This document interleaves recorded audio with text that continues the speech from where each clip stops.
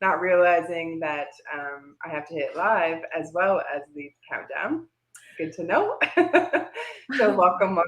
My name is Christine Cardoza, one of the co-founders of the Healing Soul School, and we are super excited to be here these next 2 days with you, 9 to 3 Eastern. And if you're catching the replay, just you can think of the time. So if someone that you want to watch is at 10, then it's an hour in.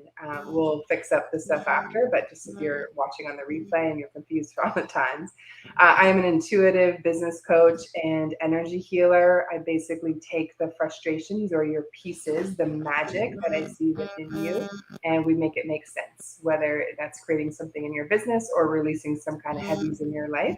I absolutely love working with people who have been raised in some kind of trauma or fear growing up, because that's also my experience and all of the things I've learned on how to unhook from those emotional heavies and really end our emotional suffering. For entrepreneurs is how to stand bright and strong as the lighthouse in your business so that people can find you.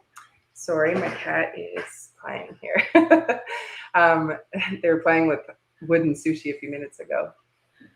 Sometimes. Anyways, we are just so excited. This is almost a year for us, which is so incredible. Like December is a year that we started. We opened the Healing Soul School.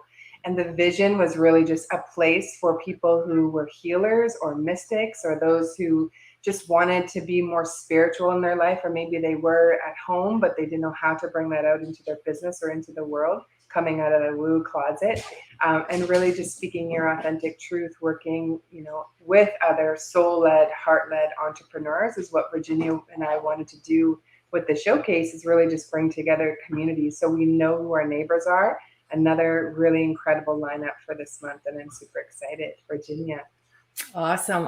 Thank you. Good morning and welcome, everyone. Thanks for being with us for our October showcase. And we were talking a little bit, when we thought we were live, and I was saying how incredible it is. It's almost been a year, and it's just been a beautiful, beautiful honor to share this space with so many great people. So it's been a ton of fun, and thank you all of our viewers who show up, and we hope that in some way you're getting some little nugget that helps to make your life and your world a little bit better. I am Virginia Maskell Fantasia. I'm a meditation and mindset coach. I am all about helping you to bring that practice into your life and in your business to enhance it and support you in whatever way you need.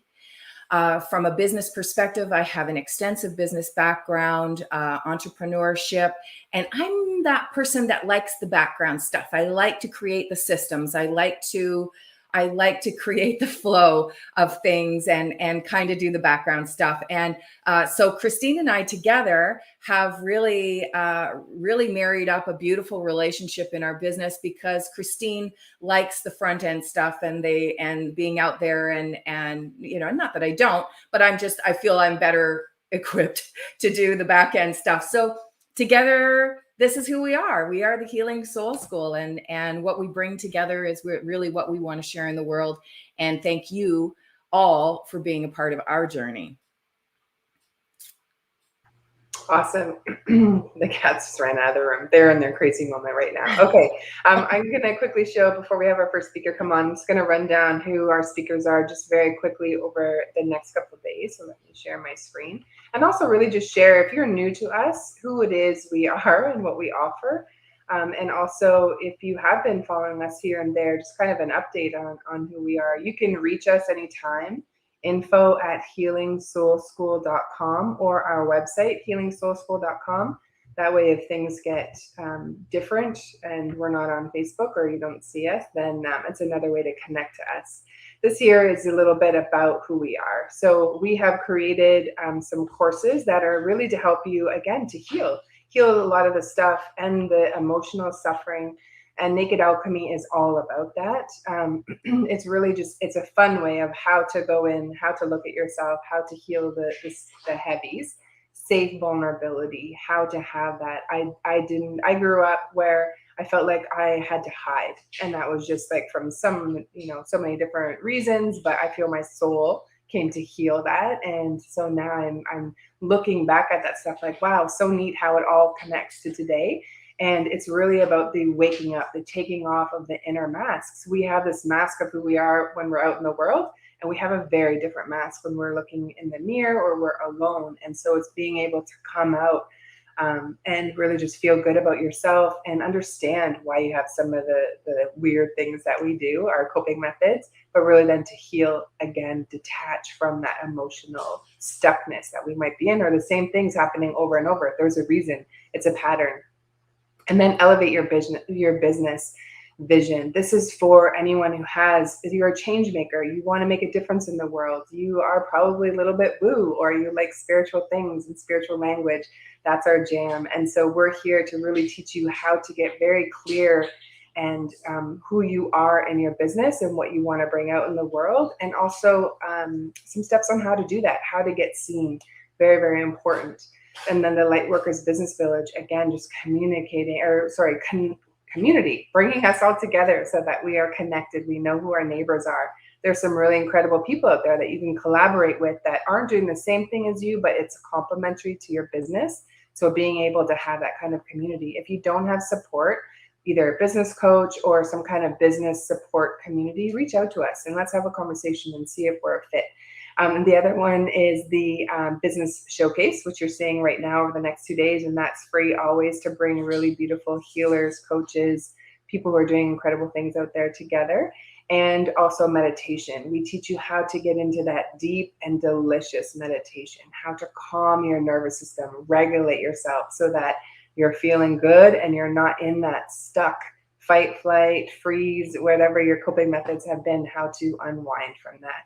We really are here to heal you. And I'd say even heal your business, although it doesn't sound sexy, but like to elevate you and your business so that you are powerful and you are getting out there and getting seen. No more hiding. That's really, that's what I had to heal and get over. All right. So let me just share for today and tomorrow. Sorry, I don't know how to switch in between, so I got to do them one by one. Learning tech. Yeah, a creative's nightmare. All right, here's Friday. So today we're going to talk business with Faisal. He's coming up. It's really cool because I raised my niece. She's almost 9, and this is her uncle. So super excited. Awesome. Interviewing his wife next month for conscious parenting. Yeah, super exciting. And then all today, like these are healers, these are mediums, these are people that are really just teaching you how to go within in different ways and their magic. So Nadia is going to talk about releasing the people pleaser in you. Her story, oh my goodness, it's amazing. Shelly, I'm not familiar with her, but super excited to hear about healing trauma. Healing trauma with cannabis. I love talking about trauma and how to heal it and detaching from the identity of it. So this is going to be really awesome. Delia, she's local to us here in Mississauga, Ontario, and she's talking about shadow work. Super helpful. Molly, Awakening the Nude Feminine. She's a boudoir photographer, and she's going to share her story and how she came to helping women wake up that inner power within them. Ashley's going to talk about chakra balancing and the meditation and just all of the work that she's doing. Stephanie is a medium, and she connects people. She connects missing people, which I think is just so cool. So she's worked with police and stuff in the past. Super exciting to hear that.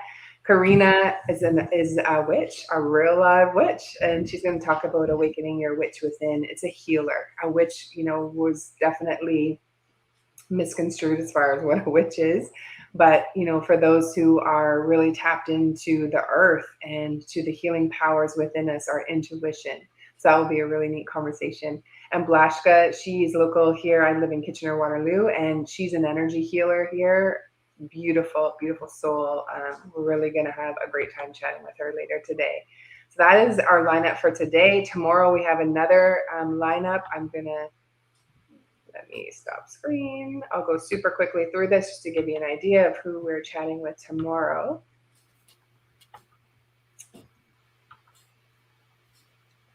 Yeah, there's only one way I know how to do this. Hey, that's okay. Yeah, it works. Yep. So Vivek, he just released a song last night at midnight. So exciting. So he's going to talk to us about self-love through music and what his journey has been.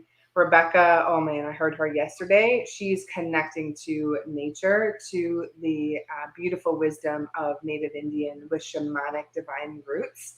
also local to us here in Ontario. Renu from Mississauga, healing modalities that make you money. Her healing modality gets to the root of the subconscious. It's one of the deepest modalities I've seen, and I've seen a lot in the last year and a half. And I love her modality, and we actually are going to work with her and have her modality in the school. So more on that tomorrow. Ilka, creating a life you love, super powerful queen. Excited to have her back. Sonia Williams, again, all about conscious parenting. This is special to Virginia. Helps with her little grandbabies, and I raise my niece, and it's just something helpful, you know, like parenting, I feel, has changed so much, and it's really all about being present. And funny, I pulled this card today, time, you know, all about like, how can you stay present? Everything's happening right now. If we're thinking of the future or the past, yes, it's happening simultaneously as a multidimensional being, but really it's coming into the present. What can you do right now? And then the anxiety just melts away because you're like, okay, I'm safe. I got, you know, I have heat. I'm in a home, you know, all of the different things. Miranda, we've been getting to know each other. I found her through a healing circle, through Blashka, and she's going to talk about quantum healing. This woman has 4 degrees, and she just knows so much about healing. Same with Carla, who's going to talk to us tomorrow about breath work, and even just the power breath work, and how she has helped me to heal some really heavy things that I didn't even realize were there, but in my subconscious. She can say a few sentences and it just comes up. My subconscious is like, here you go. And I start crying and heal and release. It's really cool. And then Christine, she is going to come and talk about claiming your sovereign voice. She is flamboyant to the like capital F. She is so fun to watch and super exciting and just an enticing kind of person. So super excited, to interview her tomorrow. I wanted to share the picture while we're waiting for Faisal to come. This morning, I don't know if anyone saw the red sky. This is a picture that Virginia took. Yeah, Southern Ontario. Oh my gosh. This was this morning. What time did you take this photo? This was at about 7:30, I think. Yeah, and I went to bed last night, and I'm like, oh wow, look at the light, the red light. The sky was red, and I look outside the back every night I get into bed. Sorry. The clowns. I didn't hide their toys. I'll do that when I'm off camera. Yeah, just the sky is so red. So I don't know if anyone else experienced that. Yeah, anyways, that's what we woke up to here in Southern Ontario this morning. So yeah, it's a happy Friday. I think that's just a good sign right there. Yeah, right on. Super neat. It's so funny that you're wrestling with cats in your room. I actually shut the doors on my office so the animals couldn't get in. We have a wooden sushi set, and I got to move it because they're just like all over right now. I need baby gates. I think they'll climb over it. Anyways, all good. We have our first speaker up for today. So thank you, Virginia. We'll see you back in a bit. Virginia and I will trade. Enjoy interviewing. Yeah. Thank you. So what I'll do is I'm going to change the banner for him, but I'm super excited to interview Faisal. He's family. This is my niece's uncle. Hello. How are you? Hi. How are you, Christine? Good. Hey, brother. How is everything going? So excited to be here. Right on. Awesome. So let's get started. Let's just share, tell us about your story and how you came into what you're doing today. The transformation. Man, there are a lot of stories in there. At what So I'll try to make this as short as possible. Me getting into coaching, it's very similar story as most coaches and healers, that because I had to deal with a lot of challenges myself, and much of it spans back all the way to my teenage years when I came to a whole different world, such as Canada, from a completely different culture. And coming here at 17 years old, I realized, for one thing, like, holy shoot, everything that I thought was true back home doesn't apply here. Wow. It's a whole different world, and I didn't know how to make sense of it. Give us an example. Like what? So I'll actually give you a specific example. Okay. This was really cool. This was I think it was my first day in English class. So I had some English background, and I had a hard time understanding people, but the schools I went to, they had a lot of English back when I used to live in Pakistan. I was born in Afghanistan. And I could understand a lot of things, but I couldn't speak as well. and some things just went off my head because it was cultural. So I'm sitting there in English class, and I remember the teacher. She was European. She had a European accent. I remember that.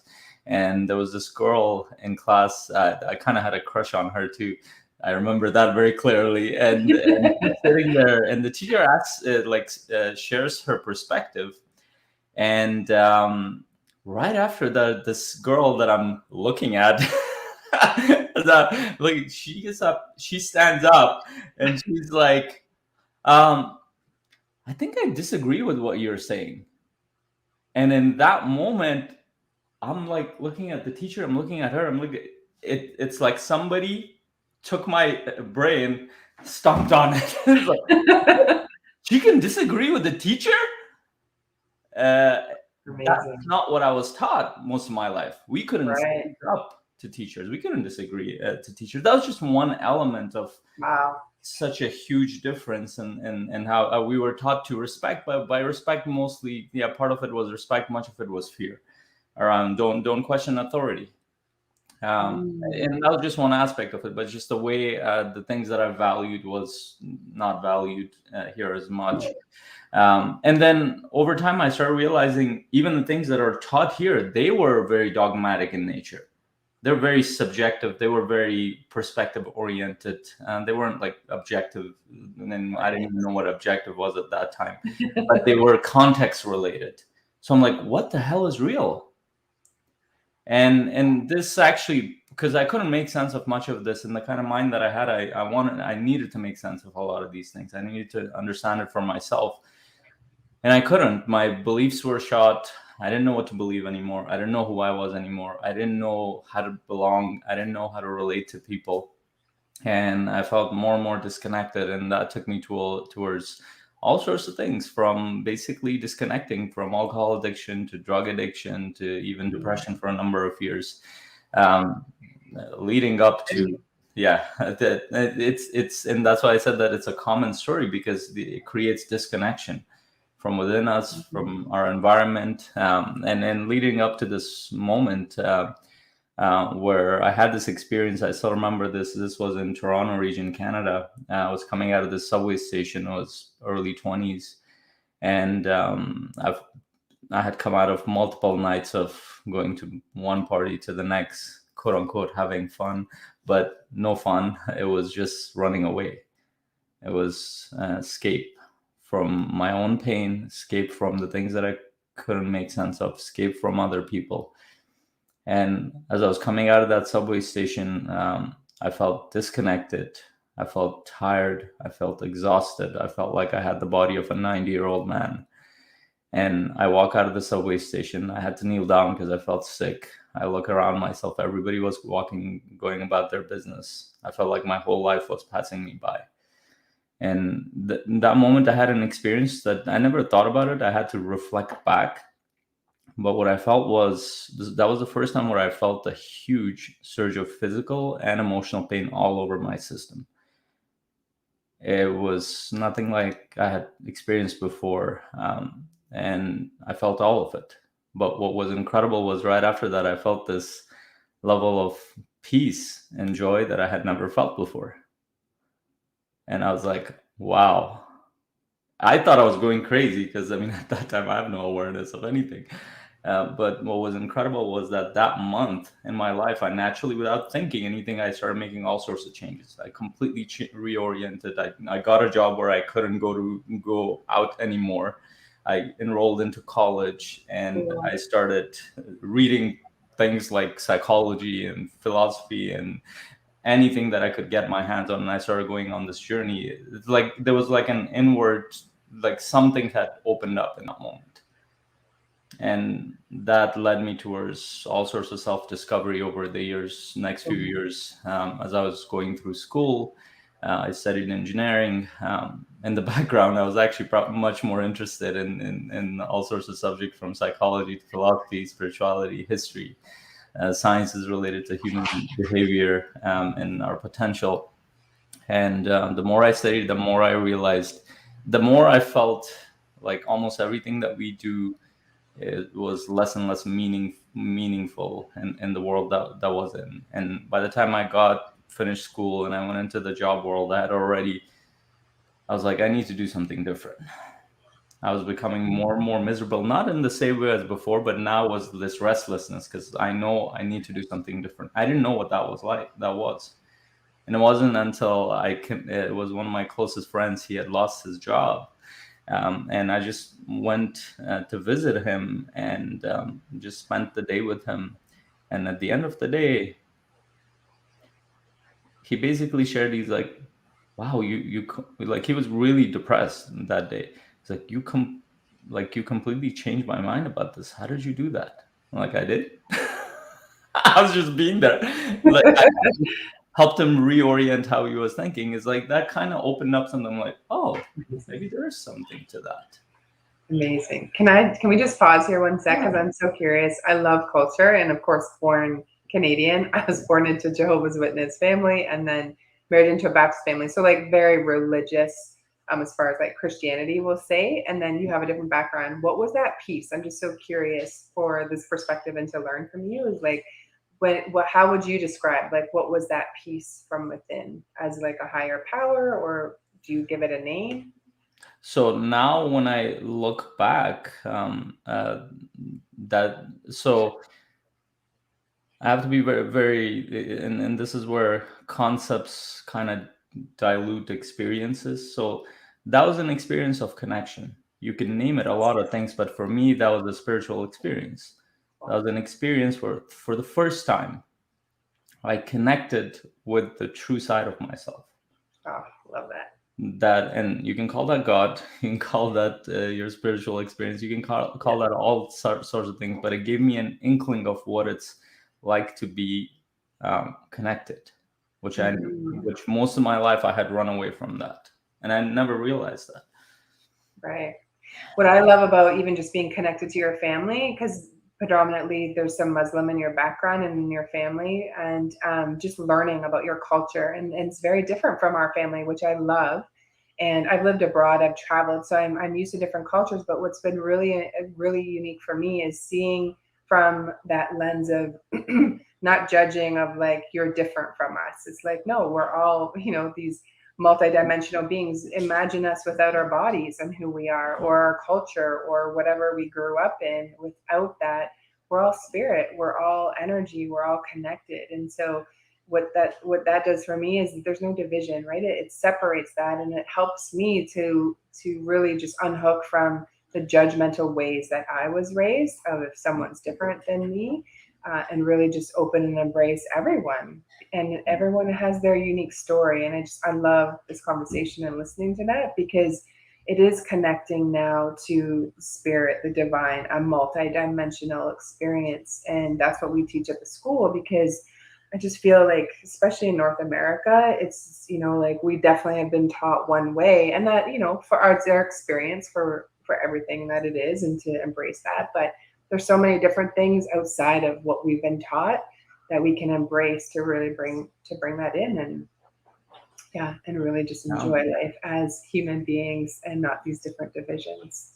Yeah, and that's been because I've had to battle that most of my life. Like growing up in a so if you are, and like, if you've lived anywhere in the Eastern world, I was born in Afghanistan, but I shortly went to Pakistan. They're very culture oriented, very tradition oriented, probably very similar to Jehovah's Witness because it's very tradition based, and nothing is outside of that.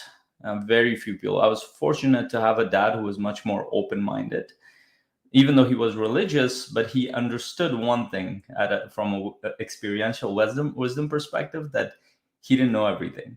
He was the only one who would say, I had a lot of questions growing up. I would ask, especially around religion, I would ask hundreds of questions. And most other people would say, don't ask those kind of questions. We don't ask those kind of questions. Don't say that, especially about God, or especially about hell and heaven, especially about the prophet. My dad would answer however he could, but then he would say, I don't know. That's good. It gave you a basis to like look right for your own meaning and what feels good and resonates with you. Yeah. And I needed to hear that I don't know part. I didn't need to hear this is not, you shouldn't question this, you shouldn't do that, you shouldn't do that, because that's what pushed me to stop asking questions, because anybody who asked questions, they were reprimanded, they were outcasted, they were and it happens in a slightly different way in this world, but the whole process is very similar. So, and the thing I want to point out is it doesn't matter which culture or tradition you come from, whether it's secularized or not, there are always two main themes in that, especially let's take religion itself. Religion has its exoteric version, which is mostly around rituals. It's mostly around customs, which are mostly around dogmas and all that stuff. But then there's an esoteric aspect of every, and that goes to the human experience. And if you actually look at the esoteric parts of every religion, like Sufism and Islam, Gnosticism and Christianity, Kabbalah, all these aspects of religion, they point to the human experience, the human spiritual experience, its connection with the divine. They like nothing else matters in that state. Rituals don't matter. None of those things are important. Rituals and tradition, they have a place, but once they go towards corruption and they get degraded, then people need to start questioning, like, is this actually serving the bigger theme? Is this serving your family? Is this serving your community? Is this serving the world?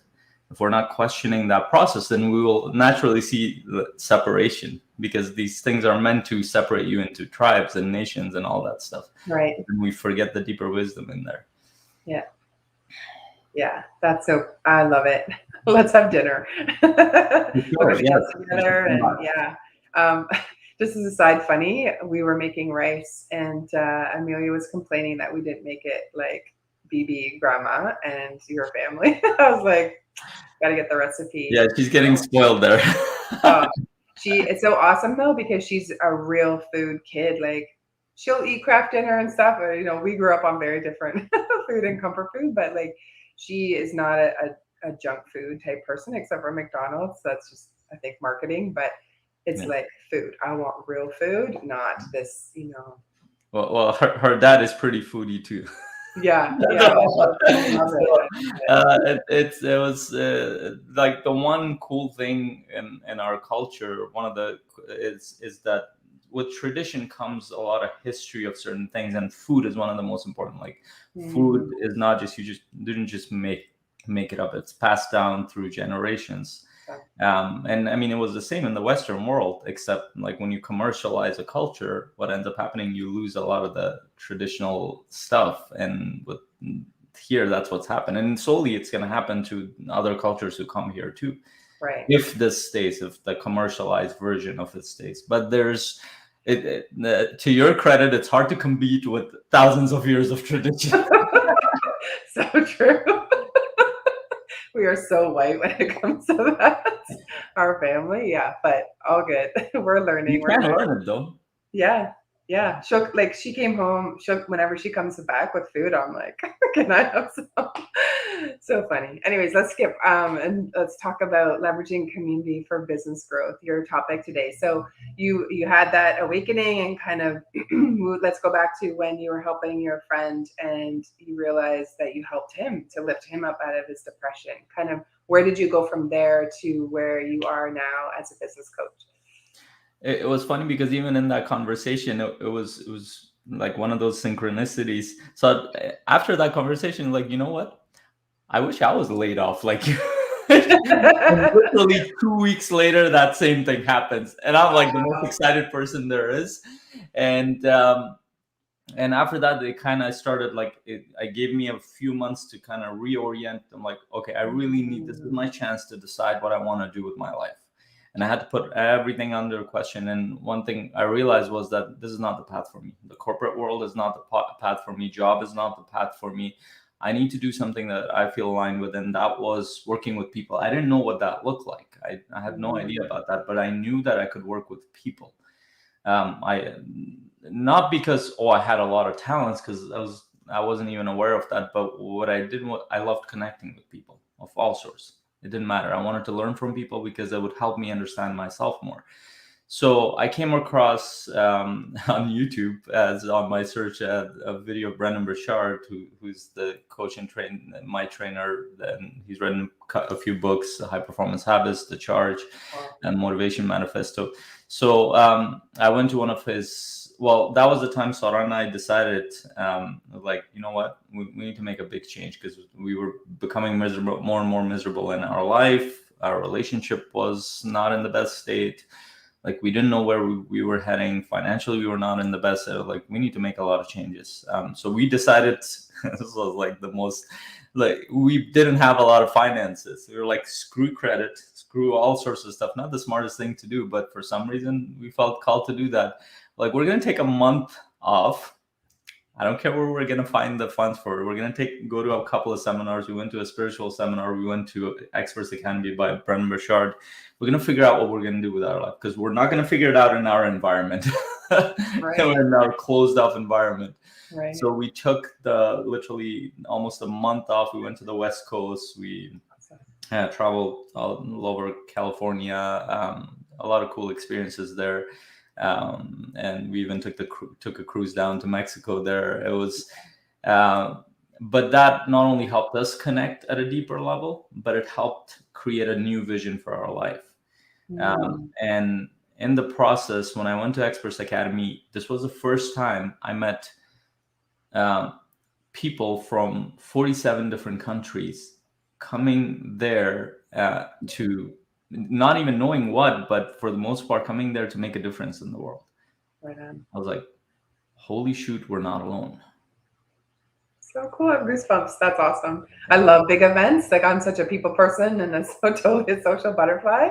I get so jacked up going to those events. And I used to be involved in network marketing, because that's where you would get those kinds of feelings in those events. I've now separated. I feel, this is my personal opinion, that they market to a scarcity type mindset. Like, it's that carrot in front, like, just come a little bit more, do these things. And so, yeah, it just kept activating my fear of missing out, my fight or flight. So I've separated from that kind of community. And now I'm building one outside of that. That is just, all of people who like spiritual stuff like Virginia and I do, and really just connecting on that level, because it feels so good to be part of community, and we heal in community and we grow. That's really awesome. I love that. Yeah. What was next after that?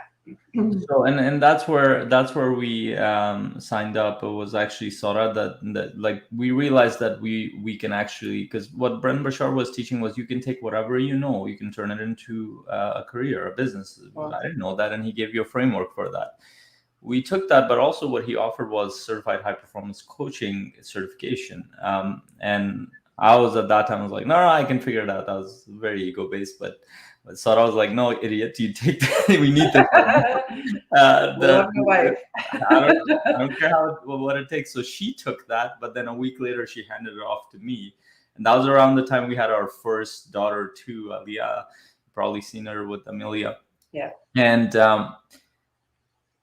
the next couple of years was probably one of the hardest periods in terms of work and finances and so many things, because I just jumped out of corporate world into business world. If anybody has done that, it's two different very well. Like, we're not trained to create anything. We're trained to do a job.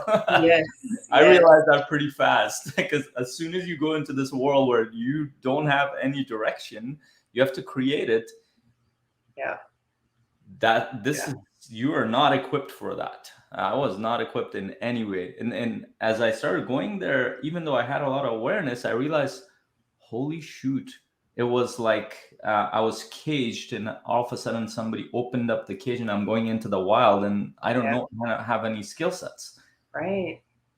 And so for first 2 years or so, I struggled quite a bit. I didn't know how to build a business. I had to drive Uber while I was trying to build a business. Yep. And it wasn't until I started getting around other coaches and influencers. It was one of the coaches who's a founder of our organization, Coaching Mastery Community, Jeff. He posted something in our one of the community forums, like, do you just want to get together and talk about these things, about sessions, whether they're going well or not, and we'll do some practice coaching too. And I was like, you know what, it can't hurt. Nothing's going well. I had a couple of clients, but there was nothing sustainable. So we got together and we did this coaching chain, which was really powerful because a lot of times when I was practicing, I was either practicing with somebody from close family friends who wasn't that interested, or with another coach and they were coaching me back. The problem with that changes the dynamic of the coach-client relationship. But what we did was we did more of a chain where I would coach you, you would, let's say, coach Virginia, Virginia would coach me. So the coach and client relationship maintains. We would do that and we would give each other feedback. It was like, hey, this is what went well from a client's perspective, and this is what I thought from a coach's perspective. What are your thoughts? And based on those discussions, we kept improving. But once a week, we would get together and we're like, well, what's working in what you're doing to support clients, to help people move forward, help people heal people go deeper, to challenge people more. And out of those conversations, one of the most important things that built for me was I didn't know what I knew. Like, I was in my head about all this. I didn't realize how much I knew about this until other coaches are listening, like, oh, I haven't tried this. I was experimenting quite a bit with so many different things, but I thought I was just making crap shit up, but I was, but at least it was working, a lot of it. So one, that gave me confidence to go out there and share with people what I do. I'm not a covert coach anymore. Second, it helped me see people's reaction. Third, it gave me the support within that community and challenged me to, like, we challenged each other to grow. And literally within 6 months, I made more progress than I did in 2 years in my business. Within 6 months, I actually had a full set of clients, and it was going uphill from there. And that was the foundation of the company that we created, because we realized we weren't the only one. Every coach we talked to, they had the same problem. They would get a certification or they would start their business, and they didn't know they didn't know how to start the business part. Hold on 1 second. Mm-hmm. I love this because I feel like we're both two business coaches, and so I think, part of three things that are just kind of standing out to me right now is collaboration, right? Finding other people that are maybe at a similar place where you are, and to connect to them and have a support system, have a community, so that you're not feeling alone. Because it's tough, definitely, as an entrepreneur in general, but when you are, leaving something, and I call it the squeeze, when you get the squeeze of whatever you're doing in life doesn't feel good anymore, you're being called to up level into whatever it is next. And to have a coach, because it takes it just fast tracks you. Definitely. I hired my first big coach in last year, June 2020, and so fast. It's actually how I decided. I'm like, oh my gosh, I could totally do what he's doing. I've been doing it for free my whole life. And so that's how I got into coaching, and to help people with their emotional suffering is how I started, right? And I'm more for those who are in the healing arts. And so if someone resonates with us and you don't have a coach, then reach out to myself. Or if you like Faisal and what he's talking about and, relate to him, reach out to him. He's got a beautiful community that he's built that is helping either for you to figure out what it is you want to do, or to have that support as a coach. It's so important. And, we've moved away from competition. Like, you and I are not in competition together because our clients can only hear from us.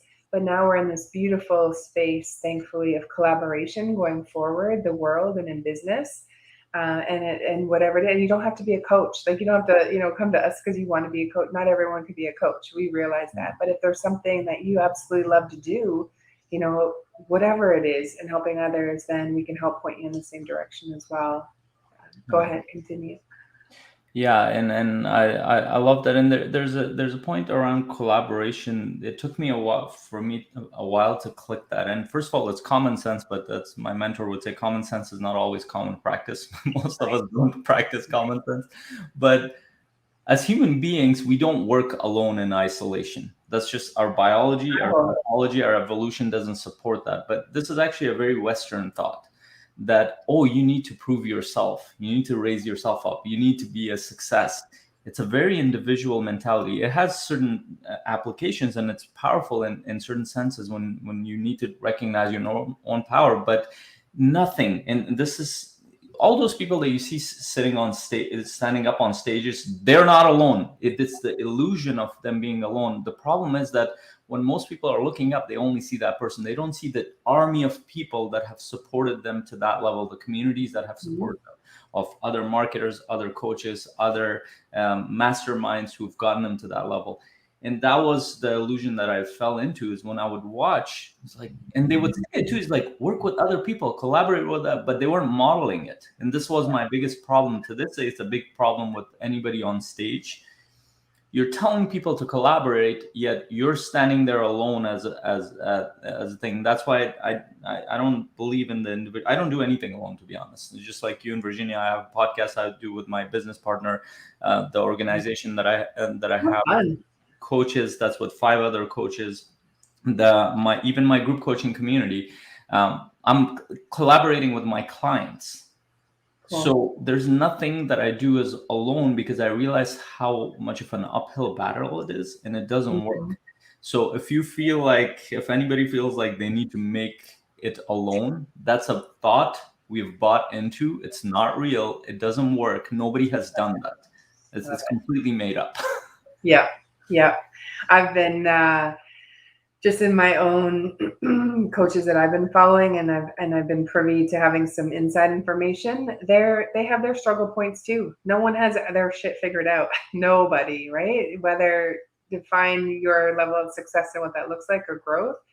And there's still something that's there and hanging for them to grow and evolve. And so that's just a beautiful thing, is like, when you see those people who are on stage or successful, or the ones you're looking up, they figured something that resonates with their heart, that they are really good at, that other people can sense they're genuine, and they're able to help in that one area. And we can all do that too, whatever that feels good to you, whatever lights you up.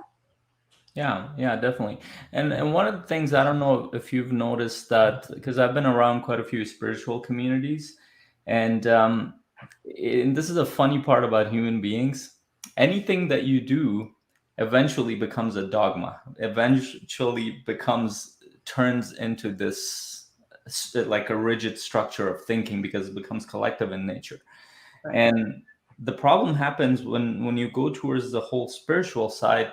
And it's funny, because when I share with people, I do high performance coaching, or I do any kind of coaching, much of what I do internally is very spiritual in nature, which means that I actually help people go much deeper. I help them see their pain. I help them process those things. I help them move through those things. I help them create a vision for their life. Like, all this stuff I do is not necessarily on the surface, hey, move through productivity. Even if I have a session on productivity, I'm going much deeper with them, because I understand that much of what we do is in subconscious and unconscious parts of our mind. You have to unlock a lot of that stuff to move forward. But here's a problem that we run into, especially I've seen this in the spiritual communities more, is that when you become the spiritual healer, you take on this persona, but you forget that you still have to live in a world that moves performance driven, and you have the discipline. It's not the thing in your mind. You still got the sales calls. To move forward, right? You still need to move forward in your life. You're not sitting for energy to come to you.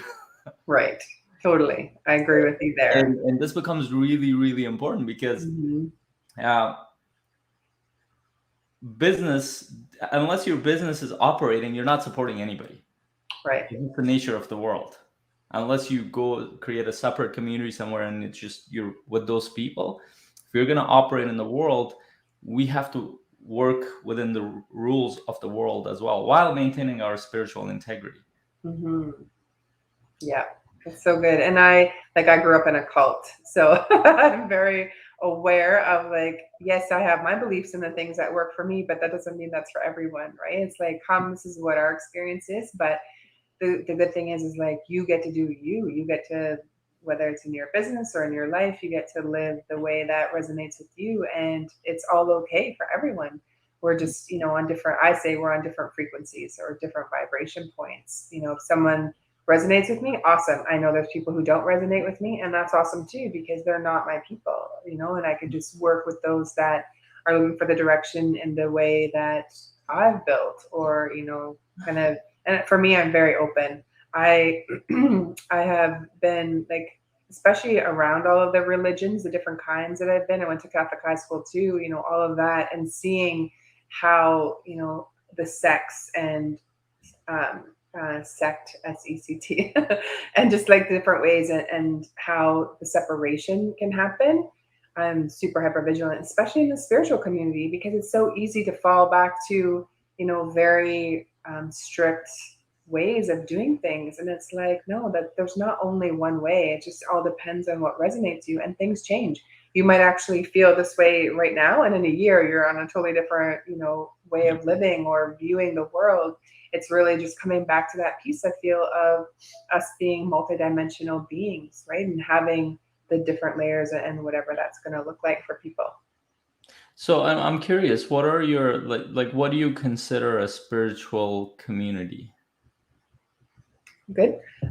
So for us, we believe it's going within. So connecting to your inner self, whether that is through prayer, meditation, breath work, whatever feels good, like a walking meditation, music. It's different for everyone on how you can connect and bring. For me, I really do feel it's finding ways that you can calm your nervous system. I like science and spirituality. I use that together, and I think that is part of my background, because I'm very I'll say my bullshit meter is very high. Like when someone's coming to me or talking to me about something, I'm like, you know, it's got to go through a filter. I'm like, do I resonate with that? Can I look at both sides of the coin of what's being presented to me, and not just do it because everyone else is doing it? I'm a rebel. I've never gone with the flow, and I think that's on purpose, because I can talk about, you know, very specific things now and not feel or be worried about whether I fit in or not. Society has just been, you know, we've been trained and taught, like, go to school. The schools were started so that people would, you know, be used to the bell and a 9 to 5 and the factory work and programming and so much of that. And so for me, it's like, I guess just separating from that. And the spiritual part, just to come back, is whatever that looks like and how you connect. Spiritual healing or energy healing, excuse me, is all about, you know, if I connect to you, for example, or I close my eyes, we are all healers within us. We all have psychic powers and abilities we just weren't taught. We are all highly intuitive. It's just learning how. And a lot of it is working with our body, breath work, meditation, connecting to the divine, connecting to the quantum field. I took quantum healing, which is, I feel, just a stronger upload. Like, it's different than Reiki. Reiki, I feel, is more of like a basic of understanding what energy is. And quantum is like really getting in, where I was taught how to go into a meditation and see your whole body, see your tendons and your nervous system and like your nerves, the bones and all of that. And if there's any dark areas, to actually remove that in a meditation. And at first I was like, wow, this is really out there from everything I've learned. And anything esoteric, the way I was taught, was evil or stay away. It was taboo. And so I've had a lot of fears to unhook from myself this last year and a half, as I've been learning more on the energy healing front, and just how beautiful it is that we can heal our own bodies. And it has a lot to do with mindset, right? Dr. Joe Dispenza, love him. He had an accident and was on a bed, like he couldn't move. He couldn't even get up.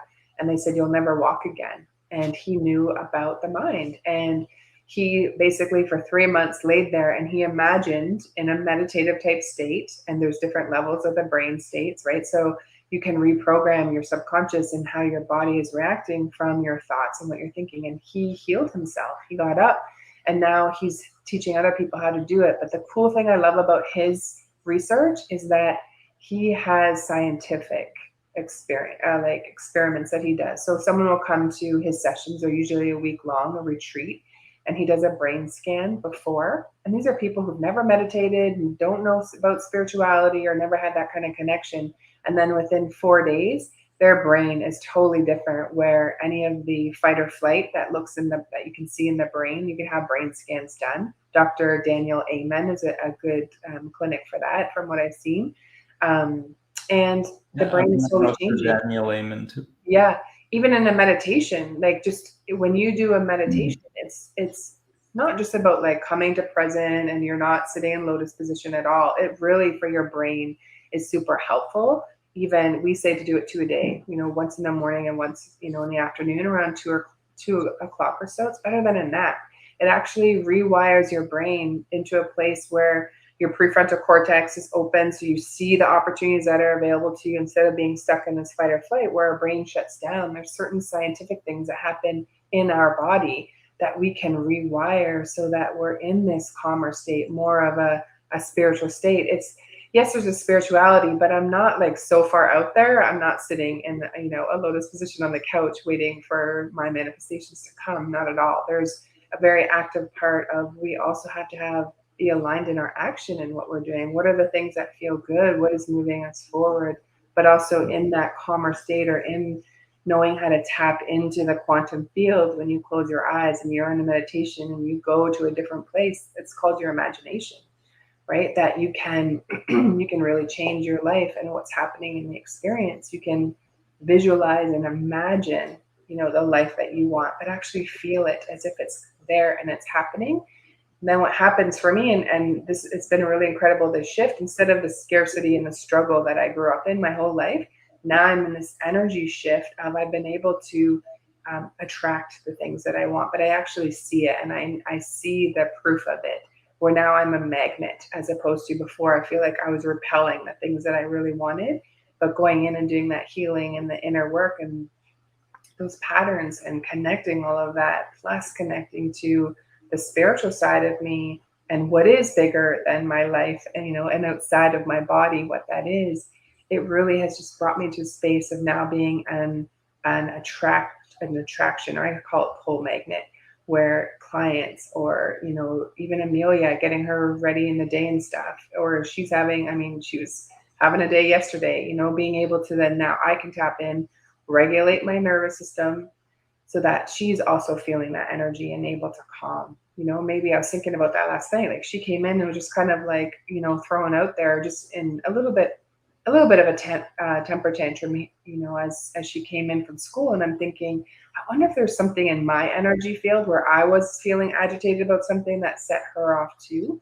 So next time, what I'm going to do when she's in that state is, I'm going to really focus on regulating my nervous system instead of reacting and yelling back. We had a little bit of a fight last night, right? But like, just to come into my own, regulated nervous system, calming myself down, and really just sending her that love and that calm energy, even if I'm not aware that there's something in my field that could be setting her off. Do you teach, or do you know about the Taurus energy field, the toroidal field, where I know about it a little bit, but no, I don't teach this. It's like we're in a donut. So imagine there's a donut, and there's energy that flows above us and at the bottom as well in the circle. It starts from our heart. And there's stuff in our field that we don't even know about. It's in our subconscious. It's 95% of our day and what's there. And so if I have a feeling of unworthiness, or I'll just give you an example from my life.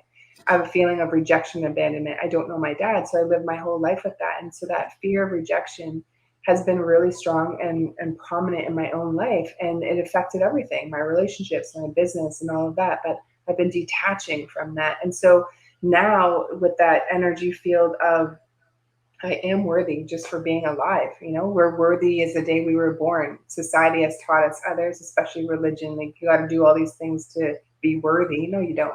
You are worthy just the day you were born, right? The end, period. And so by really just making that an awareness in my attraction point, then that changes everything. And now I'm in a space of that attraction and the pull towards me because of that energetic field. It speaks before we even get on a call or we see someone face to face. And I don't know, I always forget the number, but it's like 3 meters or something out. So if Amelia comes home from school and maybe she didn't have a good day, and so she's in a bit of a funk, and she picks up something in my energy field where I was having a great day, like I was feeling really good, but maybe there was something in my subconscious or something that was a vibration. Think of music. So if we're in, if our vibration is like a sound or like music, which it is to the universe, and I'm giving out some kind of like wobble or not feeling content or whatever it is, then other people are going to pick up on that. And that's often how fights start, or arguments, or just this uncomfortable feelings.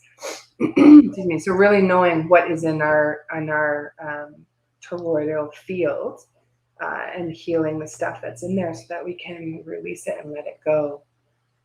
Yeah. Yeah. So all that, I wish we all start calling the whole thing, instead of spiritual, human experience. I agree with you. This I whole agree. thing is as human beings, we're learning to connect with who we are. Yeah. We're trying to understand what the scientific basis of it. We're trying to Yeah. take things from tradition, and since, and one of the things that I love about this, and if anybody hasn't read this book by Dr. Noah Harari, *Sapiens*, like there's this evolution that's happening in the world, and he kind of tracks it from an evolutionary historical point of view and so many other perspectives, to be like, where are humans headed? And we can see this, like humans are converging, like the world is becoming much smaller. People are going to have to start to learn to work with each other. It doesn't matter what culture you come from. So we have to find common grounding more than anything else. And this is this is the bigger conflict in the world, because everybody's like, okay, my culture is better, my tradition is better, based on who? Based on who? You would have to be the one deciding that. That's very biased. And what does that mean to say that? So we're being pushed, or we're being called more so to find common ground. And I feel like instead of kind of compartmentalizing ourselves into these communities, whether it's based on tradition, based on an identity, group identity, whatever, start figuring out what is the human experience. You can let people believe what they want, but what's our common vision as a species? What are our common values? And essentially, that's what we're trying to create. But because there's so many people, the systems are so complex, it's very hard to do. And I feel like anybody who's in the healing arts, anybody who's a coach, they're probably at the forefronts of getting people to question a lot of the older patterns that have been carried on. Because unless you can question those patterns, you can't create anything new. Because guess what's going to happen? You're going to question one or two things, you're going to fall back into it. You're going to create another old pattern that doesn't work anymore. Yeah. It's just like, why am I doing these things, right? And getting really curious. I can't believe we talked for 45 minutes already. I have so many more things I would love to chat with you about, but let's wrap up. Our next speaker is here. How do people get a hold of you? I know you have a podcast, so maybe share what the podcast is. You are looking for other speakers to come in to interview. So kind of tell a little bit about how to do that, and then how do people work with you and get in your community? We have your website up. Just share a little bit about that as we go. Yeah, so since this was a more business growth, and I'm guessing there are probably coaches and healers and other type people. So I have a couple of sides to my business. So the PDF that I've shared with you, that's more for coaches, and we learned that over a lot of trial and error for the past 2 years. Like, what do we need to assess in ourselves when we're working with people, and what do we need to assess after the session, or if we're practicing with a coach. And these are some key areas to make sure you're assessing consistently to be able to deliver the most amount of value to people. So my community on that end is we're helping coaches develop coaching mastery and business mastery. And the business is essential because there are a lot of very talented and amazing coaches, but just like I had that challenge initially, we're not taught to run businesses. So you need a community that supports you on that path. So that's one of my communities. I run that with other coaches. I'm not the guru on top. There are multiple perspectives in there.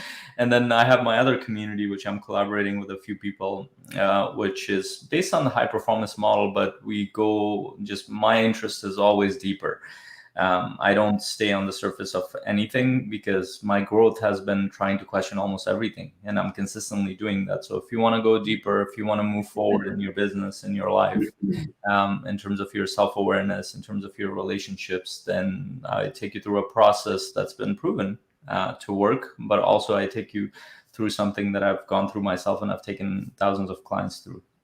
So you can get in touch with me. So Faisalensaun.com is my personal website where my community and other things are connected. And then coachingmasterycommunity.com is where my coaching community is. And what's your podcast called?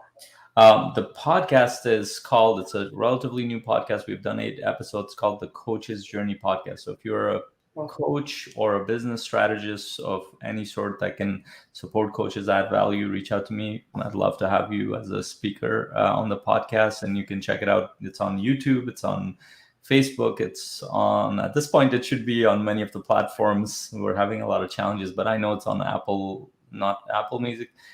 For sure, I know it's on Amazon Music. Okay. The other ones I'm not sure about yet. Okay.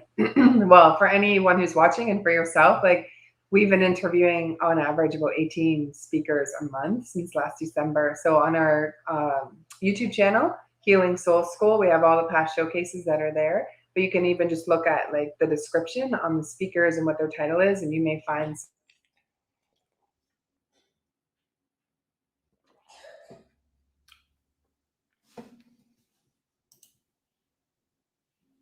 Did she freeze, or is it me? Oh, I can't hear you, Virginia. Yeah, there I'm muted. Sorry about that. I was. You should take a snapshot of this. Yeah, I think she froze. So we'll just let her reconnect. And I was just getting ready to jump on anyway to carry on with our next guest. So thank you. I've been listening in the background, Faisal, and what an interesting journey and awesome story. Thank you so much for sharing that with us. Thank you for having me here, and wishing the best for you guys moving forward. We'll talk soon. Okay. Okay. Thank you. Take care. Bye now. Bye. Okay. Hi, everybody. Okay, I'm back. We were funny how the internet connection was a little wobbly there for Christine. Right at the time when I was coming back on to start the next interview. So let me just switch this up here, switch up banners. There we go. Nadia is here with us. I'll bring her up to the screen. Hi, Nadia. How are you? Hi, Virginia. I'm good, thanks. How are you doing? Excellent. Thank you. Very nice to meet you in person. I've been, of course, dealing with the bio and the posts and kind of reading about all these great people that we're interviewing over these next 2 days. And it just gets me excited to have an opportunity to talk and just hear your story and all that good stuff. So thanks. Thanks for being with us. We appreciate you. Yes, thanks for having me. It's been an interesting conversation so far. I just kind of came in about 10 minutes ago, and yeah, it's been great. Yeah, it's so interesting just to learn other people's stories and perspectives, and and how you can kind of relate some of those things into your own life, right? So exactly. Yeah, it's really, we've loved it. And Christine and I mentioned at the beginning that it'll be at the end of this year, like it'll be a full year that we've been doing these showcases, and it's like, wow, that's a year of meeting some pretty awesome people, right? Amazing, Yeah. Your vibe attracts your tribe, right? Right, there you go. Exactly. So Nadia, tell us a little bit about you. I know I had printed off some stuff, so I had it in front of me. Yes. Oh, there she is. Hi, and sorry, and bye. I'll see you later. Okay. She's back. She's connected. Gotta love technology. My computer just went, boop. I don't want to work right now. Yeah. Okay, see you later. That happens. Okay, see ya. All right. So Nadia, you are a certified child and youth worker. Yes. But I love when I was reading and sharing your bio that while you were supporting the students and that you realized that adults are just children in bigger bodies. Yes. And isn't it so true, right? Like I kind of giggled when I read that, but it's like, well, that makes so much sense, because now I think really a lot of us are starting to understand that there are things that go back to our childhood. Absolutely. That we have to deal with, and probably you'd been dealing with it with the children, but you can see where the parents maybe hadn't dealt with something or whatever. So yes, tell us a little bit about your story. Like, let's start with how you got to be a child and youth worker, and then kind of what's happened in your life that helped you to progress to the next level. Yes. So I had a very traumatic childhood. And so I decided to become a child and youth worker to advocate for, children suffering in silence. And so I did this 3-year intense program, and then I got a job at the school board right away. And basically, I worked with students from kindergarten all the way up to grade 12. And so my job was that person who had the office where the kids that got in trouble got sent to me. So behavioral challenges, mental health issues, whatever, right? Yeah. And so I really am not good with damage control. And I don't think that kids or anyone can really learn in that reactive mindset. So what I started doing was going into classes and teaching on a proactive level. And what I really intuitively knew was that they needed to get social emotional intelligence, right? The social emotional learning. So I used to go into classes to deal with, to teach through inspiration and motivating classes on things like, communication or assertiveness, because there's a lot of bullying going on in schools, right? And instead of just addressing the bully or consequencing the bully, how about we get to the root of the problem, right? And that for the bully, it's lack of self-love. But guess what? For the target, it's also a lack of self-love. Yes, so, that makes so much sense. Yeah. So I started doing it that way. And, through discussions, stories, role plays, it was just a very empowering experience. I've always been in the business of empowering. Yeah. And so, one time the police officers came into the school. They had to do some kind of workshop for cyberbullying for the elementary students. And when they were leaving, they said, I've never been into a school where grade ones knew the meaning of the word empathy. So I was, I made it my business to teach all of that stuff. I had so much passion. Yes. And, literally I would run into my students later on in life when they were like 19, 20, whatever, in their part-time jobs at the mall. And literally tears when they saw me and said, like, you really empowered me. Oh. And I think about you sometimes, and I'm doing this in my life because of you, because of what you taught me and how you empowered me. And a lot of them were being bullied, actually. And they came out of that because, like I said, I did a lot of role plays and just assertiveness training, effective communication, anything social emotional learning. Yeah. Yeah. And that's beautiful. Get out ahead of it, right? Get out ahead of it. I love that because you made a beautiful point that when the kids have had their meltdown or whatever that's got them sent to your office, well, it's already happened, so I love that you caught on to that and, get out ahead of it, get there before they have those, help them to walk through those and to understand those emotions when they come up or, whatever. That's so awesome. I know you don't know me very well, but I have 2 granddaughters, 4 and 2. And so just my husband and I have lived in Panama for 8 years, and we've just returned back to Ontario this year. So now we're getting to see the granddaughters on a regular basis, right? They're with us usually, at some point every day throughout the week. And so it's so awesome to be at this stage of my life with them, to kind of see that different perspective and seeing how, just watching how they go through emotions. And, I remember when my kids were small and it was survival. It was about survival. So I don't recall stopping and really watching how they handled a situation, or, it was about fix it, deal with it, on to the next thing. You know what I mean? Like there was no opportunity for that. Yes. And children teach us how to be in the present moment. Yes. They teach us how to be. If we're paying attention, we will get that lesson, because time is just a concept, right? And we're always like on the clock and structure and consistency and predictability. And they're just like, whatever. Yeah. La la la. Right? Life is Exactly. great. And you know, maybe we're doing it wrong. Maybe kids are doing it right. And so Exactly. one of the things that used to happen in schools, especially in elementary, is that uh, you know, the teachers would say, we were trained to say things like, oh, if somebody makes you angry, just walk away and count to 10. And so I was that badass in schools that would go into classes and say, hey guys, like, let's be realistic here. When you're angry and you just want to punch someone in the face, are you going to really be able to walk away and count to 10? So Exactly. let's talk about why that is. Let's get to the root of this.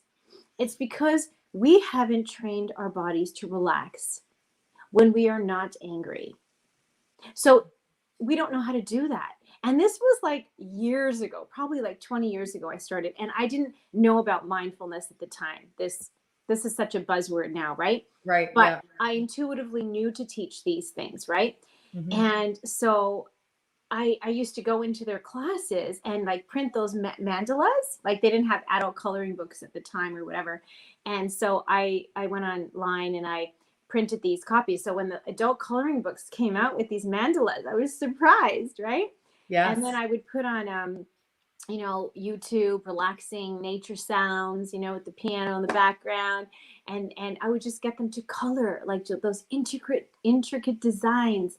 And, you know, they were just so that they can cultivate this practice of just being with themselves so that it's their new autopilot response when they are upset or angry. And then they can use their breath as an anchor to come back to the present moment. Yes. Beautiful. And so that is something that, you know, is not taught. And this is something that it needs to be a part of the curriculum because Mhm. this is social emotional intelligence. It helps us to understand and be aware of our own thoughts and what the impact is on our feelings and our behaviors, Mhm. right? And Mhm. how we relate to others. So it's self-awareness and it's also social awareness. Right.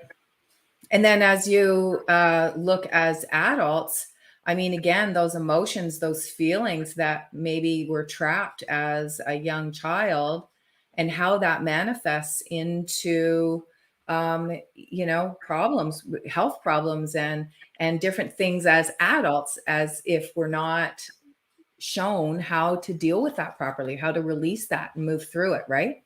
Right, because we are taught don't cry. How many times have you heard, right?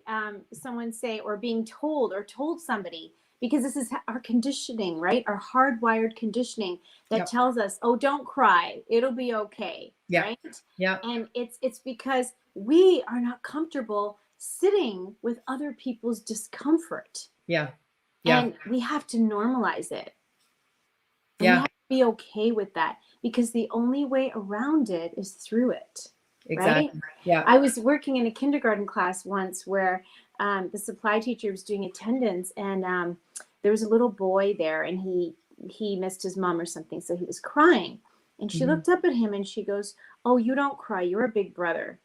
And I was like, oh my God, I couldn't believe it because, you know, girls are not being told that. So that's Right. another part of it, right? Yes. So again, Yes. these are, and it's nobody's fault. It's just that these are conditioned beliefs. We're hardwired to think this way.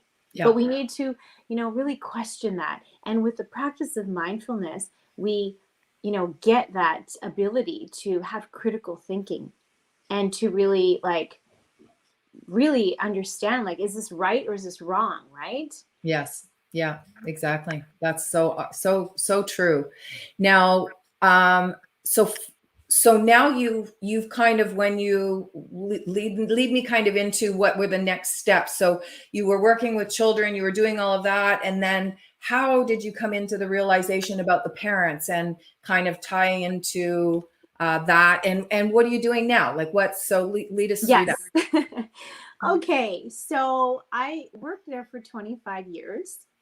I literally just quit like this year, like before the school year started in Yeah. September.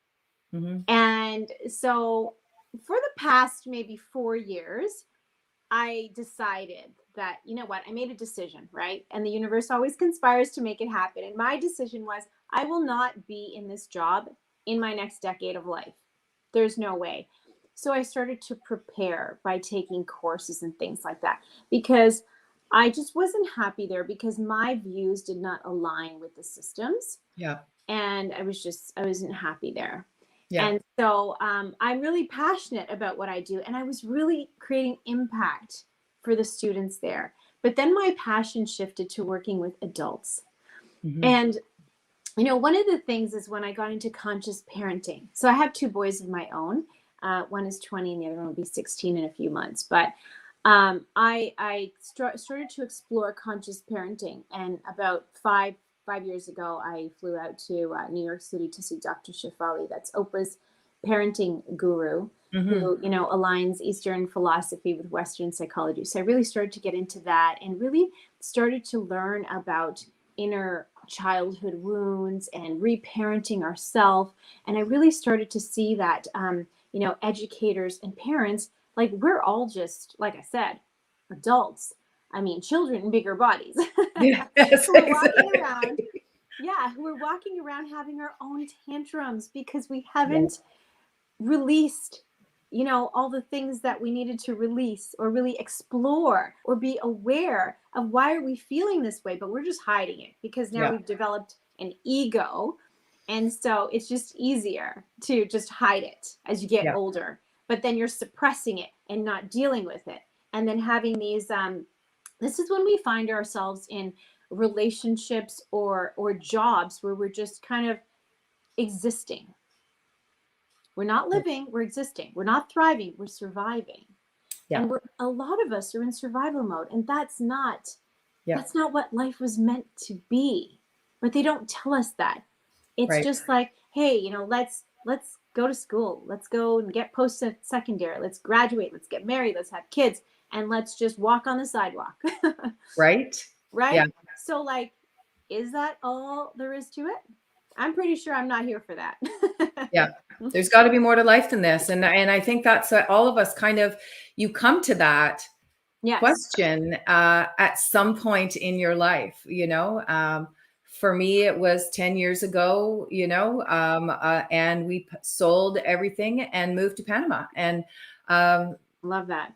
Because you can. Not because you can. Right. Not because I'm lucky, not because I'm any better than anybody else, but because I can, and I chose it, and we made it work, and we, you know, and that's beautiful. So now how are you moving into that with adults? Right. Okay. So then what happened was I started to prepare. So I took a mindfulness course where I'm certified to facilitate a 12-week evidence-based program that looks at 12 key concepts related to social emotional intelligence. And fundamental to that curriculum design is secular mindfulness practices so that we can cultivate that practice. And it leads to increased critical thinking, compassion, and resilience. It leads to better work productivity and better professional and personal relationships. So there's that end. And then I'm a coach, like one-on-one, as well as group coaching. I'm an empowerment coach. And I specifically am passionate about helping people release fear, guilt, worry, shame that is associated with people pleasing. Right. Yes. Of course, that's right. I forgot about that little part. Get rid of the people pleaser in you. That's it. Yes. So the people pleasing, there's the byproduct of people pleasing is also imposter syndrome, right?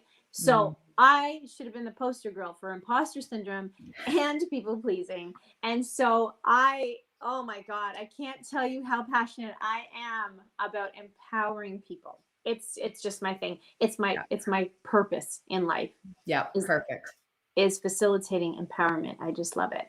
Yeah. Because I truly believe I was set up for failure in life. I had all the odds against me, and I did it, and I made it. And through my own trauma, even as an adult, because when you're a child and you have this low sense of self-worth because of having a lonely childhood, you internalize, I'm not good enough. And I know everyone has their own story, and a lot of people have the same lack of self-love story. No matter where they came from, their situations and stories are different, but the thing is always the same, right? It's Mhm. lack of Yeah. self-love. Yeah. So I created a life for myself that didn't align with someone with a healthy self-esteem. So until my mid 30s, I was living like I was asleep.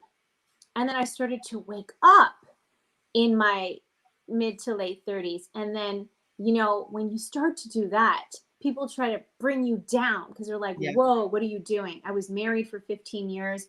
I came out of that and, you know, the shit hit the fan. And I just had to, you know, find that warrior in me. Yeah. And I found comfort in the discomfort.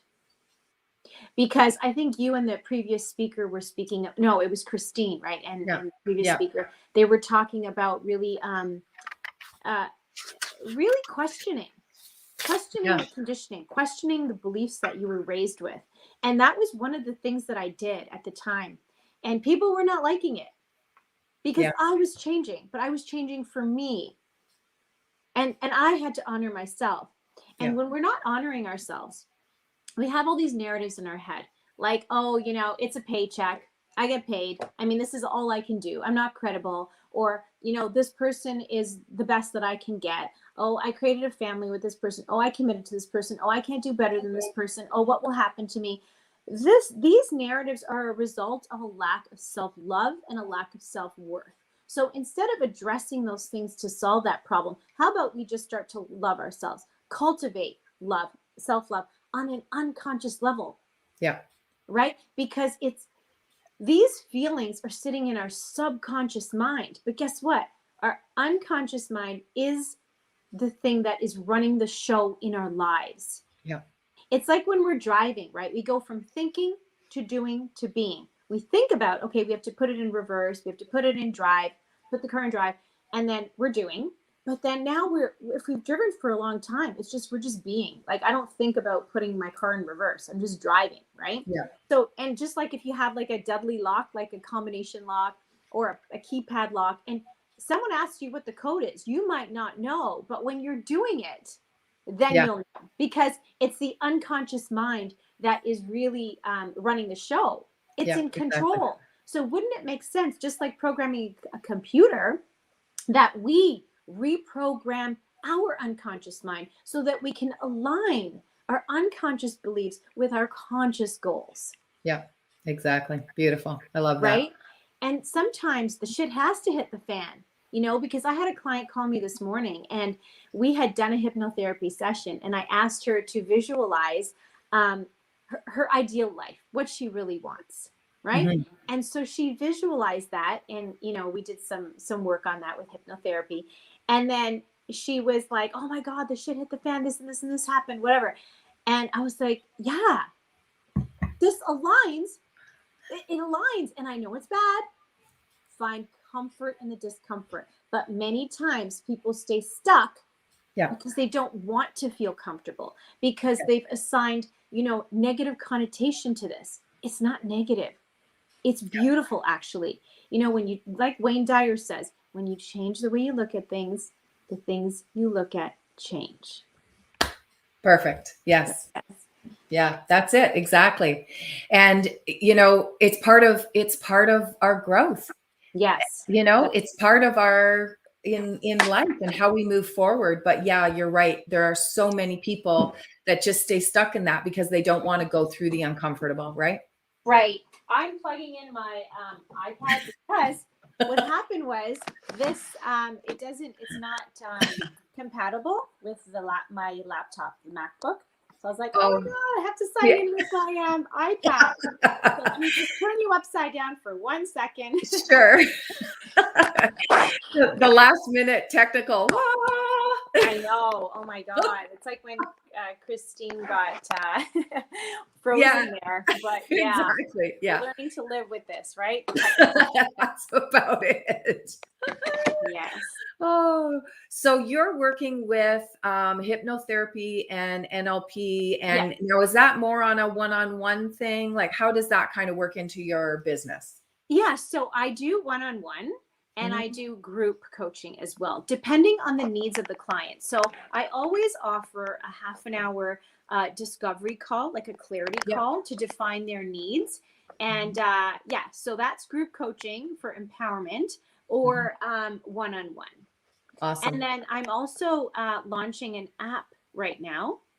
And so my Awesome. program's going to be on an app, which I'm very excited about. It's launching on Sunday, and I've been working on that. It's amazing how many things I actually did in this past year. So last year when the pandemic hit, so I took a leave from work. I literally moved out to another city. I just wanted to live near nature. Yes. So I did that. Like, I totally manifested everything I had in my mind. The air Awesome. from the area, like the nature that I have around me. Like, I literally live near a huge like hiking path that goes on for hours, and there's a waterfall there, and there's a running path, and even the kitchen. Okay, the cupboards. Like, I took a picture. I saw a picture online of a kitchen, and I put it on my screen, on my phone screen, when my agent was taking me to all these houses. And when I ended up buying this house, it was amazing. Like, I looked at it after, and I'm like, oh my God, this is exactly like what I have on my phone. That's right? awesome. I know. So, I mean, we are magnets. Oh man, we are powerful, powerful beings, and we just don't give ourselves enough credit, right? Exactly.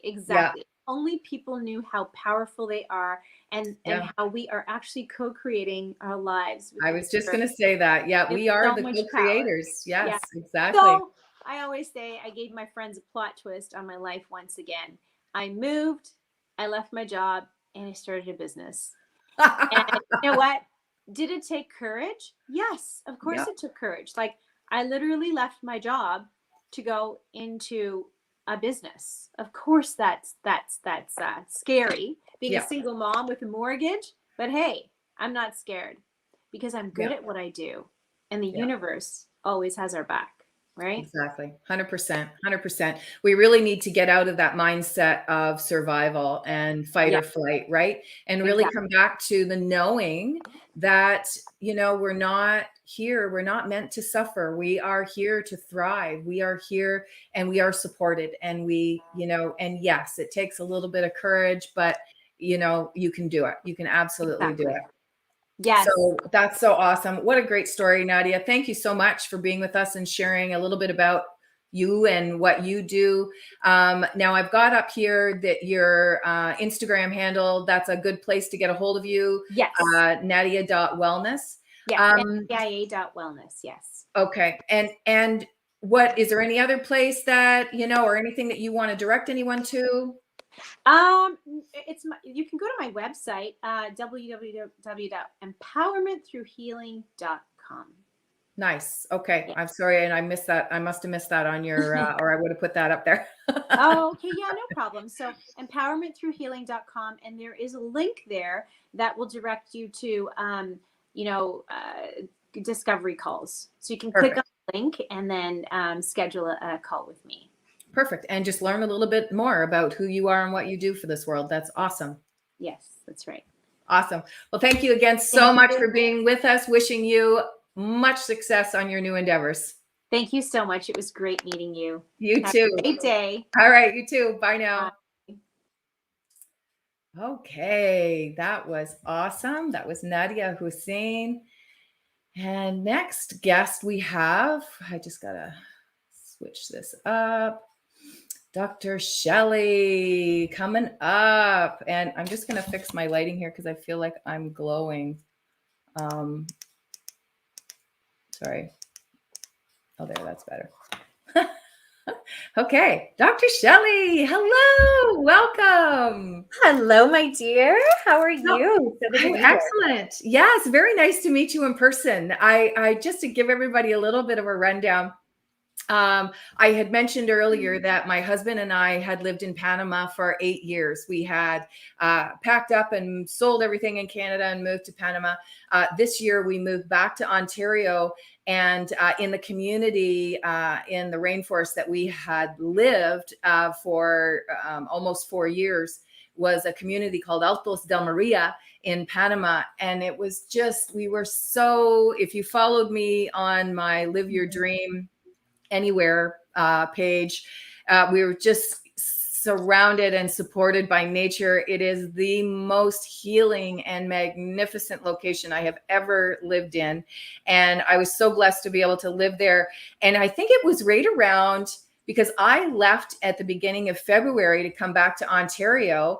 And I think it was right around that time that Dr. Shelly moved into Altos. And I somehow, some way, you started showing up on my feed. And I was like, hey, I know that waterfall. Or, hey, I know. And then we just kind of connected. And I've been watching who you are and what you do. And you are just a rock star. You are doing some amazing things for people in this world. And recently, I saw you posting about healing trauma with cannabis. And I know a while back you had a master class or something that was going, and I really wanted to join, but I had something else going on and I couldn't make it. And then when I saw that you were, I know with plant medicine, and that's been, really a focus for you too. And then the healing through cannabis and trauma. And of course, we've hosted many people on our Conscious Business Showcase that help with trauma and help people move through that in all these different ways. And I thought, Shelly's just got to come up here and share that with everybody. So welcome. That's kind of a...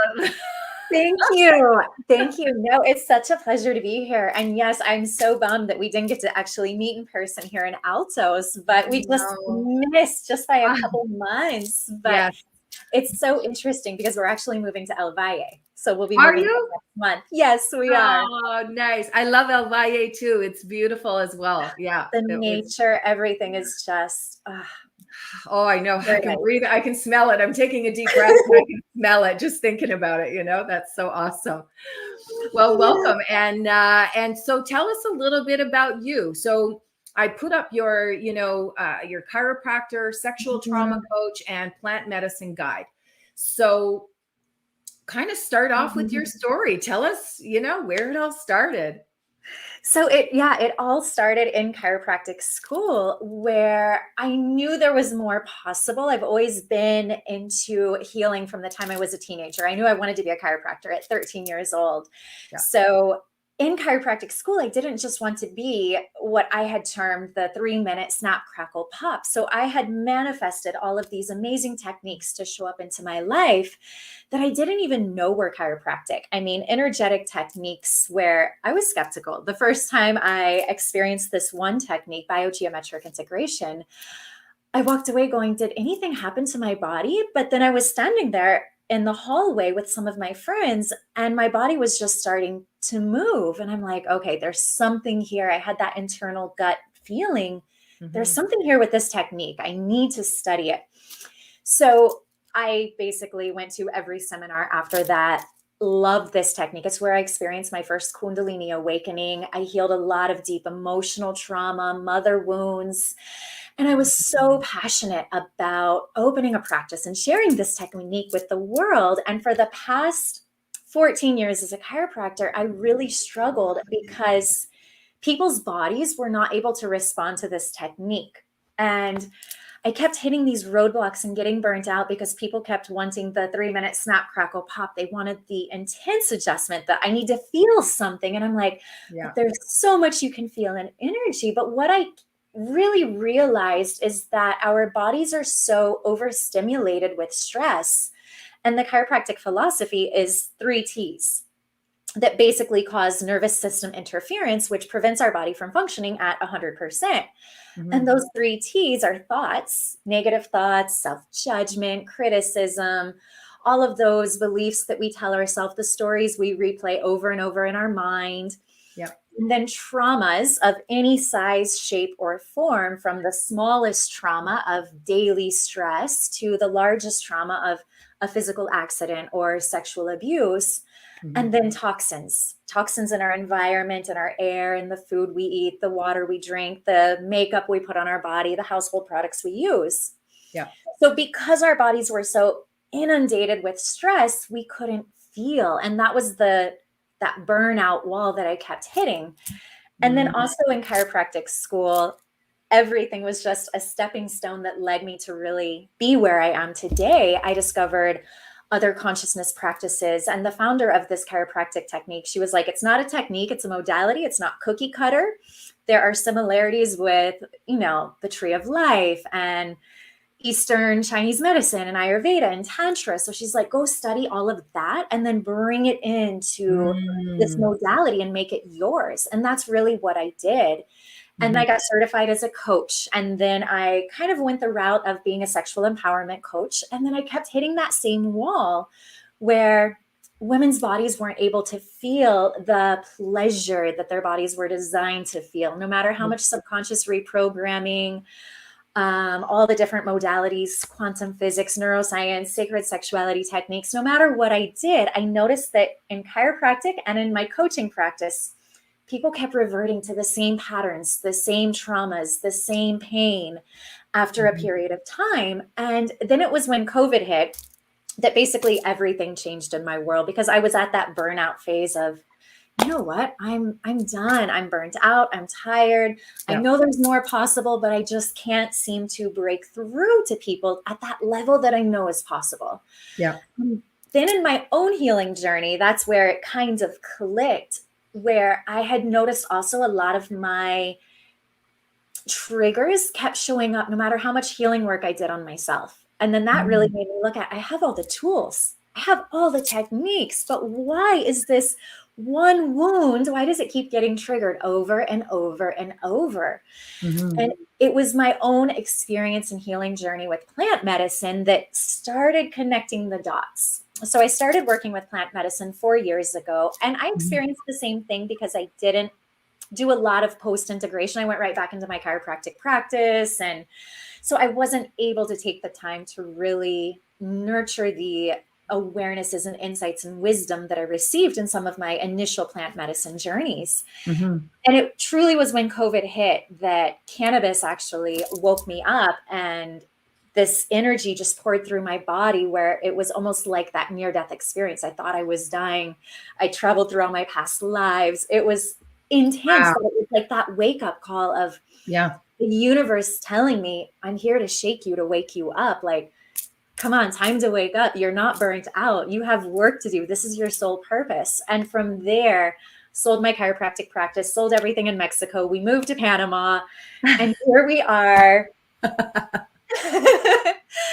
From my own healing journey and spending I studied under a shaman in Mexico for the last year and a half. So just tons of medicine ceremonies and downloads have been pouring in, inspired from my chiropractic background, from my sacred sexuality, tantra, sexual empowerment coaching background, and really honing in on what is my work. And it truly is healing these traumas, childhood wounds, the sexual repression that keeps us stuck and disconnected from our womb power, from divinity, from our soul purpose, from who we truly are and why we're here. Yeah, exactly. I know. And I think that people are only really kind of coming to understand trauma and really what that encompasses, because often you'd hear the word trauma and you associate that with something big. Like it's something, that you did or you experienced, or a car crash, or, you kind of associate it with something big. And, I kind of look at it like it can be anything. It can be, I've gone back in my own childhood and things that I remember, and that I was so upset at the time, being left behind. My parents were going to a concert. My parents never went out. I think that was really what it came down to. So when they were going out and I couldn't go, I just had this full-on meltdown. Well, for me, that was a trauma. That was something I experienced. But as an adult, you look back on that and you're like, seriously, that's not a trauma, but it is. And so I think that that's where our awareness needs to be a little more open, that trauma, the last 18 months have been traumatic for a lot of people, right? That is a trauma, right? Feeling that secluded or isolated and alone and, whatever. So that's beautiful. I love that you're really honing in on that, and in a way that obviously has been given to you in the way that you need to show up in the world. I love it. I love it. So tell me about healing trauma through cannabis. Like, how does something like that work? What does it look like for someone to work with you in that way? So cannabis, unfortunately, and this is where, because of the war on drugs and the prohibition and the shame that has been put on cannabis, similar to the shame that's been put on our sexuality, it's so interesting to be able to blend these two together, because in working with me, everything begins in our sexuality. Our healing, all traumas have a root in our womb. So all healing begins in our womb, or for men in their prostate. And if we think about it, I had this light bulb moment the other day of how to express that all traumas begin in our womb or in the male prostate. And that is where, if we do not heal these traumas, it is from our womb and from the prostate, the testicles, that we will then pass on these traumas to the next generation. So it's from that creative energy that we will then create, our children, and pass on those traumas that we have not healed. So a lot of people don't understand how traumas, all of them, no matter what kind of trauma it is, even the current stress of the pandemic, it's stored in our sexuality. Yeah. So in working with cannabis, there are so many stigmas and preconceived notions and fears and myths around cannabis. And it's only because of this war on drugs, this taboo, this shame around cannabis. And unfortunately, a lot of people have not been taught how to use cannabis in a sacred way to heal their traumas. It's the best analogy I have. My husband gifted me this analogy. He's like, pretend you're 16 years old. You've never set foot behind a car, and you're handed the keys of a Lamborghini or a Ferrari, and you're told, here, it's yours. Take it for a drive. You don't even know where to begin. So you get behind the wheel and you take it for a drive, and, you get into a car accident, you burn the clutch, the list goes on and on and on of all the things that could go wrong because you don't know how to drive the car. You don't know how to handle the power. Yeah. And that's similar with cannabis. She has this power to her, but we've never been taught how to tap into that power, how to really use her to heal. And if we go back in history, for thousands of years, all shamanic healing included cannabis. She was this amazing divine feminine teacher plant. And especially right now with the awakening of the divine feminine, she's also awakening. I see more and more people are talking about intentional, conscious use of her instead of recreational use. And there is no right or wrong, but it's just looking at when we have traumas that are unhealed, we oftentimes will use cannabis, no different than using food or porn or drugs or opioids, to check out, to numb, to escape, especially the stress, the chaos, the fear that we feel so heavily in our field all of the time. So the first step in working with me with cannabis is redefining our relationship with cannabis. So really looking at, how often do you need cannabis? Do you feel that you need cannabis to really connect to yourself, to connect to your intuition? And if so, what is that blockage there where you can't have that without the cannabis? So my work is solely focused on not creating a dependent, abusive, or addictive relationship with cannabis. Let's create a sacred, conscious relationship with her. And all of this stemmed from my own relationship with her, because before my very first plant medicine ceremony, cannabis was like my Friday night glass of wine. After a long week of being burnt out in my chiropractic practice, sitting in our backyard in the jungle in Mexico, smoke a little cannabis and have deep conversations with my husband. So I kind of noticed that I used it to relax my stress. But after my first plant medicine journey with Bufo, cannabis took on a whole new role. And that's really when she woke me up and said, hey, we're here to do some work. Like, you're going to tap into my full power. Where cannabis for me is a full-on ayahuasca journey or a full-on psilocybin journey. She takes me that deep. So that's what I try to really help people tap into when using her with sacredness, with rituals, with intention, so that they can unlock her full potential in taking them on that inner journey through their mind, their body, their soul, to see where these traumas are stored, so that they can become aware of the neural network, this communication highway in their nervous system that is keeping the trauma wired in their body and in their mind. Because that's one of the things I noticed. as a chiropractor, no matter how much work, no matter how much we focused on healing the traumas, the thoughts, the toxins, and where they manifest in the body, it's not enough. Mhm. And then as a coach, no matter how much subconscious reprogramming, limiting beliefs we looked at, NLP, no matter how much mental, psychological talk therapy, coaching practices I did, that wasn't enough. Mhm. So really to create a new neural network, which I saw this vision the other day in one of my ceremonies, it's literally like we have to light up the entire neural network from where the initial trauma is stored in our mind.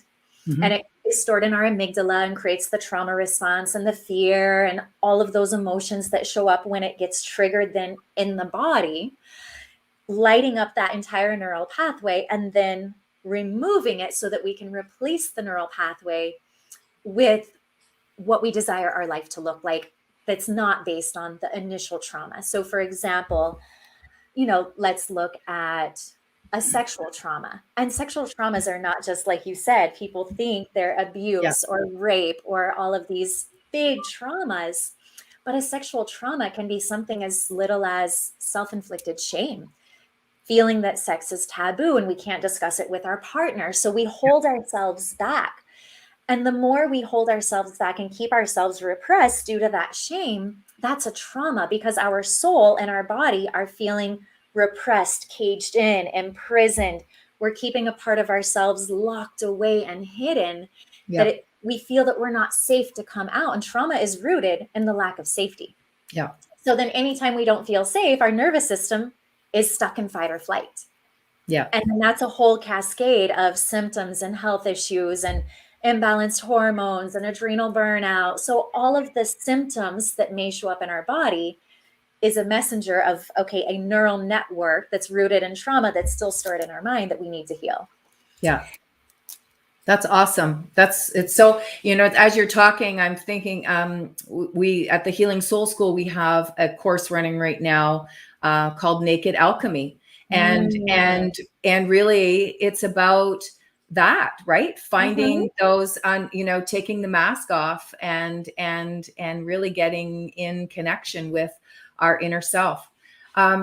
So when you're working with someone, do you have a program or something that you kind of do, or is it more of like a one-on-one guidance where you're kind of taking all of that and encompassing it, like you're doing the coaching as well as the the shamanic or cannabis journey, and what does that look like for a person that wants to work with you? Absolutely. So I do one-on-one ceremonies over Zoom, and that will look like I also do an initial consult first, just to get awareness of, okay, where are they at? Where do they want to go? How's their relationship with cannabis? The beginning of the ceremony is setting the intention, discussing what do you desire to receive from this ceremony? Where do you want to go? What do you want to work on? The moment we say yes, things start showing up. Yeah. So, and cannabis starts working. Her spirit shows up and is like, oh, let me test you. So getting to know what tests or challenges have shown up, which are hints at where we're going to go in the journey. So we begin with a little bit of the coaching, a little bit of setting the intention. And then there are 5 different rituals that I will guide someone through to redefine their relationship with cannabis and how they consume her and smoke her. Instead of just lighting up and smoking, there's rituals to smoking her to actually allow her to take you deeper. I love that. And then the beginning of the journey is a guided meditative journey. Maybe we'll do some breath work, somatic practices, different energetic healing techniques. It just depends on what their soul needs, wants, desires, and requires in that moment. So every ceremony is different. And then at the end of the ceremony, we come out and we do a little bit of post-integration. And then I provide them with journal prompts, inner child work, shadow work, post-integration material in between their ceremonies. So those are my one-on-one ceremonies. And then I also do group ceremonies in a sisterhood community where we do 2 group cannabis ceremonies of 2 hours every single month, centered around a specific trauma or wound or a topic that is hanging out in the collective for all of us. Nice. That's beautiful. And then I'm about to launch an online academy where people can actually learn all of the rituals, how to set intentions, how to create the sacred space, and how to really work with cannabis in that ceremonial space to do their own healing journeys, providing them with self-healing techniques, somatic practices, sacred sexuality practices, so they can basically become their own healer. Right, because we all have that. We are Absolutely. all that. We are that, right? Yes. And yeah, and really that's the whole point is, Exactly. it's not about, it's about working together to show each other these Mhm. techniques that we can use for our own self and in our own lives. And then you share that with somebody else, and and that's, it's really Yes. about kind of healing in it all.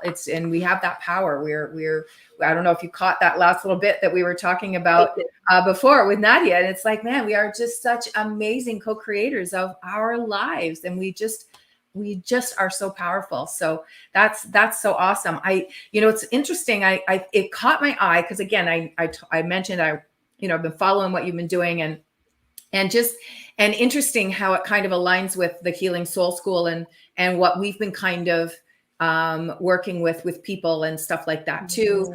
Christine has come through her own traumas from childhood, and that which have led her to understanding exactly what you say. Those traumas, we need to get those childhood traumas. We need to deal with those. We need to, find that way. And it's beautiful. I love the way that you're bringing it out into the world.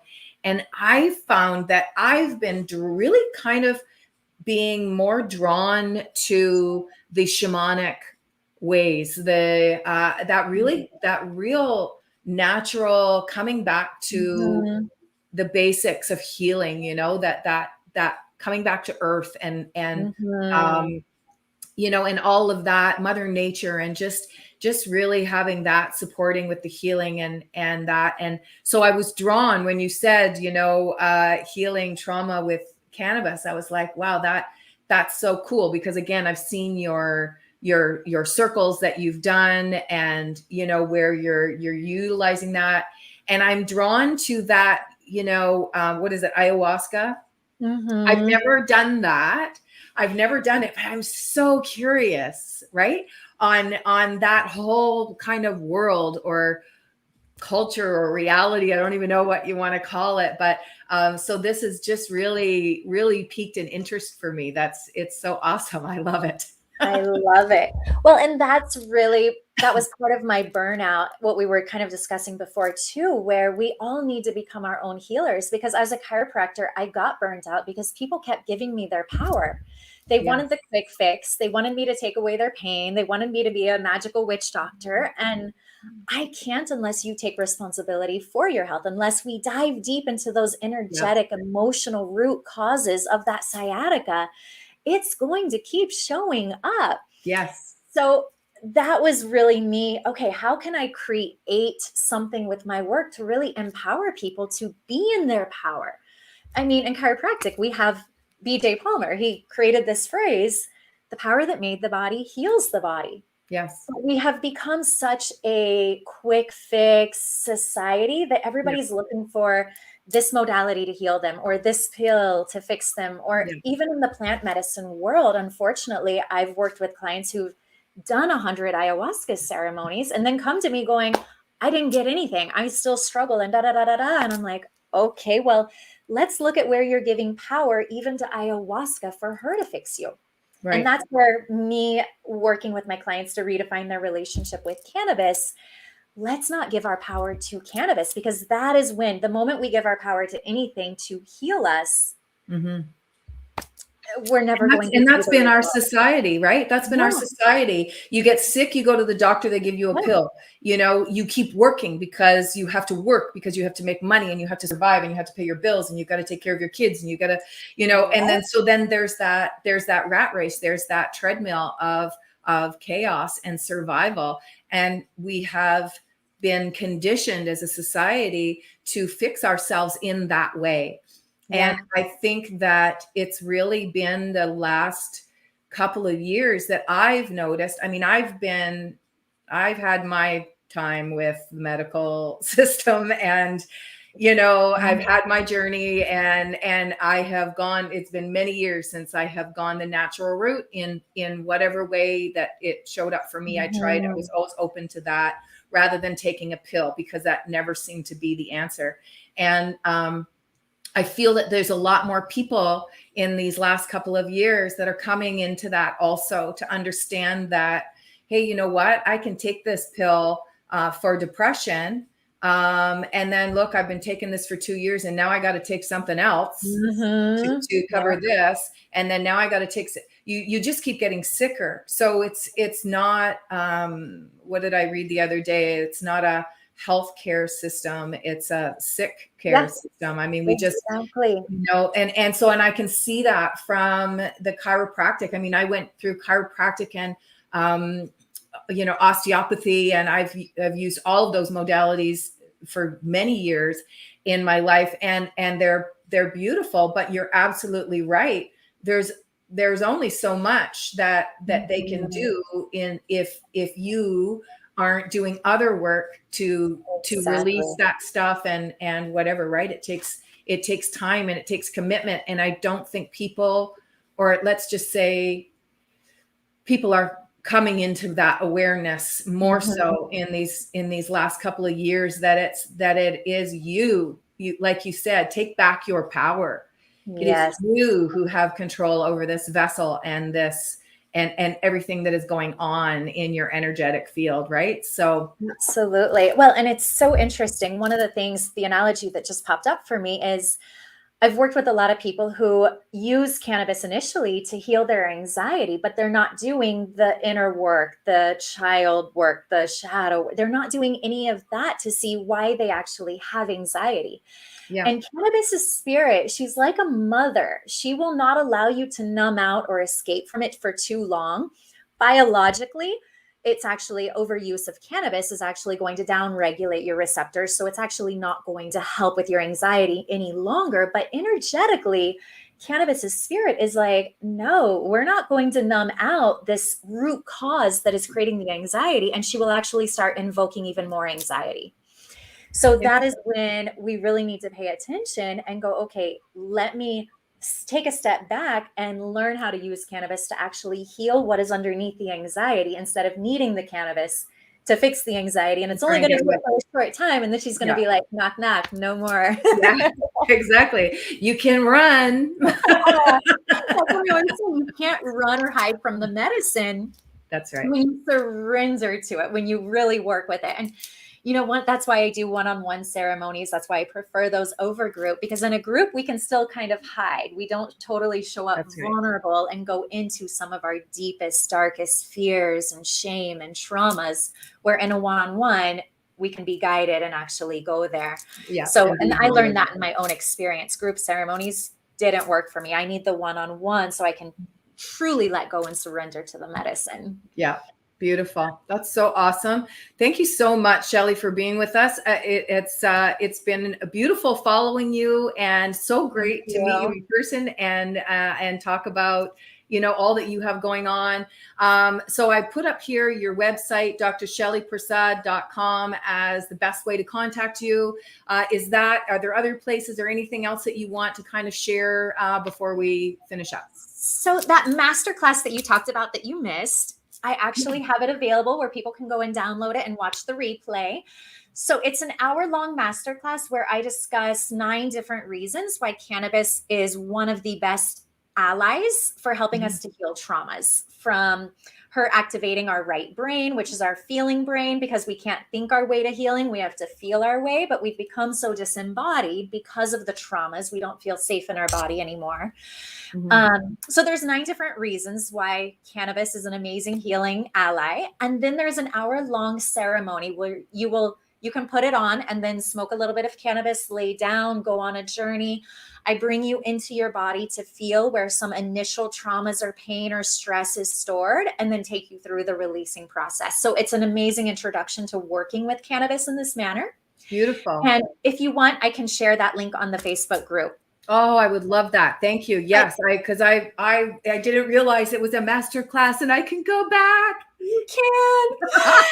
Yes, but all of that is on my website. So even on my main page, drshellypersad.com, if you scroll down, it'll be there. But I will share the link in the Facebook group as well. Wow, and then I have other bundles, a lot of freebies on my website for people to really get their feet wet with cannabis and understand her true power.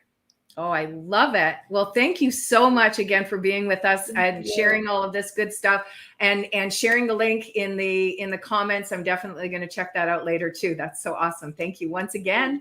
And have a fantastic day. I can smell the rainforest. So I'm sending the vibes to you. Thank you. Thank you. You're so welcome. Thank you so much. Have a beautiful day. I will. Thank you. Take care. You too. Bye-bye. Bye now. Okay. Wow, that was awesome. So interesting. Hey, like I just love the healing powers of so many people and all that they can do. I just love it. So next we have Delia Beetle coming up. And how is that for like timing? She's going to be talking about shamanic shadow rites of passage. All really cool stuff that I was saying earlier that I've just been really drawn to this. So I'm so happy to have Delia with us here and just to learn a little bit more about you. Thank you. Hi, Delia. Very nice to meet you. Hi, how are you? I'm so excited to be here. Yes, thank you.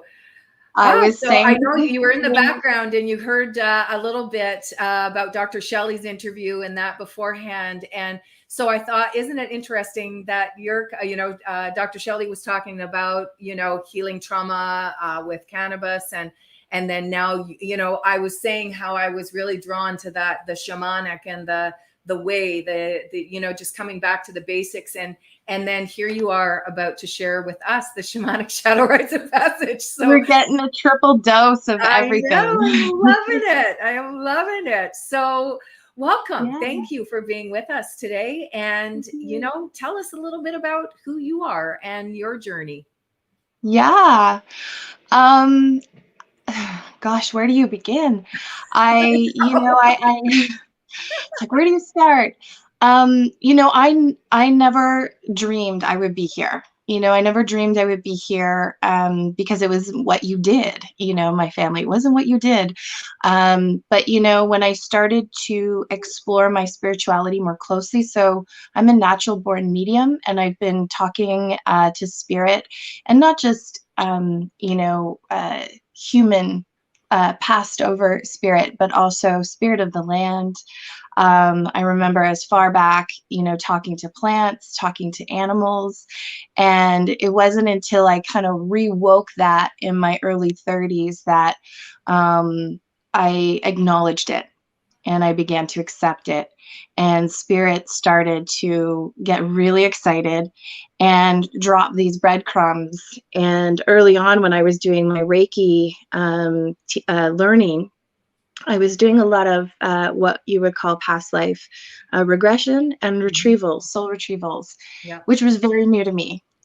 I had no idea what it was, and began exploring that with some resistance and hesitation, because part of my coming into this path and learning from these different modalities was to always have respect and appreciation. And I didn't want to be, stepping into something that was not mine to claim. So there was a lot of... So sorry, I just thought of something. Soul retrieval. I understand what that is, but can you explain that for maybe some of the viewers that maybe aren't sure what is soul retrieval? Because I know you said you were a little hesitant to that at first. So explaining that a little bit, if you could. Yeah, so soul retrieval at a very simple level is retrieving the luminous light body of the soul. So often when we are going through traumatic events in our lives, things are changing or shifting, we become more fragmented. So oftentimes people will come to me and they're like, I feel so disconnected. It's like, you're not disconnected, you're just fragmented. So once we restore that luminous light body and we call back those pieces of, the source self, they don't go anywhere. They're always there. We're just calling them back so that your energy, your aura feels more whole. You feel more complete. And so very early on, I noticed that in these Reiki sessions, I was doing a lot more of this restoring the light body. And that would always happen first. Spirit would always guide and say, this has to happen before anything else. And it's been really beautiful. And this is information I share with people so they have awareness of it. Because I think that's the big thing with shamanic shadow rites of passage, is really tending to that quality of awareness, having awareness of where your thoughts are going, having awareness of where you're collapsing, having awareness of, the dark shadows that are inviting you in. And so when we have this awareness of what's happening, with our energy and our aura, we can then enable ourselves and empower ourselves to choose the healing that will be best for us. Everyone's very individual. There's so many different practitioners and modalities and things out in the world right now that are beautiful, beautiful choices for people to have. So yes, the soul level, our soul retrieval is really that restoration of the light body. It can go deeper than that. I do a beautiful guided soul retrieval journey. So we kind of go into the chambers of our soul and retrieve information and tools and lessons and connections, beautiful connections to the inner child. What did we leave there that can help us in the now? And then we integrate that all into our light. And it's really beautiful. A lot of people come out and they go, oh yeah, that makes a lot of sense. And again, it's just beautiful awareness, a lot of beautiful awareness. That's awesome. That sounds so yummy. As you were saying, I was like, oh, that sounds so great. I can feel myself there, It's like, So, I to just add some, my journey is that there was a moment in my journey with spirituality that spirit was just like, okay, come on already. When are you going to step in this? And it wasn't asking me to step into the, typical shamanic path. It was to step in more of the philosophies, that shamanism carries, that, the indigenous philosophies, the philosophies of the intelligence of the earth, the consciousness of the earth. So I say to people, I'm not a shaman, but I adopt the philosophies that you'll find in shamanism. So it's connecting to the stories of the earth, allowing nature to inform you, allowing the elements to inform you, and allow yourself to step into that space of dreaming. Shamans often say, the earth is dreaming us into being. Yeah. And so we are awake in this dream. And doing the shadow passage, that rites of passage, for most of us, it'll be a lifelong journey. We're never done healing. Yeah. There's always something that will arise. So there's moments where you are being initiated into the path. And that's what I mean about the rites of passage. You initiate yourself into the shadow that reveals itself. And it's that invitation to go deep and become awakened in it. And therefore you can then dream yourself, into the physical world.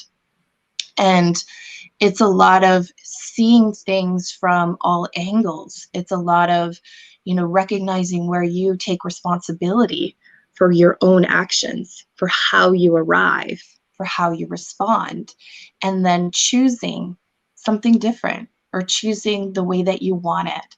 Yep. And what I love about, once I gave myself permission to step into it, I just realized how much, I related to this. I often said I'm a child of the earth.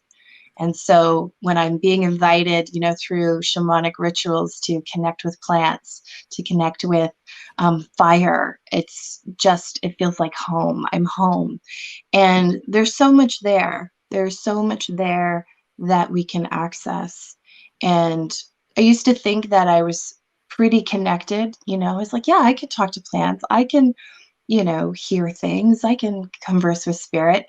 And when I started to work with my mentor 2 years ago and really initiate myself onto this path, there so much more just came into view. My plants in my yard were all talking to me and giving me orders. You know, I was like, wow, you guys have been quiet. Now I can hear you. You know, I start to, when I apprentice with different plants or even elements, you know, I've been very much closely connecting with Mama Huron. And this past fall, when I was there, she started singing to me. So she gave me a very unique song that was just really beautiful. So this, again, it's that I receive healing from this path and this way of living that helps to empower me as my own self-healer, to empower me to step into my own choices, to honor my voice, to protect my medicine. And a lot of this, when you go through these rites of passage, you just start to see the richness, just start to see how much is available to you. And at any given moment, you know, I used to think, you know, when I'm free, I just want to be free. And I had this really intense moment this year that it's like, I've always been free. Right. You know, my mind wasn't free. Now it is. Yeah. So that's the beauty, you know, and I think what I've learned in the philosophy, it's like freeing the mind, you know, what you think you become, you do. So it's freeing the mind to be liberated and then just, you know, be that dream. Yeah. Be that dream. It's interesting because when you're talking, I feel very connected on that same level with you, that I am very much an earth. I am very connected to Mother Earth. I meditation is my jam. That's my connection. I connect to her, you know, through meditation and visualization and spirit. And so when I'm doing that, I agree 100%. It's almost part of my healing and part of how that helps me. That's my connection. And when I'm doing healings for other people, I very much call on that connection, because it's not me. It's not me. It's the medicines of the earth, and that are just, I'm just the vessel that's delivering the healing. You know what I mean? So that's beautiful. Thank you, because that's almost an awareness for me to actually to see it that way. I mean, I think I did, but to just right now see it that way, that's so beautiful. I love that. Yeah. And I mean, I'll share just a quick story. I'm very much a storyteller as well in my work. You know, this past summer I was having a very intense mama moment. I have a strong spirited 7-year-old and a 2.5-year-old. And with everything going on in the world, I also had a father who was in the word is escaping me. He had gone into palliative care. Okay. A lot was going on. Had a very intense moment with my daughter, and my heart was just about to come out of my chest. You know, I could feel I was collapsing. You know, there's that invitation. I'm collapsing in this. What's going on? And I had to leave, and I left, and I drove to this local cemetery. It's an old cemetery near me, and but it's just surrounded by trees, and I knew I just needed quiet. I'm like, you want quiet? Go to a cemetery. They're not there. They're everywhere else. So I go there, and you know, it's a large space, and of all the spaces, I just go, where am I going to go? You know, my head's scattered all over the place, and I just feel like myself is just an autopilot, just guided to this bench, and I sit, and I just pray to the earth, you know, hold me like you've never held me before. And I could feel, you know, my pulse starting to soften. I could feel, you know, the blood rush, you know, softening. And I was breathing again, and I was just, you know, coming into that place of peace. And when I felt complete, when I felt done, I thought, okay, I'm going to walk around and greet the nature spirits that were here holding me and just say hi. And I walk 2 steps from this bench, and there's this beautiful spike-like plant coming out of the ground with all these little purple flowers all over it. And I take a little closer look, and it looks like they're little tiny snapdragons. And I thought, who are you? And I always have this plant app on the go, so I take a quick snapshot, and it's motherwort. And motherwort is a medicine that helps to bring down blood pressure, that supports the mother, that helps with the heart. And I thought, oh, wow, what a spirit being to sit here. And I looked around that entire, because wild nature, there's more than just one.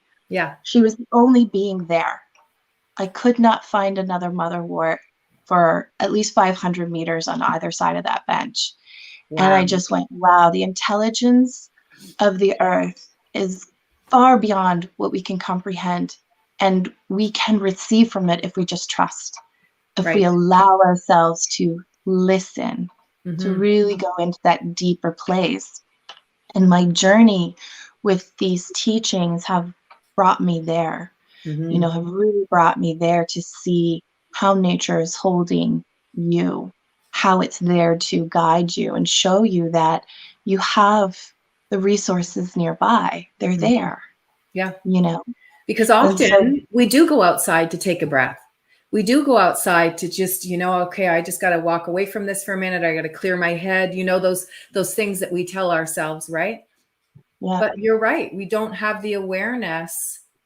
I mean, I do now, but I think of myself 10, 15 years ago, and it wouldn't be about getting fresh air, bringing that into my lungs, feeling that in my body, being the awareness of, we lost Delia.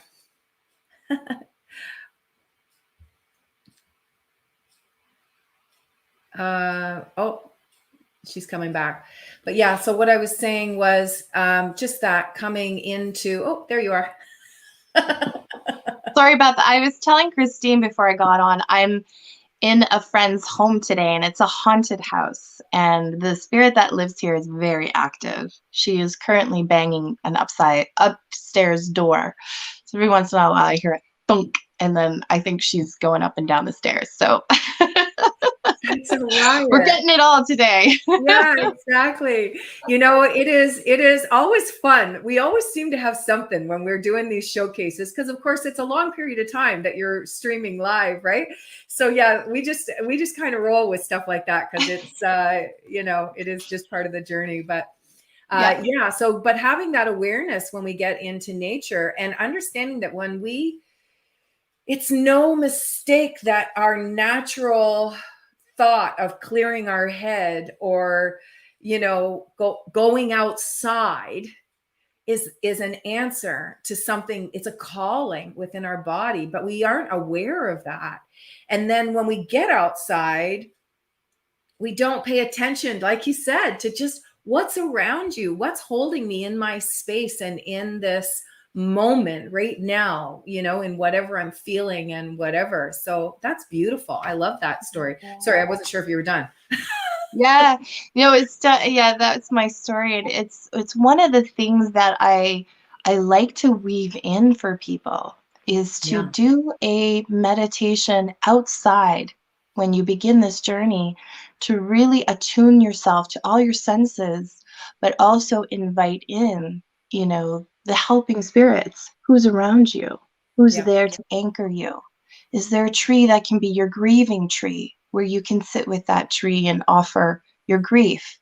These are all things and tools that are so important when you go into the shadow work, is to have that awareness, to be willing to step into the invitation when it happens.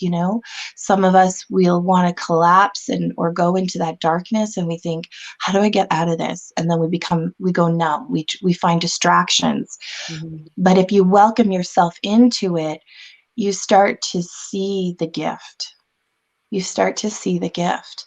And much of what I've experienced this year is the gift to really step fully onto my path as a healer, as a shadow guide, and even in some cases, I'll refer to myself as a medicine woman. And it's, what I'm doing looks very different for my family and those that are around me. I'm sure many people can relate to that. So there's a lot of collapses that'll happen when you're going against the grain. Yeah. And I've said to people a lot lately, I said, we're not the black sheep. We're the white sheep that are here to illuminate the gifts for others. Exactly. We're here to illuminate that.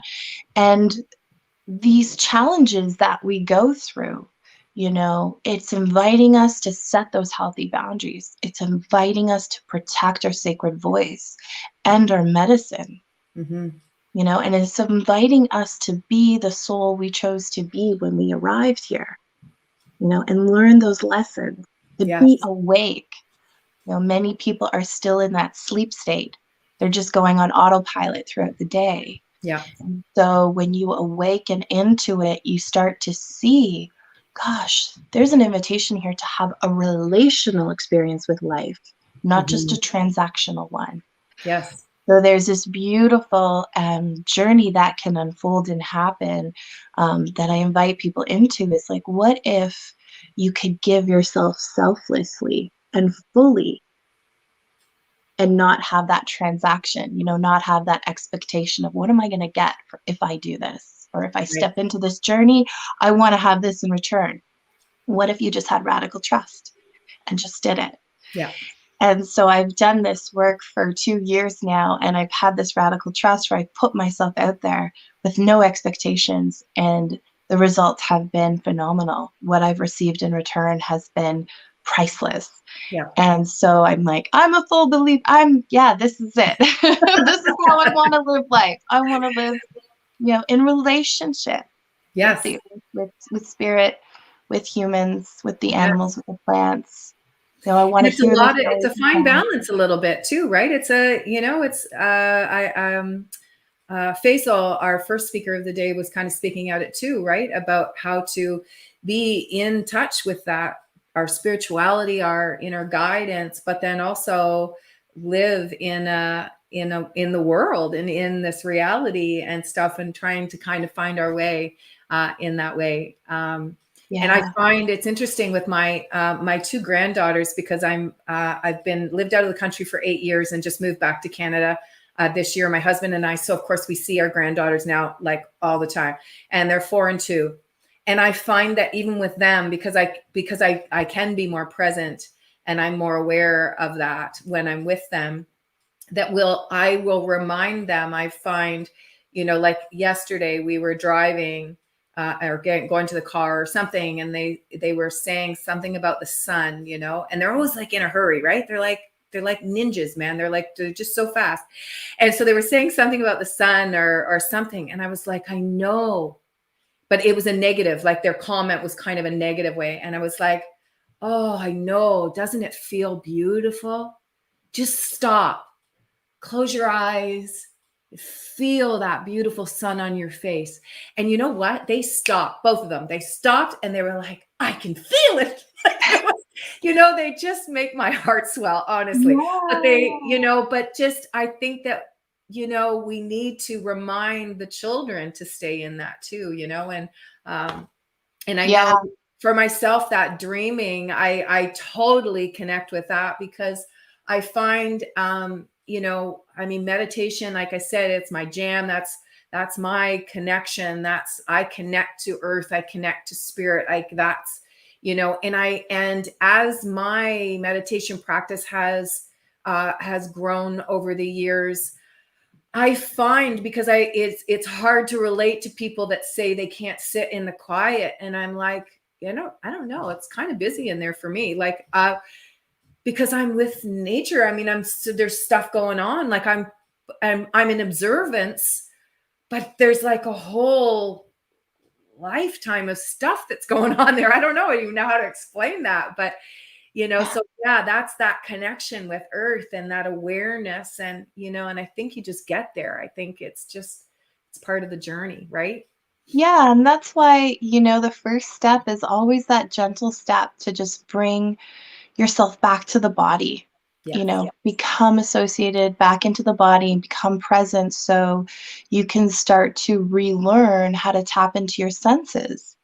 And to Mhm. keep it simple, where you're not just, you know, I don't, you know, put someone right into their belly of their shadow. It's like, let's just start from the top here. You know, let's just Mhm. start to attune the senses and listen to nature and look at what nature's doing.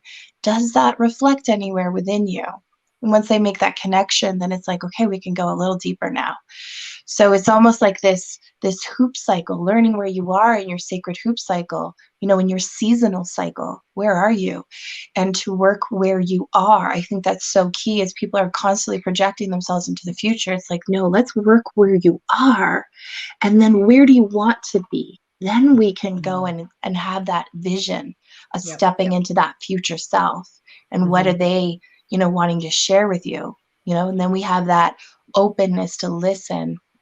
And it's been a really beautiful experience, you know, as one who has gone through it and continues to do this work, but also be able to share that with others, you know, Yep. this really deep, rich, you know, relational experience with themselves. And you know, they call it the hero's journey for a reason. You come out of it victorious and you're a hero, and then, you know, a few months later says, do you want to do it again? Right? Yeah.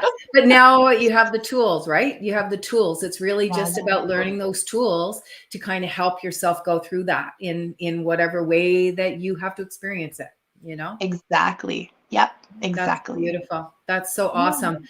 So, do you have any like programs or more one-on-one? Like, what is it, and what does it look like for people to come and work with you? Yeah.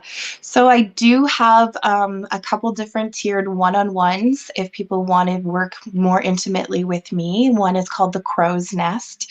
So it's that very rich, going deep into the shadows. It's a longer commitment.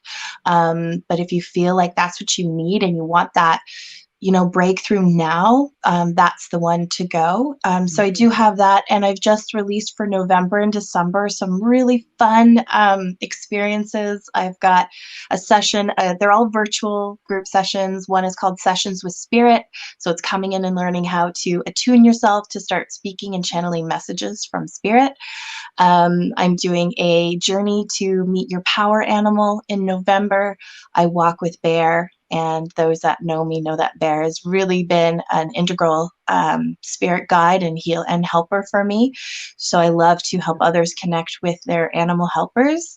In December, we're doing another Sessions with Spirit. So it's a repeat session. If people can't get in November, they can come in December. I'm doing a journey to connect with your ancestors. So I also love talking a lot about the origin stories of where you come from, where your ancestors come from.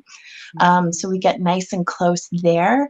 And then at the end of December, we have the finale, the final full moon ceremony, where I guide people into the womb of the earth with bear medicine. So we kind of go into the womb, we discover and introspect, and then we emerge from that journey. And I did this last year, and everyone loved it. So I was like, okay, we're going to do it again.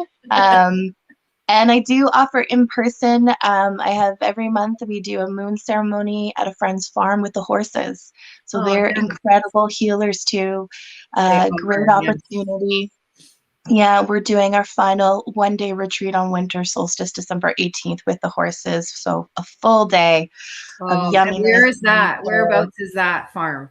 It's called Silver Willow Farm, and it's just south of Ancaster, Binbrook area.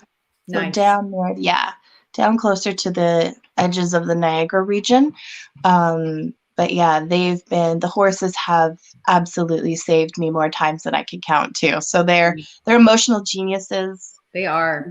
Yeah. Yeah. So yeah, there's lots. A friend of mine led something like that, like meditations and solstice and that with the horses. And her one horse, he's passed now, but he gave me Reiki treatment while he was just amazing. It was so incredible to just be in that energy. So that's a beautiful, if anyone is close by to that area, that is a beautiful way to celebrate that. That's awesome.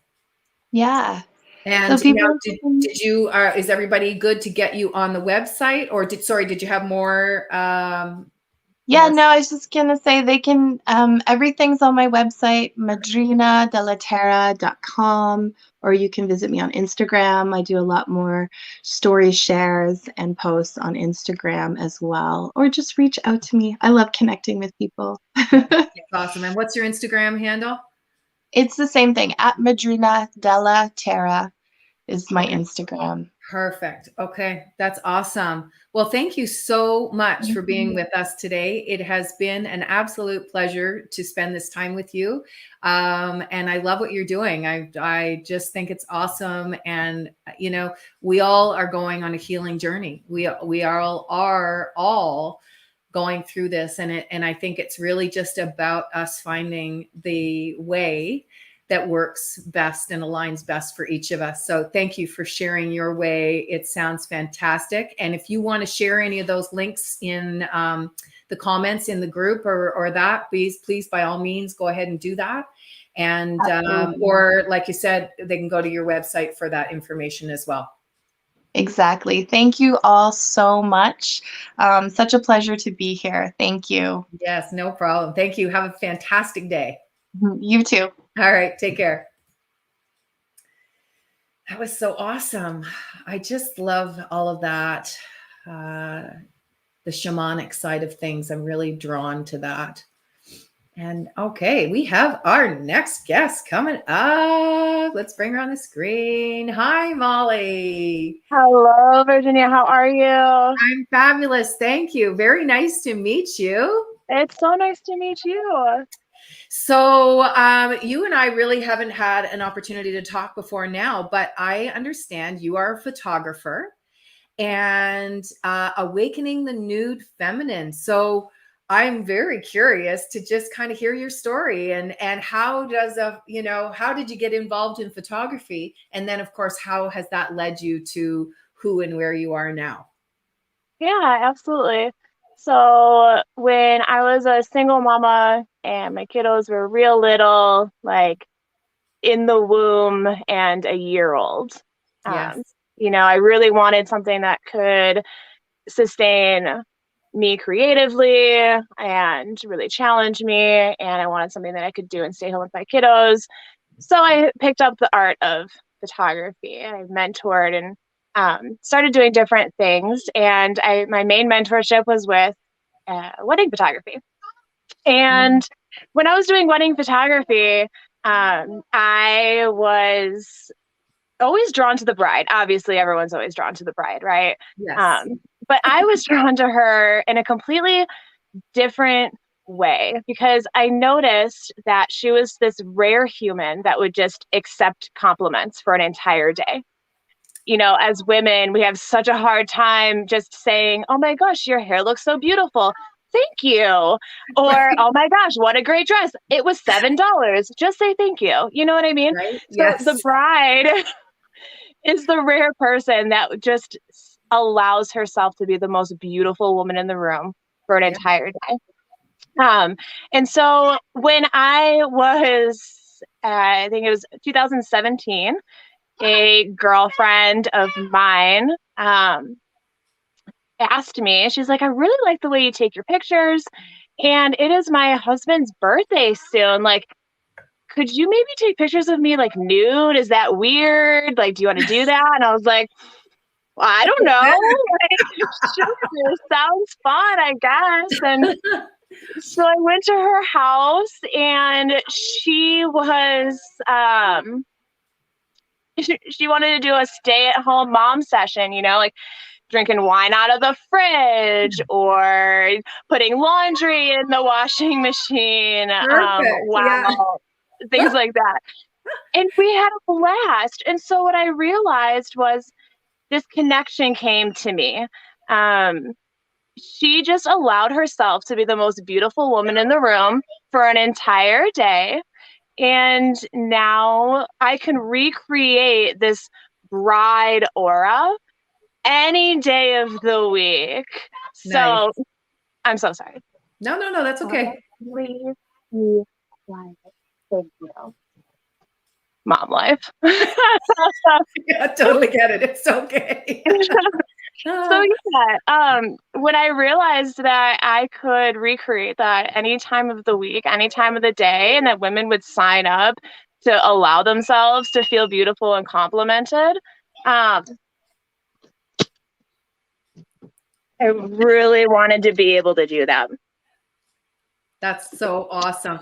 It's interesting because when Christine had mentioned that you were the boudoir photographer, my husband is a photographer, and I remember him telling me a story from years ago where he had someone that had approached him to do a boudoir set as well for her husband, and same kind of thing, and I remember him saying at the time, he showed up and he's going to do this session. And of course she felt a little bit uncomfortable because it was just him and her. So he said, look, do you know someone that's maybe home or available, a friend or a family member that can come over that's just going to let you relax, And so she did. She had a friend come over, and then she was able to just kind of relax. So it's interesting how, and then, like you said, he was able to take those pictures because she was in that receptive mode of, I can be the beautiful woman in the room without any threat or, anything like that. But yeah, absolutely. Awesome. Yeah, absolutely. And, a lot of my clients, they follow me for years before they end up in my studio. Boudoir is something that either people don't know it's a thing. They're like, wait, I can pay someone to take naked pictures of me and I don't have to be a porn star. Like they didn't even know it was an option. And then there are other people that see me and what I do or another photographer's work and they go, oh my God, I deserve that. I want that. I want to be able to feel that way, see myself in that way, have that. So when my clients come to me, they're typically following me for years at this point. And so they're like, okay, Molly seems friendly. Molly seems down to earth. Molly's real. So I can trust her. So I don't typically have to spend a ton of time winning over the comfort. But what I noticed from moving into just allowing them to be the most beautiful woman in the room for a day was when I started my own shadow work journey, my own trauma healing, the environment that I created for my clients, I realized is what I needed in myself. And so when I started seeing these women come in with all of this shame, all of this guilt, all of this unworthiness, how dare I spend an entire day by myself feeling beautiful while my kids are with my mom? How dare I spend $2,000 on this beautiful album that I'll have for the rest of my life when I have a car payment to make, or my husband wants to go hunting, or my children need braces, just so much of that shame, guilt, questioning yourself. Do I deserve this? Am I worthy? And then being on my own journey myself with those questions, I really married together the spiritual aspect and the artistry of boudoir and created what Zealous Stills is today. So that's kind of the compact version. Yeah, that's beautiful. I love that because again, right, it's just was part of, and this is often how people step into who they are and how they show up in the world because it's part of your journey. It's part of, sometimes you step into something, like you said, you stepped into this because someone mentioned, hey, can you do this for me? But then as you started to go, you started to realize that you were healing through this and you were learning and, and stuff like that. So that's so awesome. And isn't it true how we shame ourselves and what a beautiful way to express the love for our own bodies again, right? Yes, absolutely. Absolutely. Yeah. And most women don't even know that they're not doing it already. Yeah. They think that because, I have that black dress in the closet and I will wear it if someone asked me to, or I did go and get my nails done for Catherine's bridal shower or whatever. So they think that these tiny things that involve other people as excuses is honoring themselves. So many of my inquiries are between the hours of 12 a.m. and 3 a.m., which tells me that it's wine time. Yeah. And they all start with, I want to take sexy pictures for my husband. Yeah. And I'm like, no, you don't. You need something transformed within you. And we will use your 2 a.m. wine night with your girlfriend going, let's email the boudoir photographer. And we can use your husband as an excuse. We'll use all those as catalysts. And then once you get to me, I'll be like, but hey, by the way, like, we're not going to do anything about that. Like, we're here for you. So I tricked you. Like, Yes. welcome. That's so awesome. I love that. Because in all honesty, when I think back to that story of my husband told me years ago, that person who wanted that boudoir shot, she was a stripper, I believe. Mm-hmm.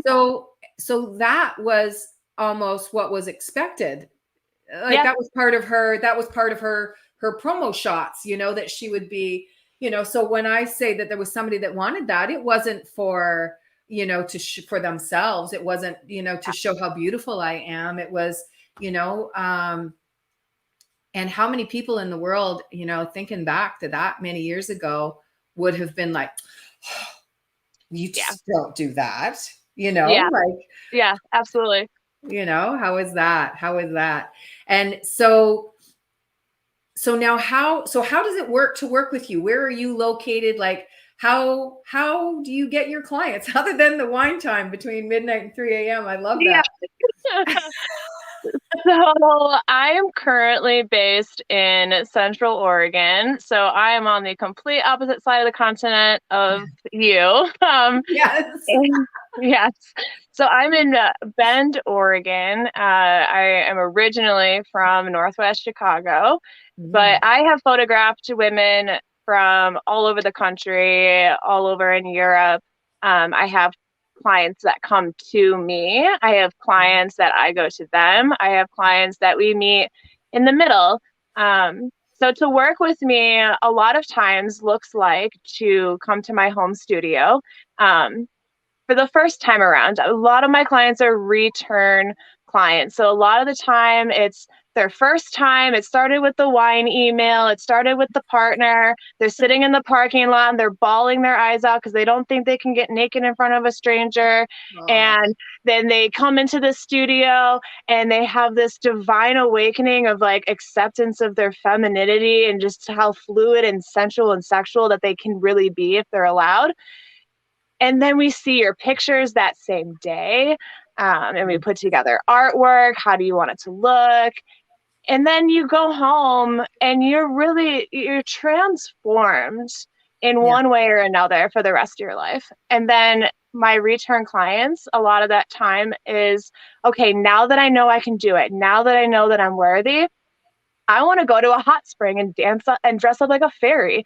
I want to wear a circus uniform and go play in the desert on a lyra. I want to be naked in the pool in Croatia, sitting on 3,000-year-old brick walls. Like, I have visions now that I have allowed myself this gift. Beautiful. So it looks a lot different depending on the phase you're in. Yeah, exactly. And so for the first time person, as you were describing them coming in, what's your studio like? Because you really, I'm visualizing you have to create that environment. It's not easy to get someone to come into something like that and to let go, to just kind of be okay with, and themselves and get to that point of, that's you. That's you that's kind of walking them there, right? So kind of, walk us through a little bit of what that looks like. So, it's taken me a lot of humility and humbleness to accept that it is very much me. Yeah. It's not the walls. It's not the experience, you know, it's a very fine line experience. You know, you could be walking into me in my studio, or you could be walking into a creepy guy in a warehouse with a Right. Polaroid camera. You know, it's such a fine line in this industry. So when clients come to me, I already have the expectation that they are uncomfortable. Right. I already have the expectation that they're not fully embodied, because what I work with, those lower chakras, you know, the 1, 2, 3, all the way up to the middle here, that's where a lot of my work is, in those lower chakras. And when they walk into my studio, they shoot themselves straight up and become a little disembodied. So I work around safety first, right? So I start with that root chakra and I say, hey, this is a safe environment. This is how many women I've photographed. This is, you know, on the second story and all the windows are covered. No one can peep in. They watch me, you know, lock a door to the hallway so no one can walk in. So I just establish all these little like subconscious safety measures. Yeah. And then I work my way up into that second chakra where it's more fluid and more fun and enjoyable. And we start going through outfits, and I have so much wardrobe that fits all humans. So I can actually hand you something and go, this is going to look beautiful on your body.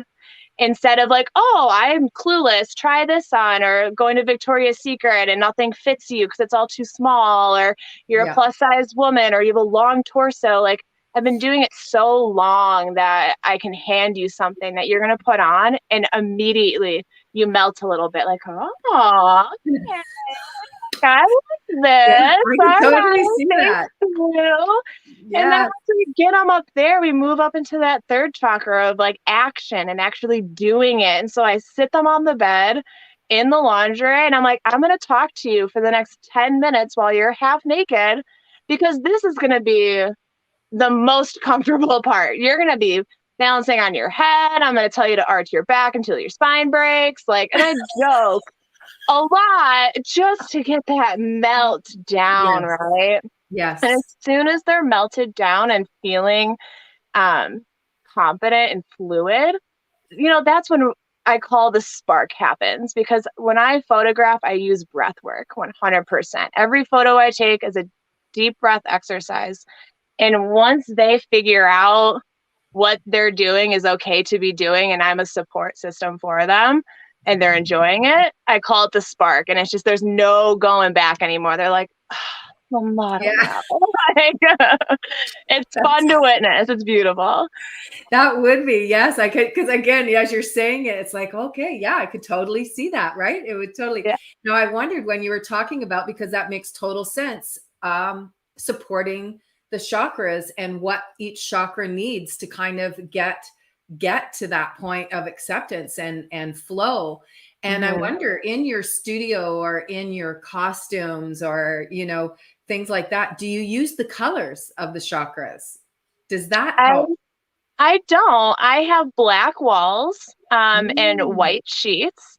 I think that the human skin is really beautiful. So I like having very plain green, black, white, things like that. But what I do have is a mural of the sacred geometry of the divine feminine. So I believe that having imprints like that can reach our energy bodies on a subconscious level helps more than trying to explain to someone who's never heard of a chakra and doesn't give a shit. They're like, orange for this? Like, I'm just here to take nudes. You know what I mean? Yes. So it depends. So no, it's not totally, it's not intentional with like colors or anything like that. Yeah. Yeah. No, that's interesting. But even that you've got that one, you know, thing on the wall, it's more of, like you said, connecting and, you know, with their energetic body and kind of that, not so much up in your face that this is what we're doing. And, you know, this is the process I'm walking you through, but that's so awesome. I love that. That is so great. And so obviously you must do other photography styles and stuff too, or is this really, because I know that's my husband, it's more of a hobby now. He just enjoys taking pictures. He enjoys creating things, you know, with Photoshop and stuff like that. And but that's what he always said, is a lot of photographers who get into it on the, you know, really professionally, hone in on one particular aspect, you know, like they're doing nature shots, or they're doing weddings, or they're doing, you know, whatever. Right. So is the boudoir photography, is that your niche? Is that where you solely stick with your art? That is it. That is all I do. It is. And, you know, and I always joke with myself, you know, I never thought that I would just go places and imagine naked women everywhere. Like, you know, it's like a super straight woman. I'm like, wow, like a naked lady would look so beautiful next to that tree stump. Or, wow, I really want a naked lady in that clawfoot bathtub. You know what I mean? So that's all that I do. And if I were to say that I branched out at all, I do and have photographed men. I haven't figured out my exact lane and purpose with men yet, because I'm so engrossed in learning about the feminine right now that I haven't made my way into like a direct line for the masculine, but I have dabbled in it and I enjoy it. And there's so many similarities that I think need to be addressed that I can bring to light. So I see that in my future. But then I also, soul portraits is a creation that I've made that is the, you know, intentional healing spiritual experience of photography instead of it being a boudoir session. So that one, yes, you can be naked, but it doesn't need to be nude. It doesn't need to be sensual. It doesn't need to be sexual. But it's just soul portrait. So it's, I guess, falls under the category of just portraiture, I suppose. Right. That's okay. It's got your beautiful twist to it. That's awesome. And it's interesting when you said about the men, that you've been really kind of attracted to the feminine and you know, that end of it. Isn't it interesting that this is that time that we're stepping into, right? The feminine are, you know, it is that time of the feminine. So I'm wondering if your next steps with men are really about helping them step out of their masculine and being comfortable to step into their feminine. And that, because that I see as being a lot of challenges for men on a spiritual, or, you know, just understanding to how to be in the feminine, and not looking at it as a bad thing, you know, as a negative thing. So I could see that really, I could really see you doing a huge help to men in that way, right? Yeah. They have taught me a lot, because the men that have come to me or I have photographed already have a really healthy divine feminine energy. And so that's why they're there. They sought out the experience. They knew that they'd be comfortable with it. Except for my partner, I gave him 3 beers and I was like, you're doing this.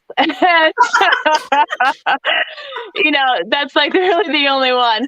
So seeing these men come in and already have this healthy divine feminine energy balancing their masculine, you know, it was really fascinating. And you're right, you know, maybe not pulling it out of the ones that are reluctant to embody it, but giving, again, a safe place for the men that feel an outcast because they feel that divine feminine energy and they feel it flow and they're comfortable with it and they enjoy it and they realize and recognize its benefits. So just giving them a safe space as well.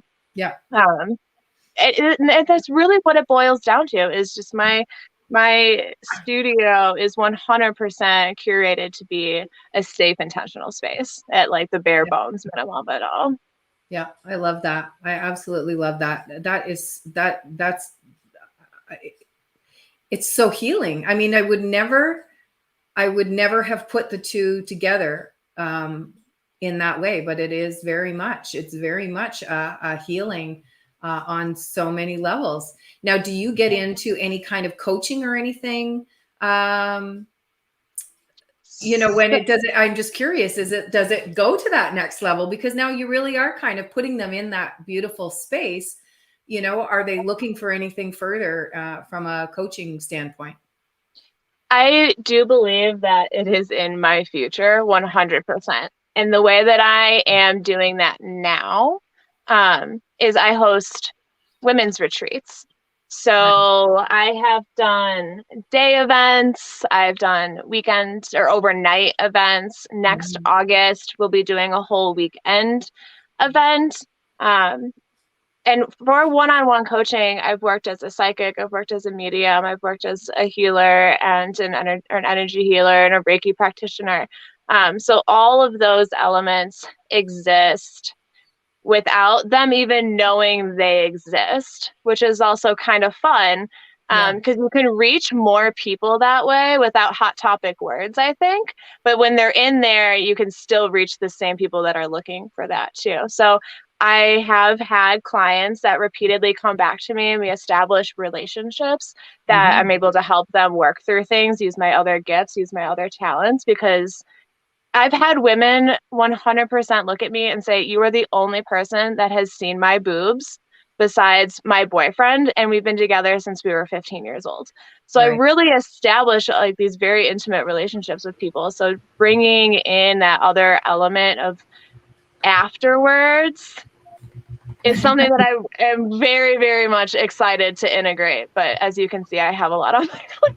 Yeah. Isn't that interesting? Because I didn't realize that you had all of these other modalities as well. So yeah, that is all about helping you create that safe container and safe space for people to come into.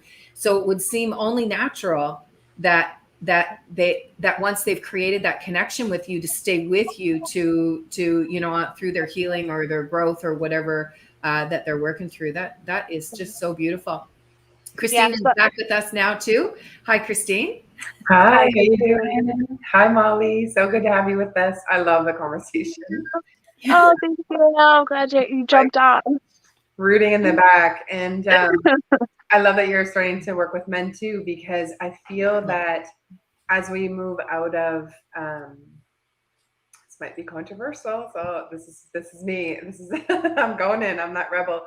But regardless of what your gender is, whether you're male or female, we have a more dominant masculine side or feminine side. We all have the two within us.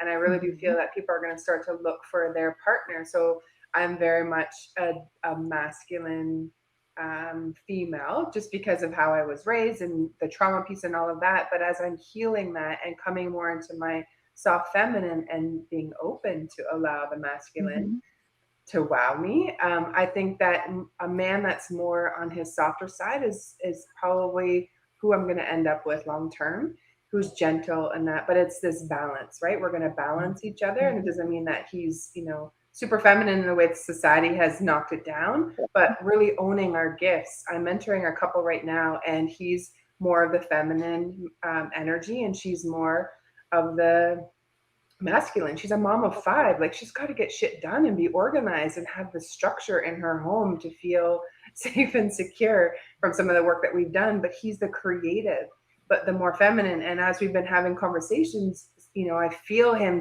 thinking like, maybe I'm not really a man. And it's like, no, embrace who you are naturally, but you have both within you. So there's times when you're going to lead with your feminine part of you, and there's times when you lead with the masculine. And depending on when that, I just think it's so beautiful. And understanding the difference, right? Yeah. Yeah. Understanding the difference and learning to find that balance. It's beautiful. And I just love that you're taking all of your modalities of who you are and bringing that into your studio. That's a beautiful thing.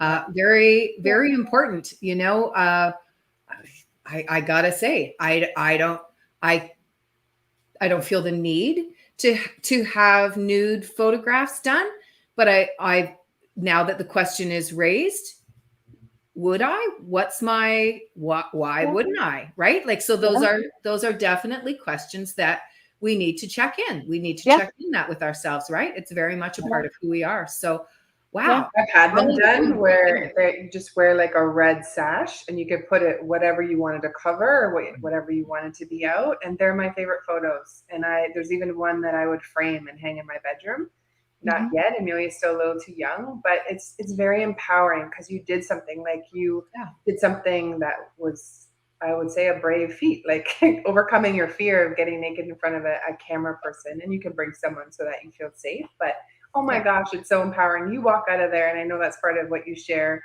Molly, like you walk out of there stronger and you feel You do. like, no one can mess with me now. Yeah. It would be totally empowering. That is so beautiful. I love it. And yeah, with Christine on that, I love that men are starting to step into this also and finding that balance, whatever that is, and figuring that out. I think that's fantastic. So Molly, thank you so much for being with us. What is your website? I put your website up, zealousstills.com, as the best way to reach out to you. Is that kind of the best way? Yeah. So zealousstills.com, and then anything, just zealoustills is the Instagram handle. So at zealoustills, facebook.com/zealoustills. If you go on the website, there's a option to subscribe to my email list. So women who have come before, I give them the opportunity to share their stories. Why did they come? What were their fears? How did they feel during? How does it left an imprint afterwards? And they really bare their souls, tell their stories, and we share those with our subscribers on the website. And then I also have what we were talking about a little bit before, just that divine feminine and masculine. And when you subscribe on the website, you get just like a short beginner's guide to understand whether or not, or discover if your divine feminine is either suppressed or wounded. And then how the divine masculine can either step up and take over the show, and then you lose balance, and what those things even mean. So the website is super great for resources, community, and it can be led to our private Facebook group. It's all women. There's a little over 4,000 of us. So yeah, there's lots of ways to connect and be together and create sisterhood and the retreats and things like that. So yeah, lots going on. That's beautiful. That's beautiful. That sounds fantastic. Thank you so much for everything you do and who you are. It's just a beautiful, beautiful way to show up in the world. And thank you for sharing all that with us today. Thank you so much for having me. Thank you for this platform. I just appreciate you ladies so much and look forward to maybe seeing you in the future in real life. Yeah. Maybe we gotta, Exactly. Our next branding shoot, we're naked. Exactly. Come get It'll be our naked with cover me. photo, Christine, our cover photo. Yeah. Exactly. Come awaken the nude feminine with me, and you guys can use it for your coursework. That's it. I'm out of hiding. Exactly. Absolutely. Awesome. Right. Thank you. Well, thank you. Thank you, Molly. Take care. Bye. Oh man, that was So beautiful. Want to run Isn't through that the forest? interesting? This just never ceases to amaze me. Just how, and you don't have to connect with 8 million people to be successful or whatever, right? Like just showing up in the world in the way that is right for you just makes such a difference. And what an awesome way to show up in the world. That is so cool on how she does that.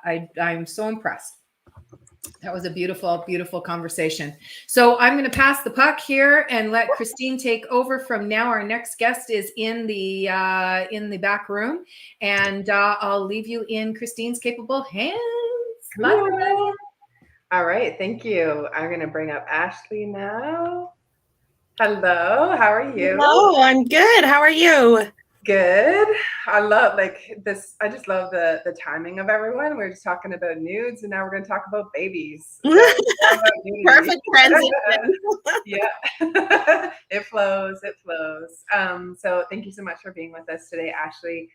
You are a holistic fertility coach, and I saw your message. So you have a Facebook group, same name, and then your contact details are there. We'll get to that a little bit later.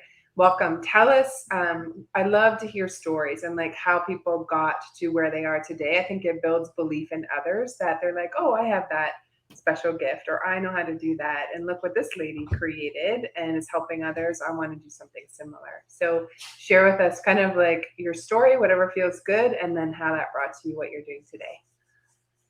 Thank you so much. Yeah. I feel like my journey chose me, as it Oh, often does, right? So I became a holistic fertility coach because I struggled to conceive.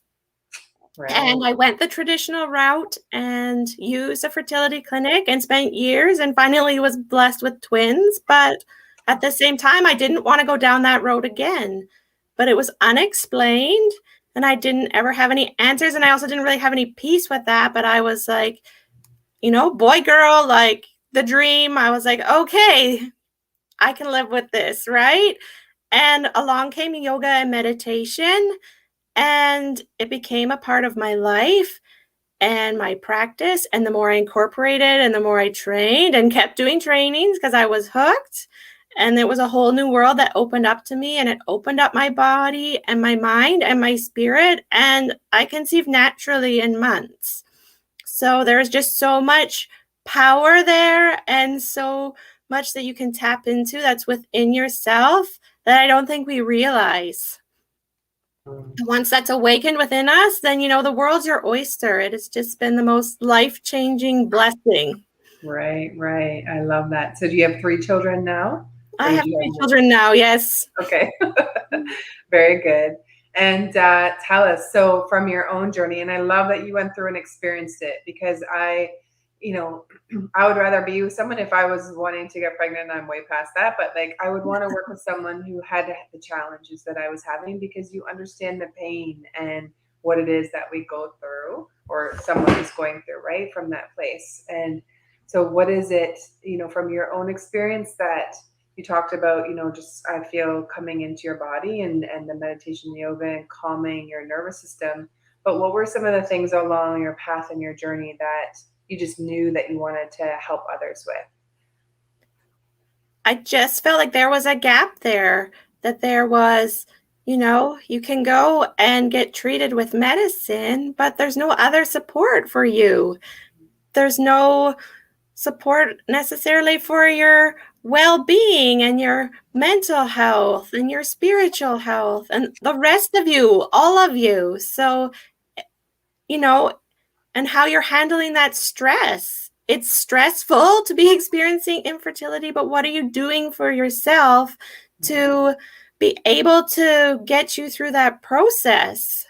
So that's where I really felt that there was a need. And it was like, I created a program that is ideally what I would want if it was me back in my 20s, because there wasn't a lot available then. So that's so beautiful. Mm-hmm. It's like, not to compare it to hair loss, but like that commercial is like, I'm not only the president, I'm also a client.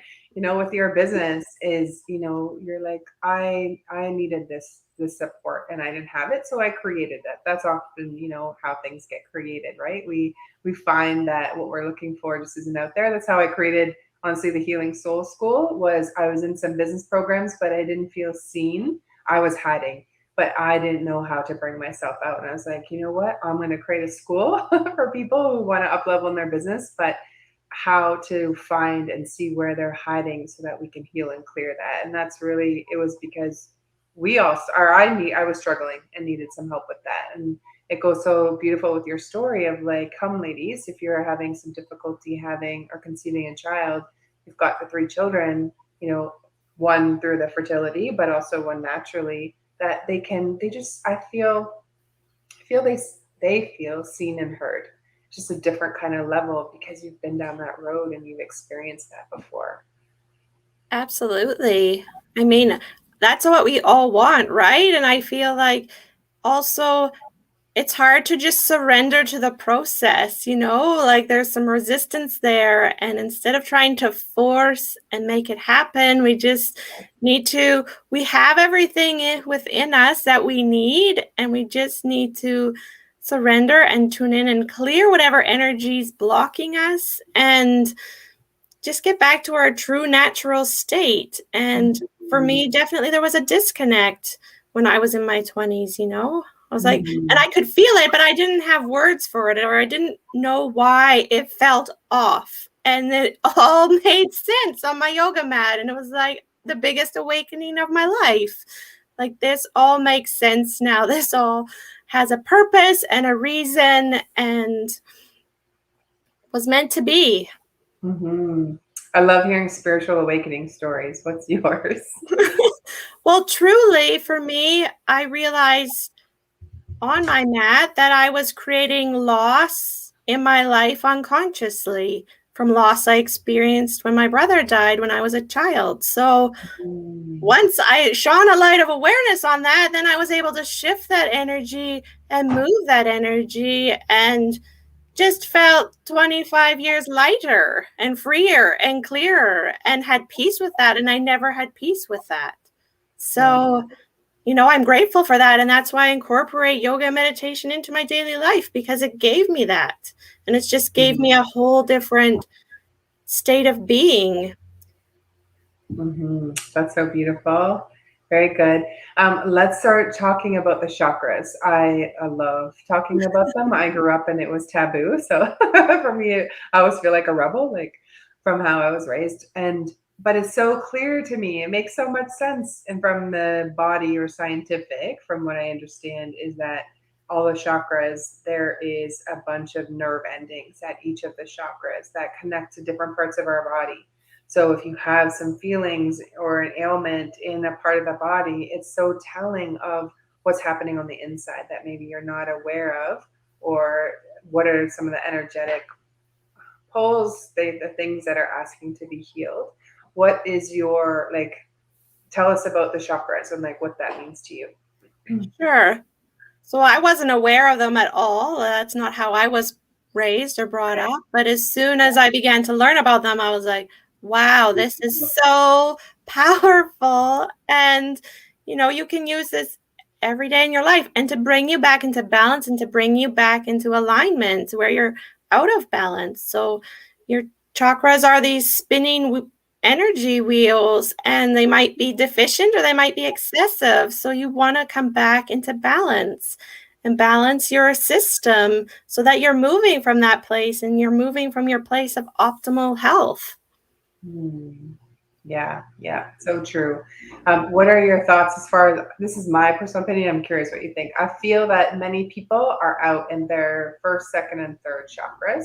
So the base being like security and foundation. Anyone who was adopted, or I didn't know my bio dad, definitely some issues there. Strict religions, I feel, mess with the base chakra, this feeling of you're not worthy. You're not, like, you have to come into this world and you're not worthy like you are when you're born, is like you're born a sinner, you're born less than. And so we spend our whole lives thinking we've got to do these things in order to have approval and acceptance, which is just more fear. And I've released that from my own experience, but I feel, so like that's the base chakra, feeling of that security, of love, money, men, that masculine energy there. Then the sacral of creation, what it is that we're creating, any kind of trauma or shame that we're holding in that area definitely impacts our lives. And then the solar plexus above the belly button is our personal identity, right? And who we are. And if there's any kind of masking, or we've been told that we were less than, or we were put down by a teacher or parents, whatever experience was, that I do feel you've come here to heal. But, you know, to be able to look at those first three, once those are cleared, or at least you know what your old coping methods are, man, life really changes. Like you're free. You can see what's happening in your life, or maybe where you're struggling or stuck, and then it starts to dissipate because you're like, okay, I get it, or I know how to go in and look after it. What are your thoughts as far as like just society in general and the healing? Definitely those three lower ones are, you know, what most people need to focus on the most. And then you can bring that energy up to your heart center. And, you know, from there you can move your energy upwards. But if things are stuck and stagnant and not released, then they're not flowing, and it just makes it that more challenging and difficult to bring those things into your life. You may be able to, but the path there is not as direct. So really important to just be able to learn about them and tune in and tap into them, because you're just coming back to your natural state and who you truly are. Yeah, And totally. you'll feel so much better in your being and your state of mind and everything. Mm-hmm. Yes. And anyone who's listening and you're thinking, you know, maybe you've healed some stuff, or you're looking for something to help others, or you have a business and kind of a new offering or something, think of the first 3 chakras. And the second chakra is connected to the throat, right? For people who are wanting to speak their truth. Those are connected. And there's so much you can do for people to help them by being able to teach them how to clear that for them. I think it's a really easy business to start, depending on what it is. If you like crystals, you could have crystals around healing. I'm sorry, my cats. I hit all the toys. They found one. Yeah, definitely. The 3rd and the 6th chakra are related as well, right? So being able to trust your gut is related to your intuition and your wisdom. So being able to know that and clear that and tune in and tap into that. I had to give him a quiet toy, a ball. I came prepared. I'm like, if I need to use it. Oh my gosh, my kids. They're 2 kittens, so they're definitely like children. Mom, maybe if you're watching, you could feed them. I forgot. That's always my trick, is like, here are the treats, here's your water, like, please be quiet. Yeah, definitely. Yes, I love how they're all connected. So then if you're out, or you're feeling, you know, a little bit low in an area, or even in your body, you know, something is hurting or drawing attention, so good. Like, check there. Is there something that is asking to be healed and received? And I heard this past week. I thought was so beautiful that when we have a new awareness, so let's say we have a trigger, or we remember something that happened in our past, it's almost like your subconscious is handing it up to your conscious to say, here you go, you can clear it now. Like, we're ready to clear it. And I think that's so beautiful, especially, like, I feel a lot of people are being called to heal their old stuff, the old shit that's holding them down, right? And so it's like, embrace it. And thank you so much for the gifts and for the lesson that experience, or the feelings, whatever it is, brought to us. To be able to heal and clear. And that's why, again, like, the chakras are so easy as far as like a system or something to kind of follow of where am I out. There's many, we teach meditations as well. I know you're going to do a chakra clearing meditation, which is awesome for us. How much time do you need? Yeah, probably 10 minutes at least. Okay. Yeah. Before getting down there. So maybe what we'll do is, I will allow, like, let's do the meditation. And then when we come out of it, you can tell us how to get connected and how people can work with you. That would be good. I just want to make sure we leave time for that too. Perfect. Sounds great. So I invite you, whoever is tuning in, to either close your eyes or find a soft gaze, find a tall, straight spine. And if you're sitting in a chair, make sure your spine is straight. So from the crown of the head to the base of the spine, you are in alignment. Your vertebrae is stacked. If you're seated on a floor, you may want to have your hips higher than your knees so there's no strain or sensation pulling you away from the meditation. And then bring your attention and your awareness to your root chakra. And visualizing a 4-petal red lotus flower here.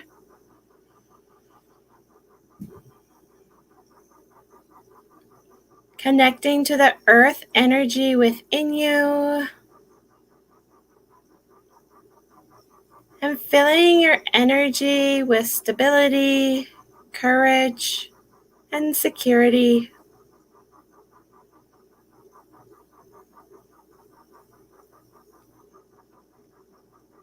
Connecting to your purpose and your reason for being here on earth.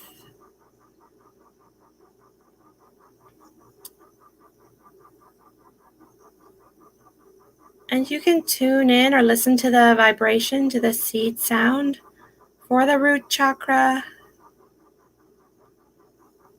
Inhaling here, filling the belly with breath.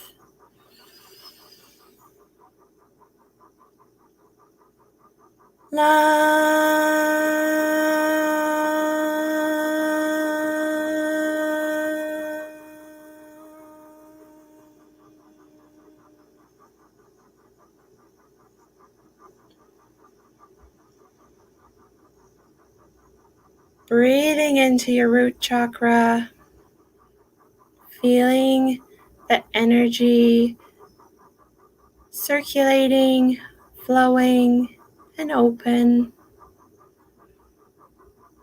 Moving higher to your sacral chakra, and visualizing a 6-petal orange lotus flower here.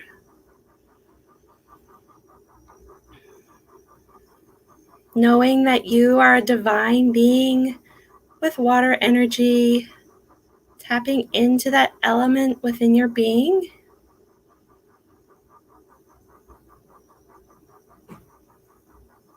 Nurturing and supporting relationships.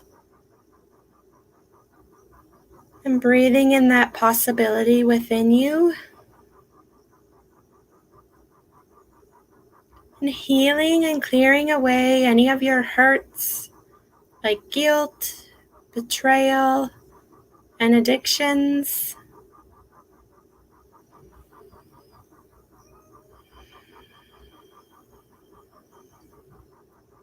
You can tune in or say the seed sound for your sacral chakra. Inhaling here to fill the belly completely with breath.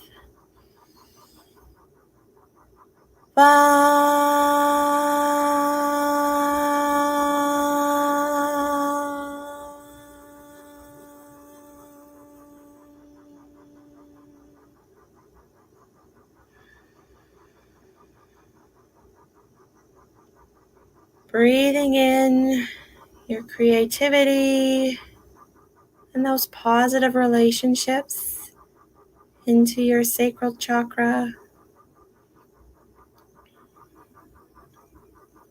Moving higher to your navel center or just above. And visualizing a 10-petal yellow lotus flower here.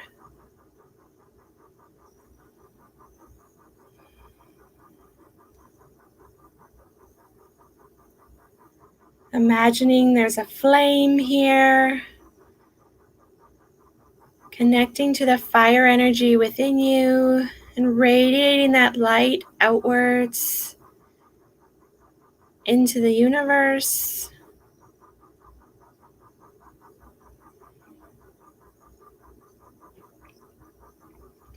Paying attention to your gut instinct, so that you can tune into your intuition and trust your gut. This chakra relates to our self-esteem, our honor, and respect.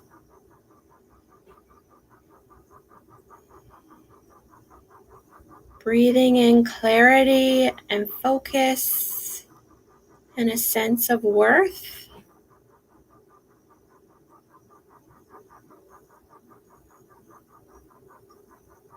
Radiating this energy with a sense of honor and responsibility as we push this energy up and rotating in the body.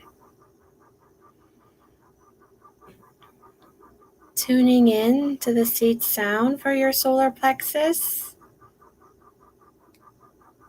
or saying it as well. Inhaling, filling that belly full of breath.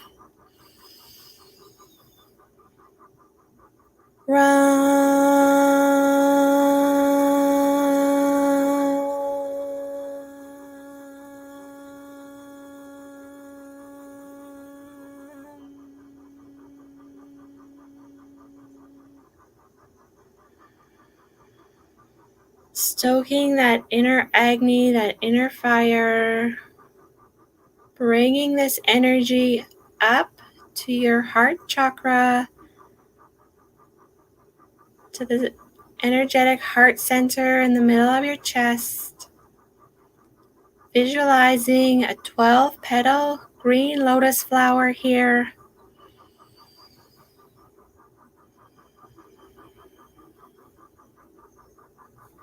Breathing in self-love, self-acceptance, empathy, forgiveness, and feeling a sense of harmony within.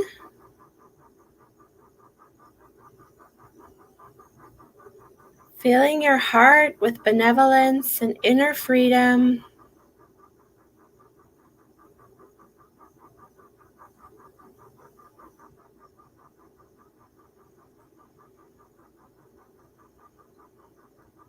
Tuning into your heart center.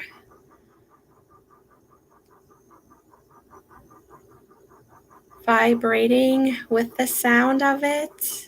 Or joining me, inhaling to fill your belly.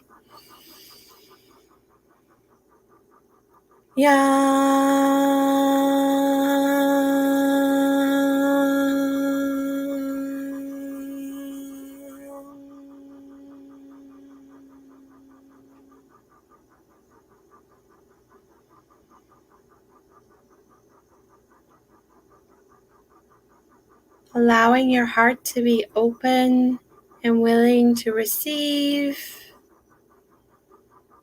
all the love that surrounds you. Moving that energy up to the throat chakra.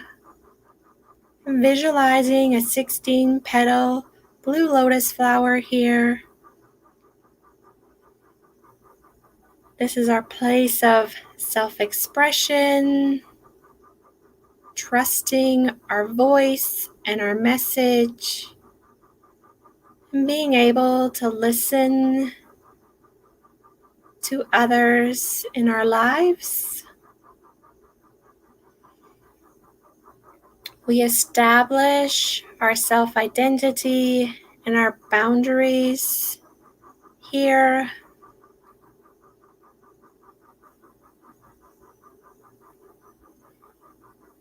We allow this energy to radiate freedom, to express ourselves freely and openly.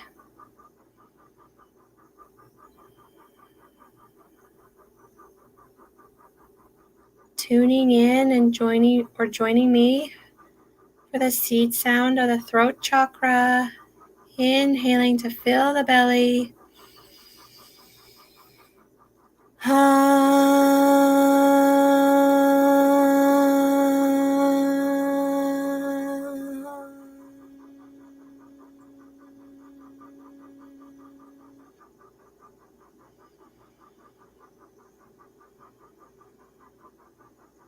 Rising higher still to our third eye, the Agnya chakra in between your eyebrows. This is your balance power center, your place of intuition and wisdom. Moving beyond your 5 senses and really trusting your intuition and your inner knowing. Visualizing a 2-petal indigo lotus flower here. The left petal is radiating sun energy, and the right petal is radiating moon energy.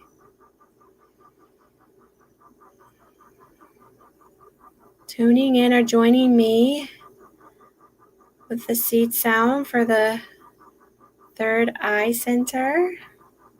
Inhaling here to fill the belly with breath.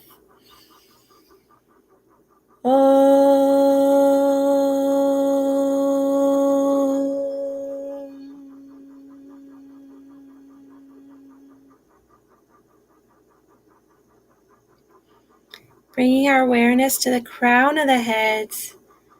Visualizing a 1,000-petal lotus flower here.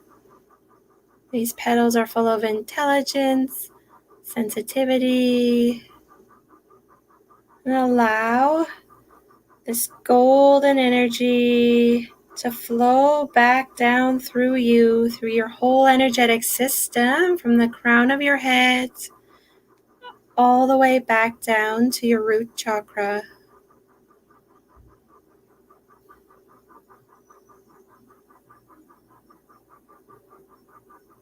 Our crown chakra allows us to be living in direct connection to universal consciousness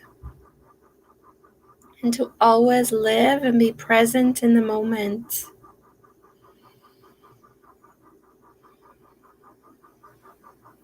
Noticing your state of being now. Taking an inhalation here for your mind.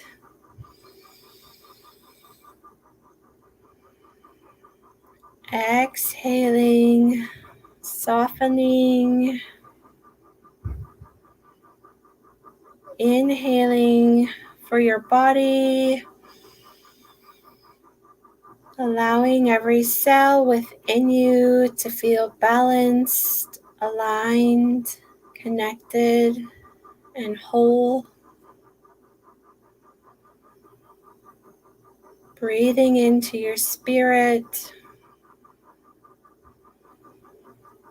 your higher self.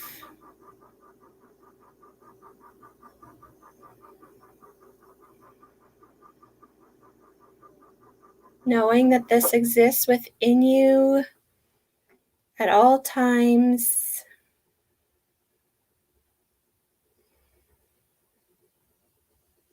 And bringing this sense of balance and well-being into the rest of your day.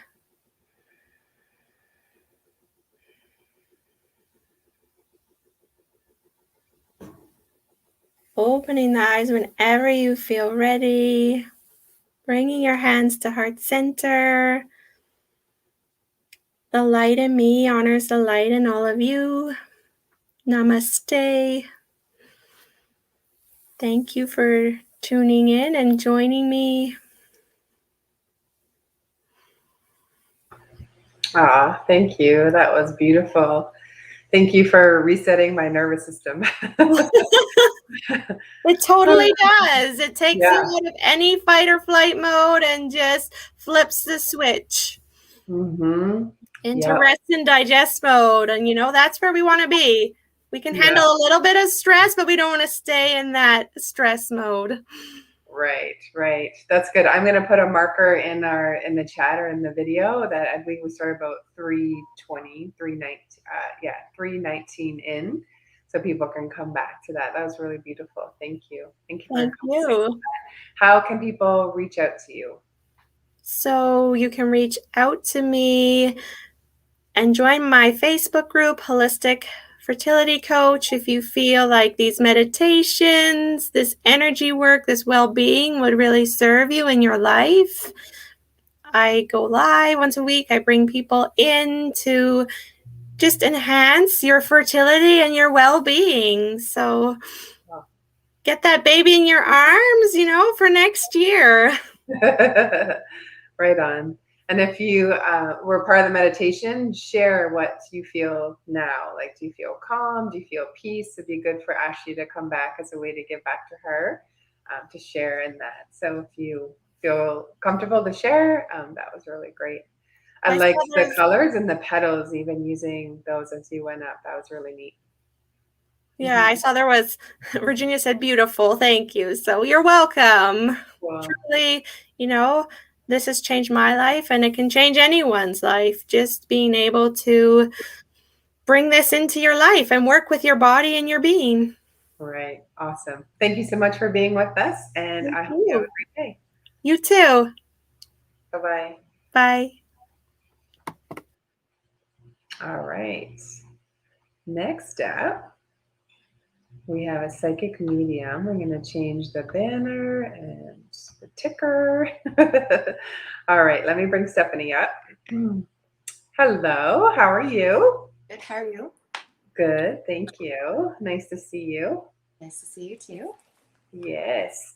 If it's okay just to talk a little bit louder for the volume. For me, I don't know how everyone else can hear on the recording, but for Okay. me. Is this better? Yep. Okay. Okay. Yeah, cool. Good. So your just everything about you is so exciting. Your story, your business, what you do, and for me, because I was taught that mediumship was evil or taboo growing up, so I'm always interested to chat and just the interactions you and I have had and conversating. I love them. I love your energy and just how open you are and real. None of the like frou-frou spiritual fluffy stuff. You're like, no, you're a real person and really down to earth, and I appreciate that about you. So tell us your story. When was the first time you realized you had spiritual gifts? So like you, I was born into a Catholic family, so all the taboo and all of that. But like now looking back on my life, I feel like I always had guides watching over me. Like if I was walking home at a certain time at night and I was by myself, didn't live in the best neighborhood, I would just feel like I was being followed, but nobody was there. But I would just kind of look over my shoulder, not in a creepy way. It just like, oh, someone's there, but nobody was there. And then when I was 13, I was sleeping and I could just sense someone in my room, and I open my eyes and I see a lady floating over top of me. So that scared me.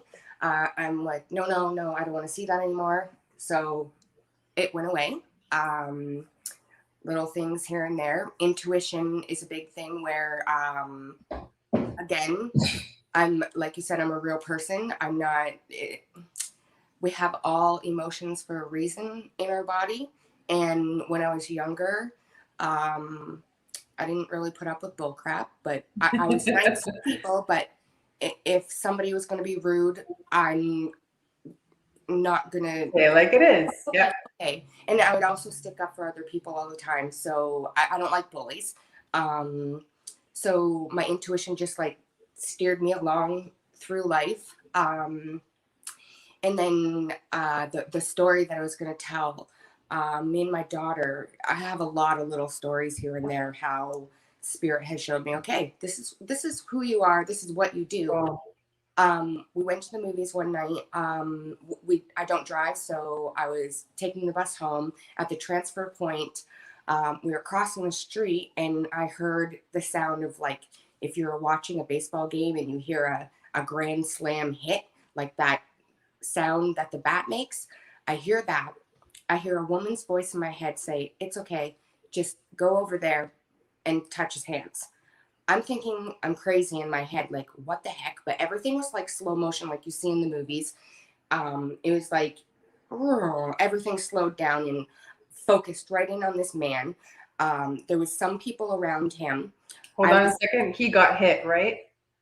I still. Oh, you don't know. He was just on the ground. I don't know if he got hit and he fell, or if he like was stepping off the curb and then hit his head. He was an older gentleman, so I don't know. Close the door, please. Sorry, my daughter just walked in.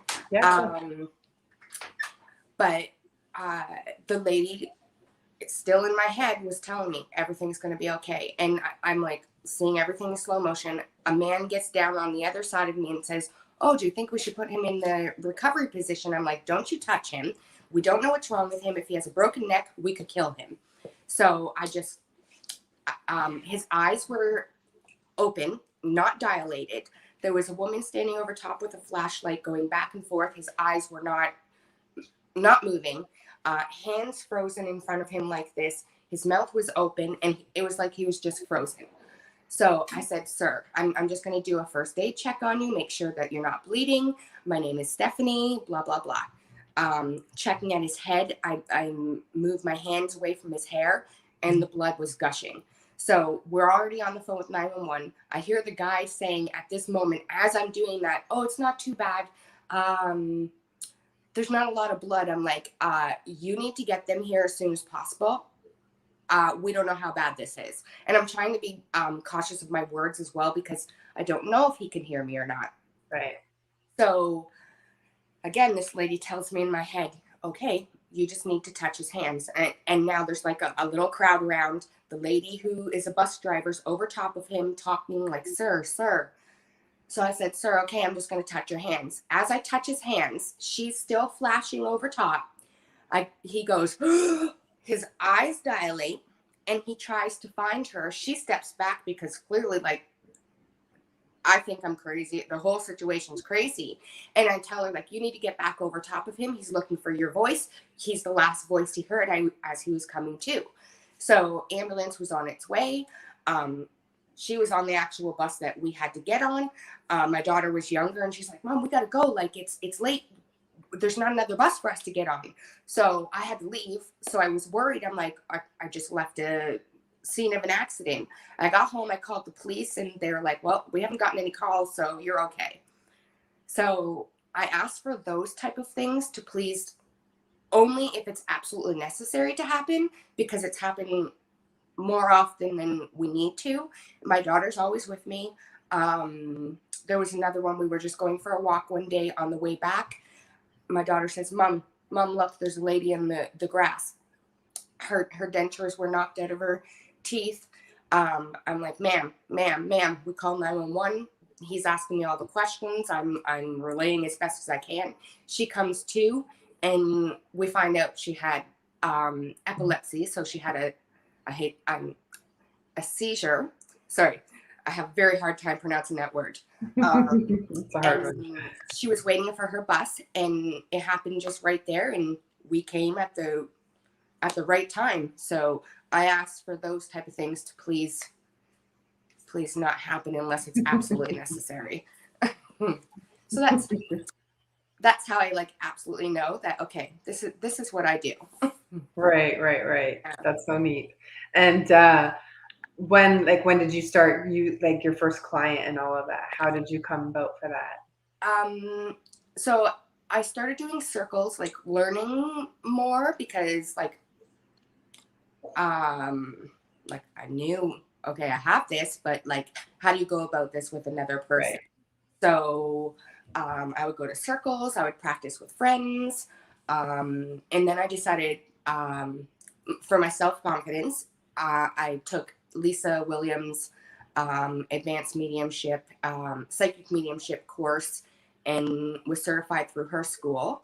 And then that's when I really started taking clients and like putting a price point out there, not just like, oh, give me $10, I'll do a reading for you. So A real business. I did it a little bit before that. I'm going to say about 5 years with clients. And then with the forensic mediumship, the investigations that I do, that's been since 2019, where I volunteer with a group. I had to apply, I was tested, got accepted, and I'm just sent cases through email, and we're sent a picture, date of birth, the person's name, and maybe a tiny bit of information. And then we send back our form of what we come up with. And I love doing that. It's my way of giving back and helping. I don't know how else to say it. Just Right. that I have had some personal cases where people have approached me, families of missing people. Right. So that's a whole different area. And I don't really advertise for that. It's just, if you find me, it's meant for me to help you. And when I get a case through the organization, I just work on it, what I get. Is it a police organization that contacts you or something else? I do keep that private just because Sure. there is, like, can be safety depending on where the area and what the case is. Yeah. We have had high profile cases. So it's a retired police officer who's the CEO of the company. Cool. Yeah. Yeah. Okay, cool. Yeah, that's so neat. And so powerful, because we all have some psychic abilities or are highly intuitive. I mean, whether you see or you're feeling or you're sensing, smelling, right? All of our senses and stuff, the clairs. But I just think it's so neat that you can just the amount of peace, right? The peace of mind that you would give to a family or someone who is looking for their loved one. Do the people that have passed on, so let's say you're doing a case, and we can keep this very general, but like if someone's passed away and you've been given a case, has that person ever come to you, like the soul of that person? Yes. Yeah. Okay. Yeah. I just think that's so neat. And again, it's I feel like the novelty will wear off one day, but I'm just like, what? Wow, it's like TV. It's always something different. So I feel like it's always something new, and I'm going to use the word exciting, not in like, oh my gosh, this is so exciting, but because of what I do, I see things differently than what other people do, and even what some police officers see. So it keeps things very interesting all the time. Mm-hmm, for sure. It does help me. It has helped me in my personal readings as well. Just with like the remote viewing and everything that I've done, it's helped be able to bring that into readings as well. Cool. Very cool. Do you have any stories you want to share?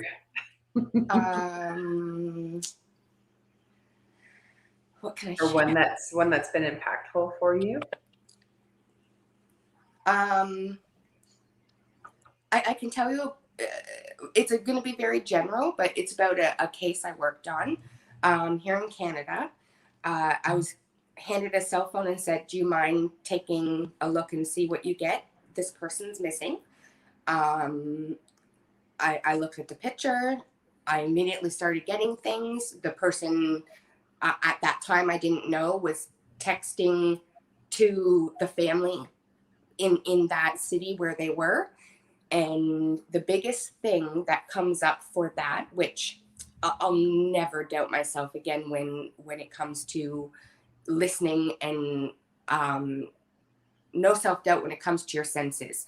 So I'm being drawn remotely to a certain area, and then all of a sudden he kept making me smell like fish. I kept smelling the odor of fish, and I'm like, what is this? I'm like, this is like fresh, like from the market, not in the ocean, not in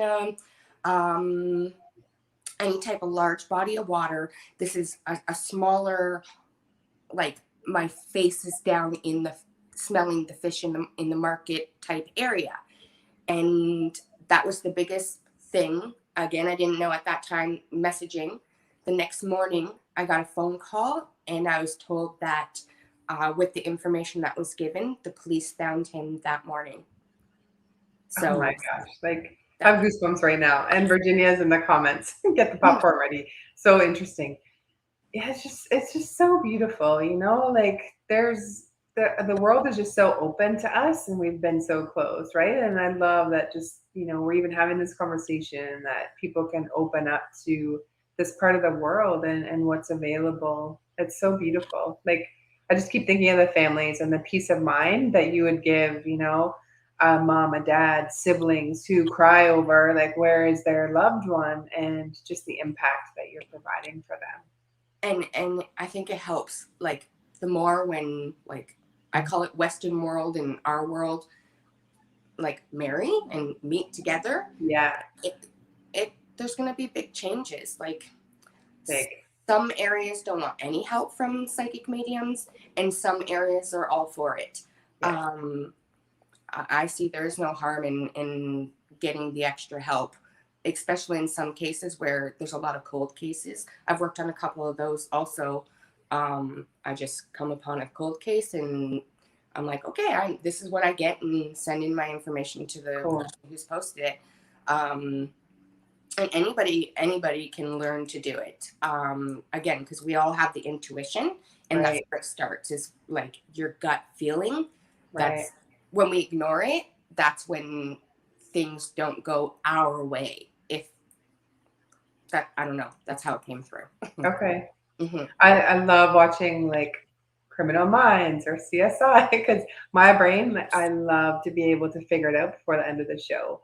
But this just adds, like, even having a conversation with you just adds a whole other element, because now I am tapping into my intuitive gift, my psychic abilities, and the feeling, the sensing, and learning how to trust in when I get those hits, what that feeling is, and that I can trust it the next time. Yes. Because it's almost like, so I have all knowing senses, but also like I get a message. It's my own voice, but it's really cool because I know it's just this very confident voice of like, ask this or say this, and I'll do it.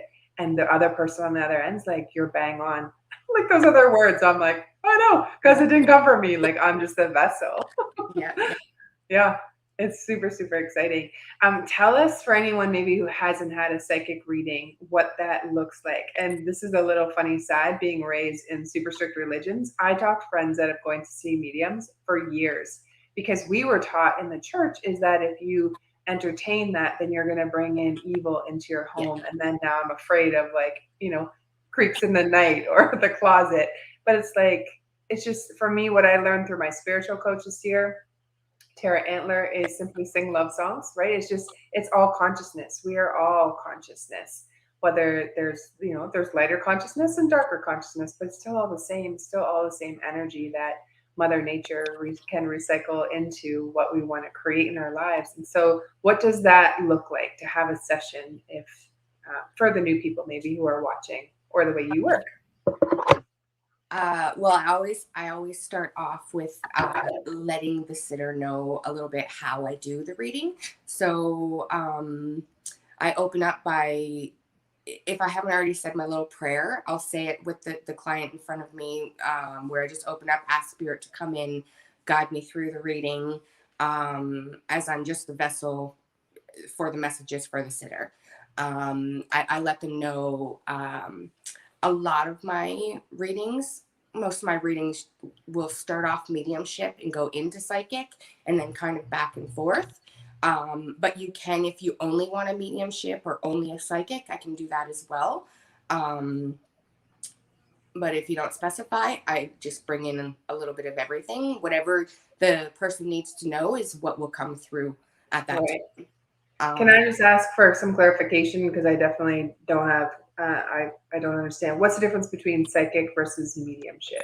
So mediumship is, so talking to dead people, the loved ones on the other side, friends, right, ancestors, the angels, God.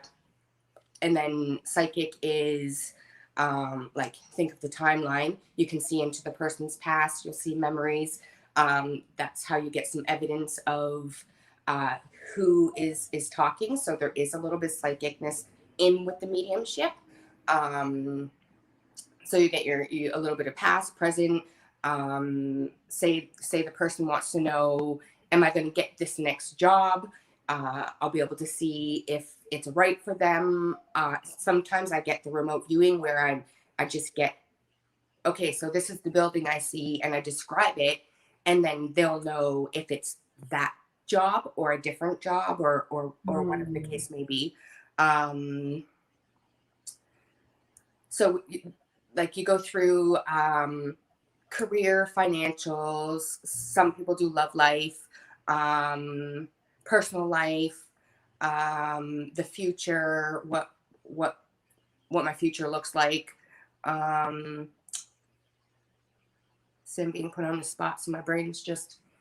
Yeah, that's really cool, because they can come to you for whatever's on their heart, right? Of what they're wanting an answer. So really, like if you have a question and it comes through and an answer comes through. Cool. Yeah. And the neat thing is, like, for when you're working with someone or someone who's tapped into their skills, just like Stephanie is, like, that question could be in your heart and in your mind, and she'll give you an answer, like the green frog, and that was your answer, right? But she doesn't even know the question, which is really cool, because it's spirit. Spirit's just talking to you in the vibration of what it is that is on your heart, or what your mind is asking. Super neat. And then how, like, are you on Zoom with them, messenger chat? Is it a phone call? What is that? How does that work? So it's preference of the sitter again, so I can do by phone. Or how we're doing, so either Zoom or like a Facebook Messenger, the the video portion. And yeah, those are the only ones I've used so far. Okay, that's so neat. Well, this can be putting you on the spot, so you let me know. But is there anything that's coming in for me? Any messages? I don't have a specific question. I'm just open. Okay, give me 1 second. Let me just open up and See it in action. I do have something written down, like, so when I open beforehand, I do sometimes get things written down for the client before. Sometimes I have a half a page, 2 pages. Oh, wow. So I don't know if this is for you or not, but so I was getting the name or sounding like John Jan or something similar with the J name, and at the end. So it was like John Jan. It kept going back and forth. And I kept hearing like tractor and then seeing like a John Deere, the green and yellow tractor, with like it kept zooming in on the really big wheels, and it was brand new. So I'm not sure if that message is for you or someone else, but someone is either looking for a new tractor or is going to be getting a new tractor, because it just kept coming and showing me while I was in the back area. Okay, it resonates with me, but I'm just wondering if there's more to the message. Okay. Or There's your grandfather attached to this, so I don't know if you understand this. is there a grandfather attached? I don't know, because I didn't know any of my grandfathers. My grandma, like farmland. I'm seeing a big open land. There's like you drive down a long driveway. There's a barn and green grass, and then there's fields. So I don't know if this is corn, wheat. There's something in behind. Do you understand this? Yeah. Okay. I know the place. So I'm actually looking to move to a farm. And where I park, there's a brand, what looks to me is brand new. Like the tent is brand new where it's parked. There's a tractor that's in there. And the way you described it is the barn is on the right, the house is on the left, and there are fields all around. Yeah, like a lot of land. Yeah. A lot of land. Yeah. And it's not too far away from you. Like I'm seeing you're here and it's just over here. Yeah. Yeah. Yeah. It's yours if you want it. Yeah. That's so wild. That's so wild. Also then, I'm not sure if this is for you or somebody else. Right after that, I was hearing Colorado and seeing mountains. I'm not sure if Colorado has mountains, but I was seeing that. And then we went live. So right. Oh. Actually, there was someone who was speaking yesterday or the day before from Colorado, and I felt a connection. Actually, it's a business coach, Phoenix Rose. I'm pretty sure it was her. Energy healer of some type? Yeah. Right away, I'm hearing very powerful. And I know this is not in the same area, but I'm seeing like Sedona, Arizona area for some reason.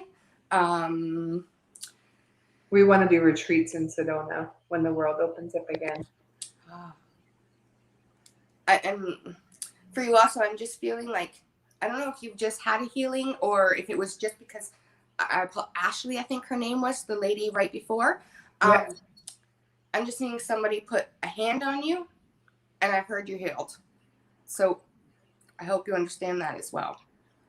Yeah, I do actually. So before Ashley, I also had another healing from a different, very powerful healer. And she even said in the meditation, or like, imagine my hand is on your shoulder and like, I've got you, you're safe. Yeah, she said that. And I even felt like a blanket, like a mother's blanket come over, like she wrapped me up almost like safe and held. That's so wild. And it's like I'm hearing a mother say, you need to stop worrying. You're over worrying about whatever this is where you were just healed. No more worrying. Cool. Oh my gosh. Thank you. Yeah, thank you. And so neat because that's like 4 different pieces that pull together all at 5 that actually pull all in together of what is happening in my existence right now. Because we all have something different and you can go to somebody and they're going to give you, maybe it is the same, but it's different. Mm-hmm. And sometimes all those pieces fit together. Yeah. As long as you believe and you're open-minded, things will come through for you. Right. Right. See, it's so beautiful and it's so helpful because everything that you just said is just more confirmation of what my intuition has been telling me. And that is just so beautiful. Oh, Yeah.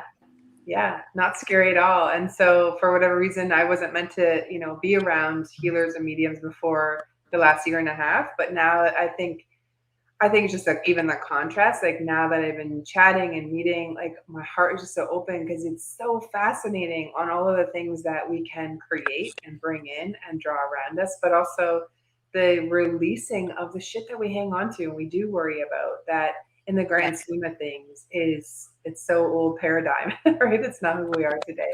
yeah.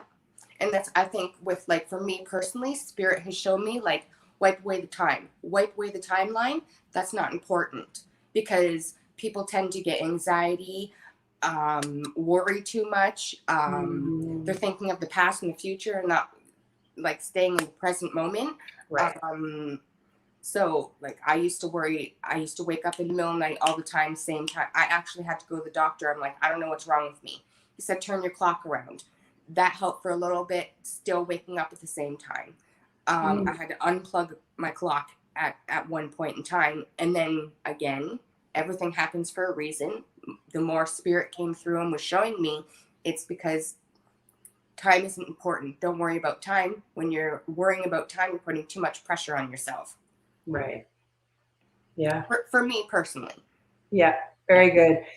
What are some words, like how can you share with people who are wanting to tap further into their intuition and into their gifts? What would be some advice you'd have for them?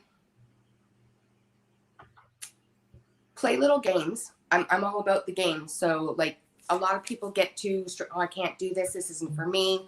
Or on the opposite side, this is scary. So when you play games, it takes the scariness out of it. Okay. So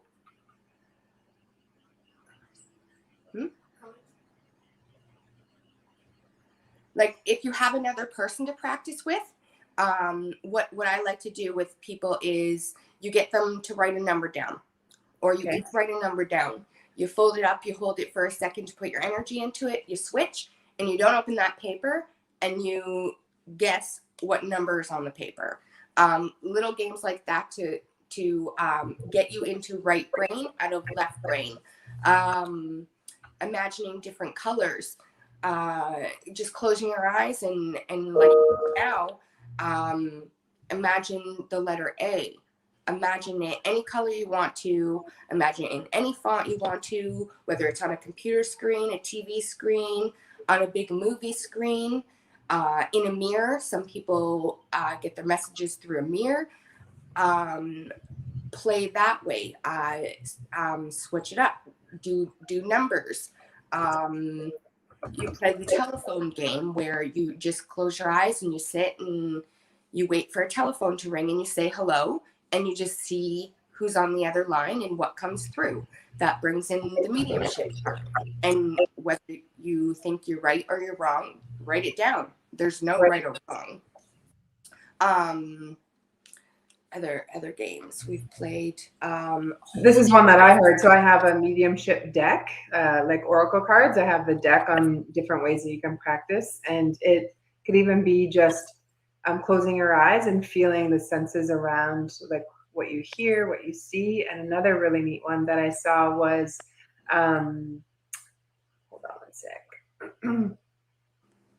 Was to have, like, if you had a vase of flowers. So imagine like 5 or 6 flowers, and you give it to some people in the house, or let's say you had a little party. You can practice this at home, and each person comes and they bring a flower and they put it in the vase, and then after you go and you see which vase is whose. Or sorry, not vase, flower. So they bring the flower. You don't know who brought what. And then after you go and you pick it up and you hold it and you just feel like what the energy is of the message from the flower. Yeah, that's cool. That's psychometry. So you can do that with any item. Okay. In a circle, like if you had, say, 10 people and you're in person, you all bring an item, put it on the table. You don't know whose is whose, like put it in an envelope or something. And Cool. one at a time, you each go pick one up, feel what you feel. You can either just say it out loud or write it down, and then take turns seeing what you get from the item. So it's a cool way of how energy transfers as well. Right. That's so neat. Yeah. I love that. You could even do, this is my brain, but like, it'd be so fun to even have like a party where you go and you teach some women, you know, how to do that and to be there and to connect for them. Oh yeah. I love doing everything in a fun way. Take the stress and the learning out of it. Yes. So true. That's really awesome. Cool. So how do people get in touch with you? What's the best way? My Facebook page right now. So that's Steph's Psychic Medium and Energy Healer. And you can email me at Big Blue Eyes. So it's BIGBLUE. And your new email. Pardon? Your new email I popped up on the. Sorry. Thank you for reminding me. Sorry, I just made a new email. It's Steph's Psychic Medium, all lowercase. Oh, sorry. My daughter's just reminding me. Steph with a PH. psychicmedium@gmail.com. I put it on the banner there. Thank you. You can see that. Cool. Yeah, and I don't have a webpage yet. Yeah. Oh, good. You have a Facebook business page, so that's good. Yeah. People can even reach you there as messenger. Yes. Yeah. Okay. Awesome. And I'm so curious. Tell me about what's the experience with your daughter? Does she have gifts that are already coming out? I mean, how cool to have a mom who's able to see and the things that you've taught us today. What's her take on it? I know she's there. If she wants to come on screen, she's welcome to share what it's like to be the kid of a mom who's a medium. So my daughter's name is Madison. She's going to come say hi. Okay. So she can hi, Madison. Camera. Hi. How are you? I'm good. How are you? Good. You're gorgeous. Thank you. Yeah. Do you have we all have the gifts? So do you feel or see do you have them as well? I do. I would say I have a strong intuition, but I am nervous about communicating with the other side, just because seeing a person who I know is passed in front of me, I feel like that would freak me out. But I do get stuff in my dreams. And say that last part again? Yes. Yeah, and music. Yeah. So a situation will be happening, and then the perfect song will just come in my head. I'm like, where did that even come from? No, tell about today. What happened today? Really? I don't know. I can't think of anything else. So she was nervous for over a week now. She went for her G2, and last night she was so nervous that she thought she was going to puke. This morning she woke up super early. She's like, I'm going to pass. I already saw it. I passed. I did. I was watching TV and it felt like deja vu. And it was like, you passed. You passed. And I was like, I just passed. It was really weird. Oh, I got goosebumps. That's so exciting. And I did. I passed first try. That's so exciting. She has to trust her intuition. She's younger, so the younger age, you're still learning. We're all still learning it, no matter what age. And it's hard because sometimes you don't want it to be true. Sometimes you're like, no, please. That's a lot of times with mom when she was younger. She's like, no, Mom, no. Well, I'm sorry, but yes, it's true. No, enough of that. Oh man, so cool, very neat. And so it's the next generation, and I already know the little ones and the kids. I know you're a teenager, but you guys are already fully loaded. You have it, which is really awesome because you are our next leaders. I feel we're the ones paving the way. I almost feel like we have a witch coming on next. So it's us women, that are coming through and saying let's tap into our intuition, let's heal ourselves, kind of setting and paving the way. But you are our next leaders, and so you've already got it. And how cool that you were already being trained. You're way further ahead than I am. I'm a year and a half in, but you've been training I've been training lifetimes. You've been training your whole physical life just by being in the home with your mom, and it's really exciting to see what you're going to grow and develop as far. I see you as your own business owner, right? Not necessarily having to work for someone else, but taking that intuition. I don't want to work for anyone, for real. I always say that. And it is true, with the younger generation, I'm on TikTok a lot, and I see so many people are getting into spirituality and stuff like that. It is. It's yeah. Well, it is that time now. But you were saying about kids. I just want to say something out to all the new parents. try and keep an open mind. And if they come to you with stories, listen. Like about past lives and stuff. Yeah. There's so many cool stories. There's so many cool stories. Their kids are like, Mom, I chose you. Like, I saw you when I was in heaven, and it's so crazy. These stories are amazing. I wish I remembered mine. So it's just about keeping an open mind and see what comes out of the little mouths of babes. I feel like children are the easiest to get that. They come here open. They come here open. Yeah. We're the ones who grow up with fears, mold their brain into something. Yeah. So true. So true. Awesome. Well, thank you so much, ladies. We'll have you back in tandem again. She's got a lot that she can offer in too. And yeah, thanks, Stephanie. You did a great job. Have a great day. Okay. Okay. Bye. Bye. All right. Next up, we're going to bring up Karena right away. Let me get her. Hello. How are you? Good. How are you? Good. I'm so sorry. I don't know how you had the wrong link. That's our fault. But you know what? It worked. And it's 111. I feel like it all works out for a reason. Yeah, it happens. Her daughter, Stephanie's daughter, and really just hear the younger generation and who's growing up next. She doesn't want to work for herself. And I saw a picture of a high school, the front of a high school, and it was all the shoes. There was pairs of shoes and a note under of why they were quitting school, because they didn't want to have to deal with the testing and the mandates and all of that. And I thought, like, so powerful. Or like the teenagers are so strong. Like they are the leaders and they're already ready, which is so amazing.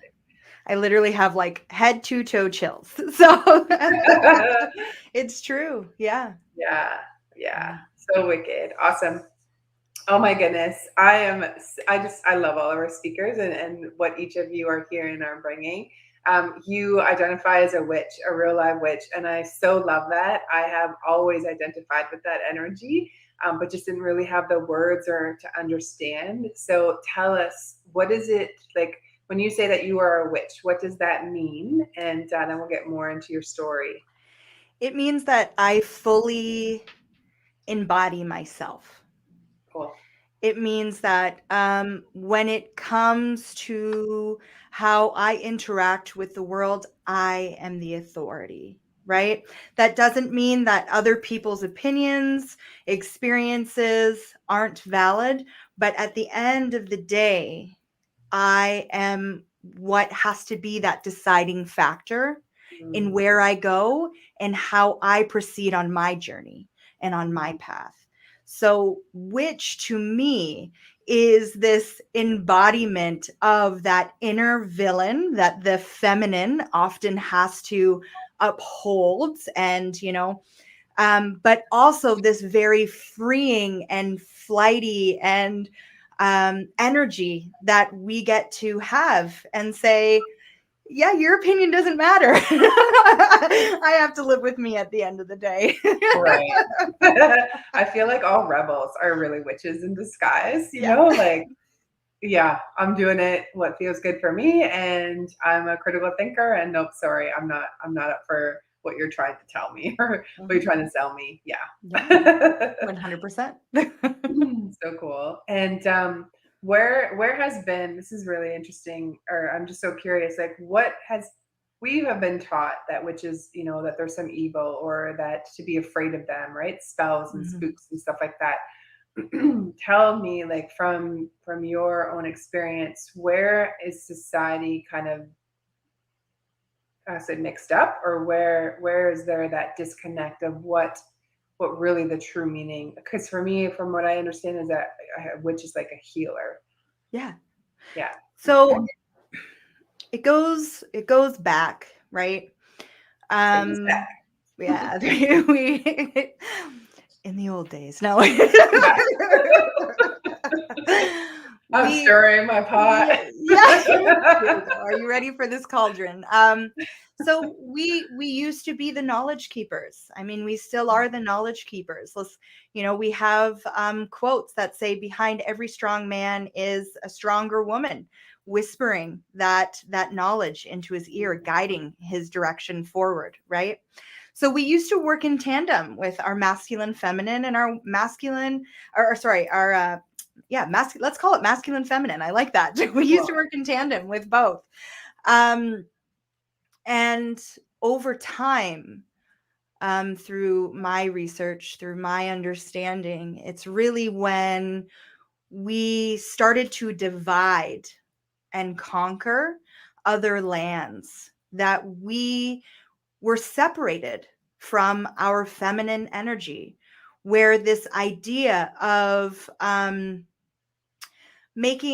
assimilating other people to our cultures, to our understanding of what life is, that the sacred feminine began to fall away, that matriarchal society began to fall away, that red thread that connects us throughout our womb space, throughout the stories that we would tell in our red tents, and connect ourselves through maiden, mother, crone throughout time, right? The knowledge that we would pass on to our children, the knowledge that was passed on from our mothers to other mothers, was slowly stripped away from us. And oftentimes we hear people that, oh, we don't want to get too politically correct because we don't want to go down this road of overcorrection. Well, I think we're already living in a world that's been overly corrected. Okay. I'm not here to say that medicine, modern Western medicine, isn't needed. It has saved lives, and I get it. I understand it. However, I can critically think now and say, all right, we are in a place where we're no longer in the Western world strifed with the possibility even of famine. We're creating famine. If we really look into this, we're creating famine in this world. We also aren't, surrounded by our own waste. Modern medicine has helped us realize that, we need to wash our hands. We need to make sure that we have proper areas in which to dispose garbage and keep ourselves clean, keep ourselves healthy. And so with this understanding, it's this understanding of this inner witch, this inner knowledge that can be passed down, right? Plant medicine, autonomy of self, the stories of what it means to be maiden, mother, crone, and the authority to say, yes, I want to take that path, or no, I don't want to take that path. So I feel like I've kind of sidebarred this conversation. I love it. I have goosebumps head to toe. Keep going. Yeah. So when we first really started to, and I'll mention this book, if you are looking for a really quick kind of understanding, it was originally a pamphlet. It's called Nurses, Midwives, and Witches. Okay. And it talks about how we as witches, as feminine, as that sacred feminine, used to birth life out of the earth as well as out of each other, right?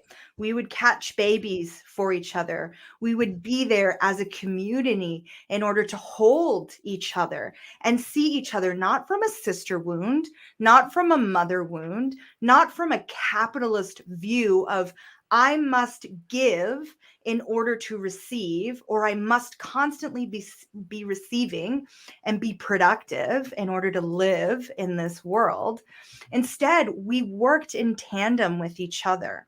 We seen that when a sister or a brother was in need, we would give without this kind of vetting system of, do you remember when I did this for you? Well, now it's time for you to pay me back. Well, that's not giving from an open heart, is it? Right. In my mind. No strings attached. Yeah, no strings attached. Because the community was a spider web. We were all connected, right? And what was at the center of that spider web? Love for self and love for each other. And it's when we started to divide and conquer that this ancient wisdom from ourselves, as well as our lineage, our lines, began to degrade, where this masculine energy, this very authoritarian, patriarchal energy started to take over the world and say, I know what's right. I know what you need in order to survive. So follow me, and I'll make sure that you're fed. I'll also make sure that you're clothed, and I'll also make sure that you are just taken care of. Right. Well, throughout my lifetime, I've realized countless times and times again that the society that we are building and constantly buying into doesn't really hold us. It wants to hold us accountable, make sure you continue buying into this, but it doesn't actually hold us in the way that community is supposed to hold us. So when I started the Witches In 2 years ago, I had actually been running a business called Karena Osborne Reiki Practitioner part-time for about 4 years. And I realized that that didn't embody everything, right? The light and the dark that life is made up of. And so over the last 2 years, I have stepped into and I have really discovered this light and dark within myself, finding my authority, finding my autonomy, my sovereignty, my inner witch, right? I've awakened that inner witch within me. And I've started to connect to that lineage. I've started to connect to that ancient knowledge and really pull that out of the people that I work with. I call them guests because it is the Witches In, INN. I want you to feel like you are in community. You are welcome, regardless if I'm sitting with you online or in person. We are in community together. We are in a space that holds each other, just like you would when you enter my home. You know, I'll show, my mom used to say, and I use this as well, where my mom used to say, I'll show you where things are once, and then it's up to you to go and do your own thing. And that's the same way that's in my house. I'm going to show you where everything is once, and then you go ahead. It's yours. Take what you need to take. I know I'm not going to be without. So yeah. Right. That's so good. I made sure I added that on the Witches In so that people can find you. Oh, perfect. Awesome. Is your IG right on the screen? I thought it was the Witches In. Yes. So Karena Witch In is my personal account. The Witches In is my business account. Yeah. Witches. Yeah. Let me see if I can find that book real quick. Nope. Wrong one. Okay, that's all right. The book is, I wrote it. The book is called Nurses, Midwives, and Witches. Something within that. Yeah. Awesome. It's a great little read. Yeah. Yeah. That's so good. And there are many witches that are watching with us now, whether they acknowledge or not. But I just think it's so beautiful because it's people who are just ready to step up and say, you know what, this is who I am, or and it embodies so much. It's kind of that one word that just embodies, you know, whether you are a parent or not, or a healer, what type of healing modalities. As I really do feel to step into our multidimensional selves and who we are. It's not going to be that, you know, you have Reiki or you do Reiki. It's just simply, I'm an intuitive. I accompany it's all of the modalities that I have, you know, for myself. Some of it's mindset or the intuition, you know, just being able to see or to get the messages, but it's not like I have this one thing. Yes, I took quantum healing. Am I a quantum healer? I'm going to say no, because I haven't really been practicing as that. Can I go in like with what I studied? Yes. But I've just really been stepping into like, what's my own modality from within, right? And we all have it. And I received a download when we were, you know, looking at the Healing Soul School and kind of what was for us or who was coming to us. And I got the message very clear. Everyone who comes to us has their own modality. And I thought that's so beautiful, because it's not like we need to say, you know, we have this modality, or, you know, like, I just feel that as the lines start to diminish and we just really are human beings and not divided in different ways or words that we have been taught to use, then it's just simply, you know, these are the types of people that I help, or, you know, what my healing is. It doesn't matter what you have or your background. It's like the result is in the transformation and what happens. And the beautiful part of that is any degrees are going to start to, I feel, melt away as well. It's not going to be so much of like, what did you learn in school to have the authority. It's, you know, who else have you helped and how? And I have that same problem, and can you help me too? Right? Yeah. One thing I love to say to my guests when they come is, come as you are. Awesome. Come as you are. Yeah. Full of knowledge or at the very beginning of your story, whatever that might look like to you. Full of joy and happiness, or in the depths of sorrow and grief. We will hold you in community, because that's where that spider web, that's where that witch begins to awaken, and we get to see our own healing abilities, not by trying to fix, but just by holding that energy for someone else and going, I see you. Thank you for being here. Thank you for being vulnerable, because that's the kind of like the spice of life, is vulnerability, right? Like, who am I today? How am I showing up? Because I'm not always going to show up to things where I'm like, yeah, let's go. Right? So when I allow that in my circles, it brings a deeper sense of authenticity, and it allows that inner witch to truly wake up, whatever that looks like to you. Right? Yeah. Yeah, that's really beautiful. I still picture a whole bunch of women around the cauldron. Yeah. Dancing, because it's fun. Well, anyways, in my world and in my head. I love dress up, so I'm like, yay, let's bring it on. Yeah. Imagination is a great gateway into any form of intuitive knowledge. Yeah. Right. So speaking of the spider, so the little one that I raised, she's almost 9, and she loves Spider-Man. Like when she was, you know, say 3 to 6 or so. Now she's too cool for it, but she slept in her Spider-Man glove the other night, which is really cute.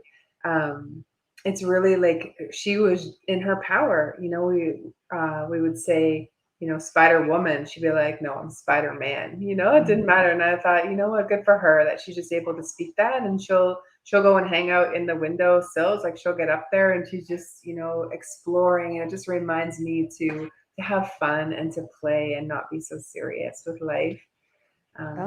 Yeah. My nephews. So I was married 2 years ago.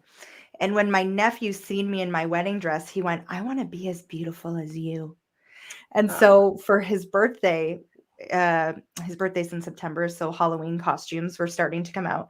There was a Cinderella costume that I bought him, and I gave it to him, and he was like, look, I'm in my wedding dress now. I love this. This is so beautiful. And that's just it. It's dress up. It's whatever it is to them. However that develops, awesome, amazing. Let it develop, but don't stifle creativity. And I love that, like your little one calls herself Spider-Man at times and gets up in windowsills. Like, that's so amazing. I love it. Yeah. But she just had, like, she knows what she wants, and she just has this power about her, and it's so good, because I could easily squash it. Like for, you know, Halloween coming up, she wants to be something, you know, on the scary side. So I'm like, let's limit this. But she's not the fairy kind of girl at all. Pink, you know, at times, yes, but she's really very much a tomboy. And it's interesting listening to her talk, and she wants to feel like she can take care of herself, because she's, you know, she's had her own little bouts of trauma and stuff growing up where she didn't feel like this is me looking, you know, observing her life, but she wants to be more of the boy or the masculine kind of things to protect herself. Which is really neat, because I'm just embracing all of that and not trying to, you know, put on what I think a little girl. Who cares? Like, I love that she's just able to express what it is that she wants. Yeah. Well, and I think too, like as adults, we know that we go through so many metamorphoses throughout our lives. Like when I even think back to when I had a career, a 9-to-5 career, I had many different jobs. I held many different job titles, you know, but that didn't make me less of who I am. What it did was just built upon that experience. So I love that, like at this point in her journey, this is what she needs. And you're nurturing that. And you're saying, you know what, if tomorrow you want to be more feminine, awesome. If not, cool. Like you get to decide. You get to come as you are. Yep. That's so cute. That's one of my heart sayings too. Like, just come as you are. I really like that. So beautiful.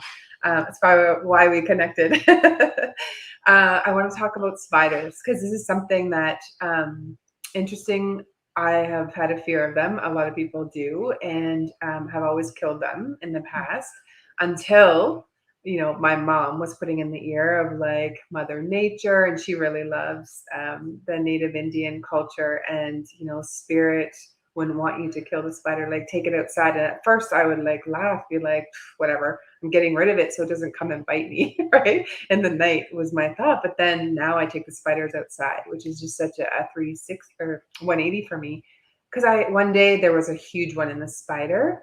And it was at that moment where you go through your fear. And I was like, I'm in the shower. There's a big mother, and, you know, she's there. And I'm just like, I have two choices right now. I can't really do anything. I can't take it outside in this moment. I'm not dressed appropriately. But it was at that moment where it was like, okay, spirit, okay, nature, you're here. Like, what's your message? And I kept seeing spiders like on a little, like, there's a period of time where I kept seeing them, and I knew enough to go look up the spiritual significance to spiders. And I was just so moved, and I thought, wow, you know, I don't remember what it is in this moment. I'm going to look it up so that it adds to this. But it was just so pretty, like, just not pretty, but it just really helped me to, I guess, step into what it was about, like, with nature, and to not be necessarily afraid. So the symbolism here is artistry, manifestation, patience. Probably was telling me patience, feminine power, ancient wisdom, illusion, balance, and interconnection. A source of fear for some and fascination to others. The spider is an ancient being, having inhabited the earth for more than 300 million years, and really just embodying all of that. And not interestingly, balance is my word for 2021, and it was the beginning, like it was last spring. So really just being, nature was showing me, come into your balance. You don't need to be afraid of me. Like, I'm here and I'm gentle.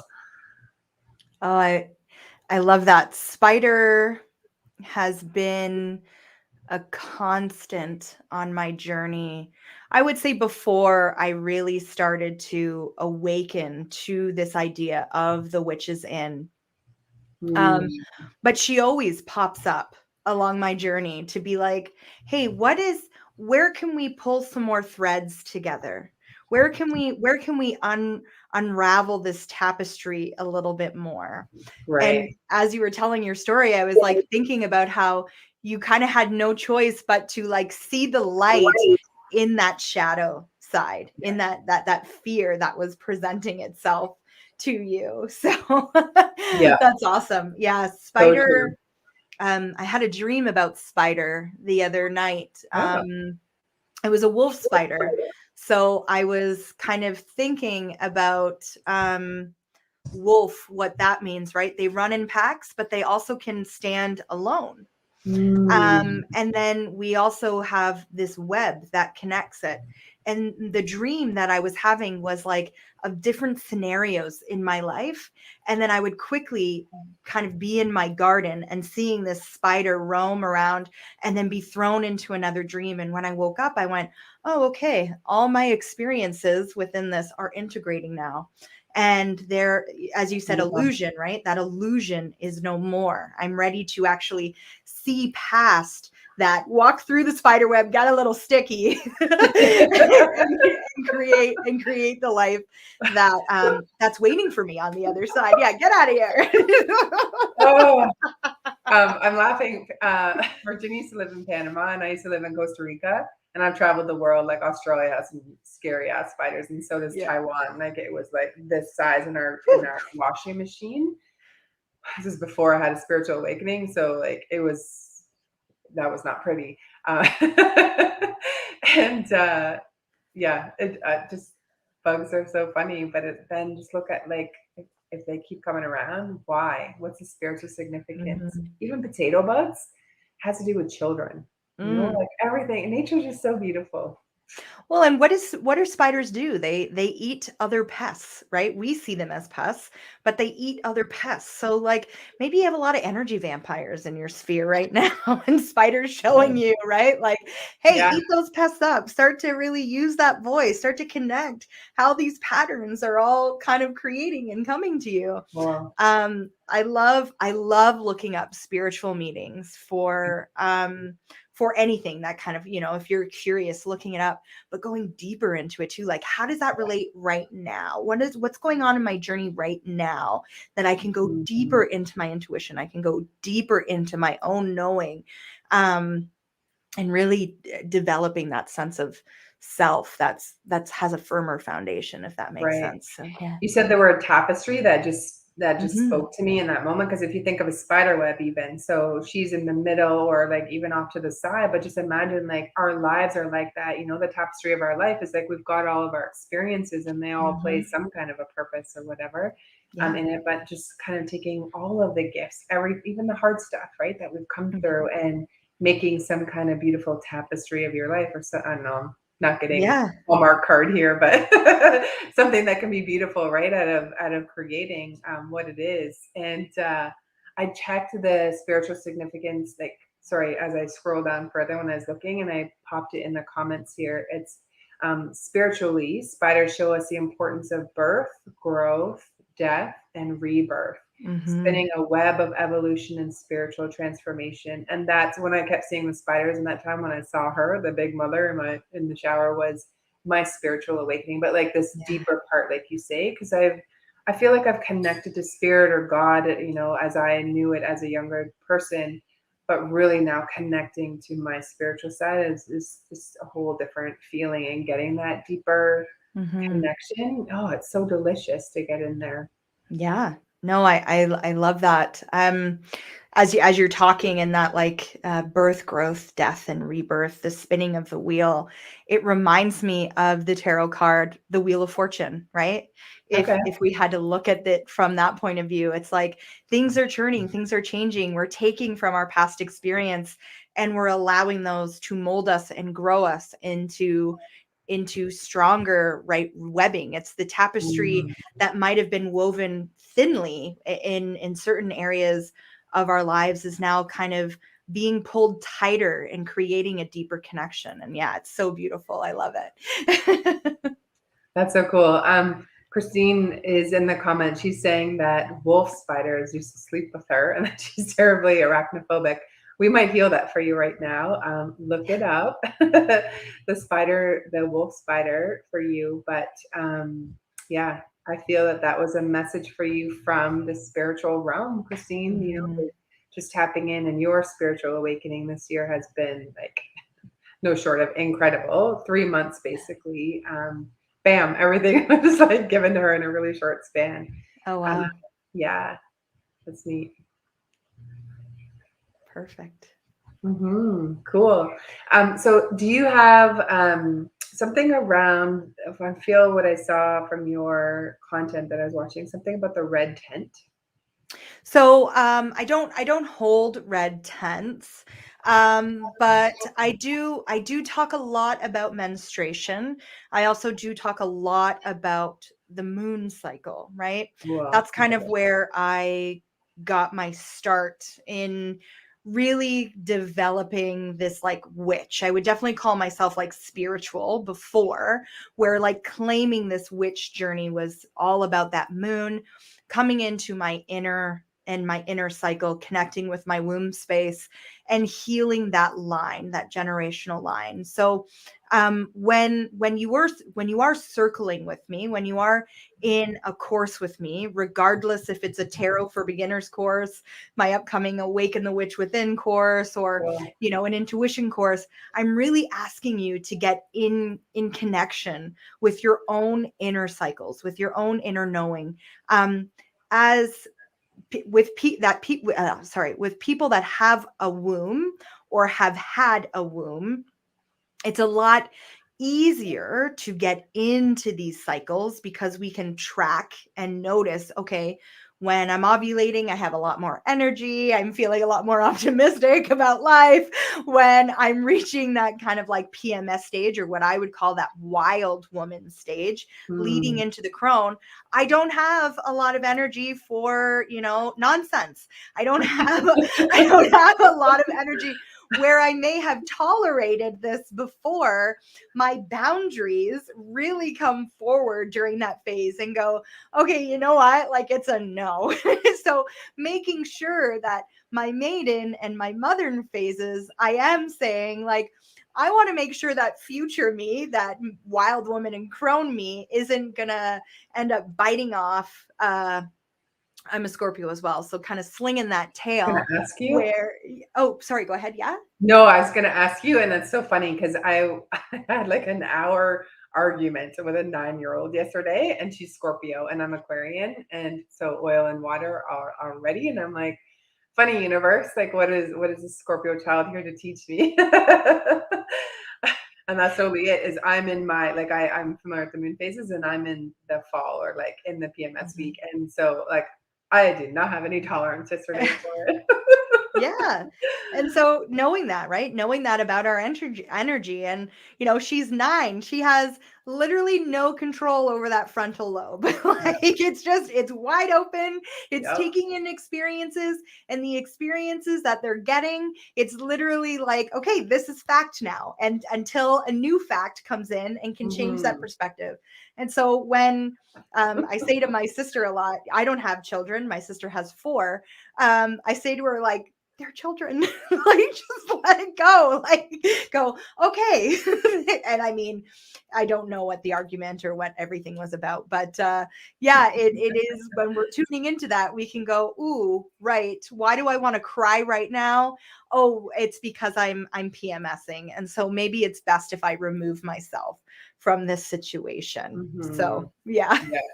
I think for me, it's like she's showing me where I'm trying to control. And there's times when, like, as the parent figure, then that's my place and my role. But it's also, there's times when it's that dance, right? Of like when to be in control, when I'm seeing, how about I listen to what she's saying and like really be present with her and listen, her thoughts and feelings are valid too. And not me just saying, like, do this because I think you should. It's like, let me just take a step back for a second. What's the bigger picture and what's really going on right here? I love it. Yeah. And thank goodness God made them cute, because there were some days, right? Yeah. Like, yeah. Oh, trust me, I know. My mom was a Pisces, so it was a lot of emotion in one house. Yeah, Pisces and Aquarian are very similar, so I feel you. I understand that. Yeah, awesome. Tell us about, what is Awakening the Witch?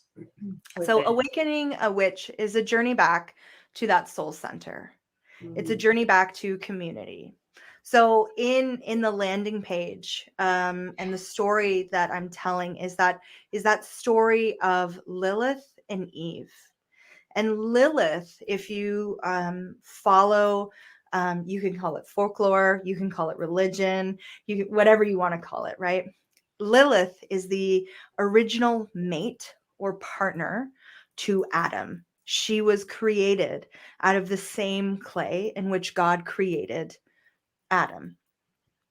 Throughout time, Lilith had decided that she did not want to lay underneath Adam. She did not want to bear his children. She did not want to bear the fruit of the earth for him. She had a bigger purpose, and she wanted to achieve that. She wanted to go about her way. And so God cast her out of the garden. She was the first to be cast out. Now, from that, God said, that story. The Bible does not, where the heck is that story? The Bible doesn't start with that. So it's a story that actually originated through Judaism. Cool. So if you and it is told through Lilith is a goddess or a deity within that religion, and so that is where that story comes from. Cool. And then in the Christian society, or even throughout that, Eve was then taken and crafted from both the clay and a rib from Adam in order to make her more obedient to Adam's will and to God's will. Now, of course, this is just a story, right? And we can trace like a lot of our Christian stories back to different religions, different cultures throughout time. Yeah.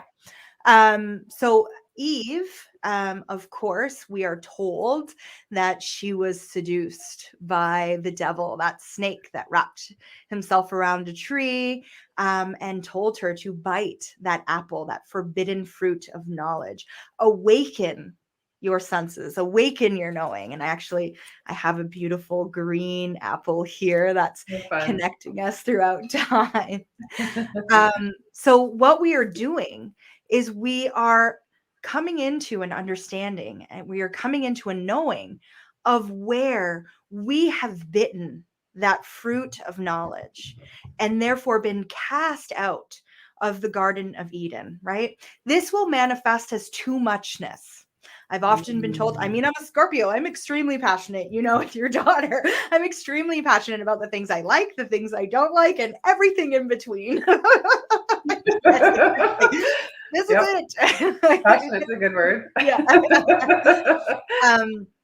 That too muchness, that's a badge of honor I used to, kind of have.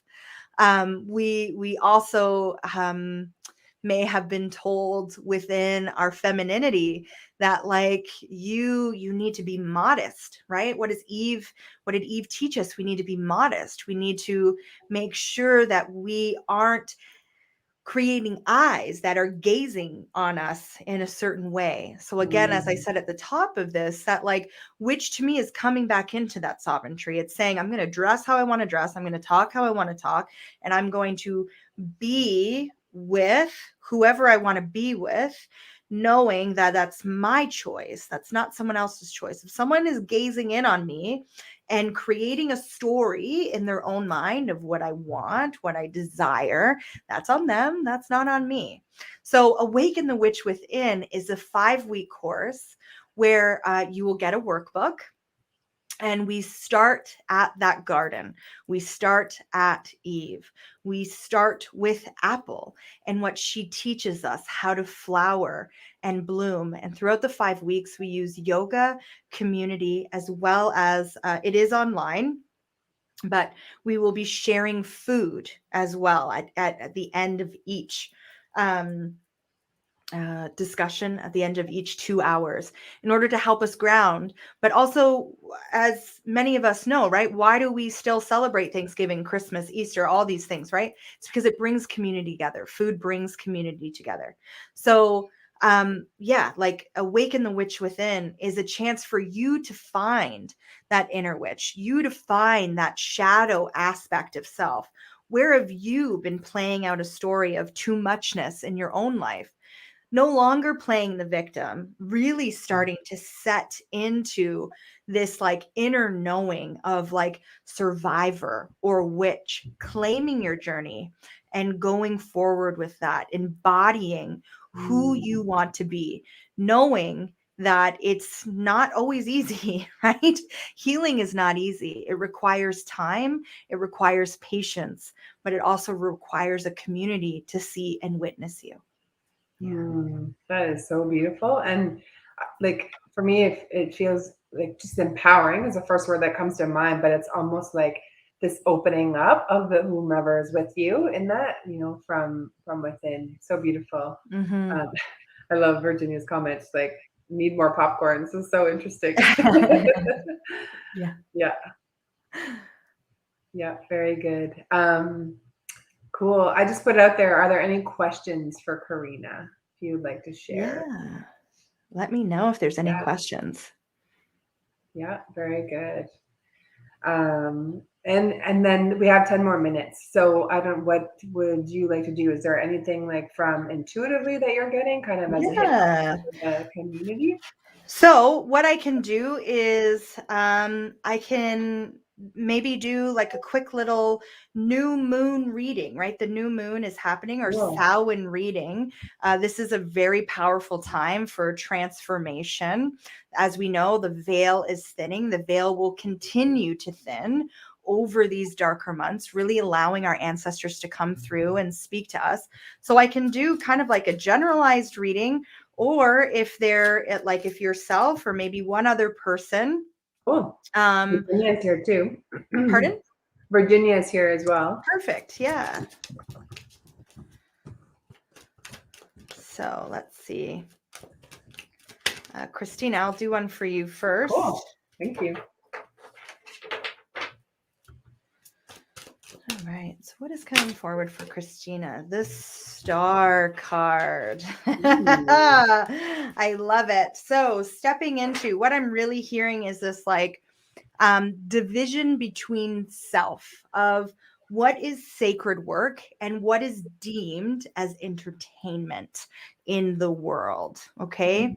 So removing that, in order to step fully into this star, to step fully into that kind of shadowy aspect of self here, removing that thought that I must lead, I must create this perfect container in order to hold people in, and instead knowing that the people that are coming because of this bright light, this shining light that you are beaming out, that you are letting out.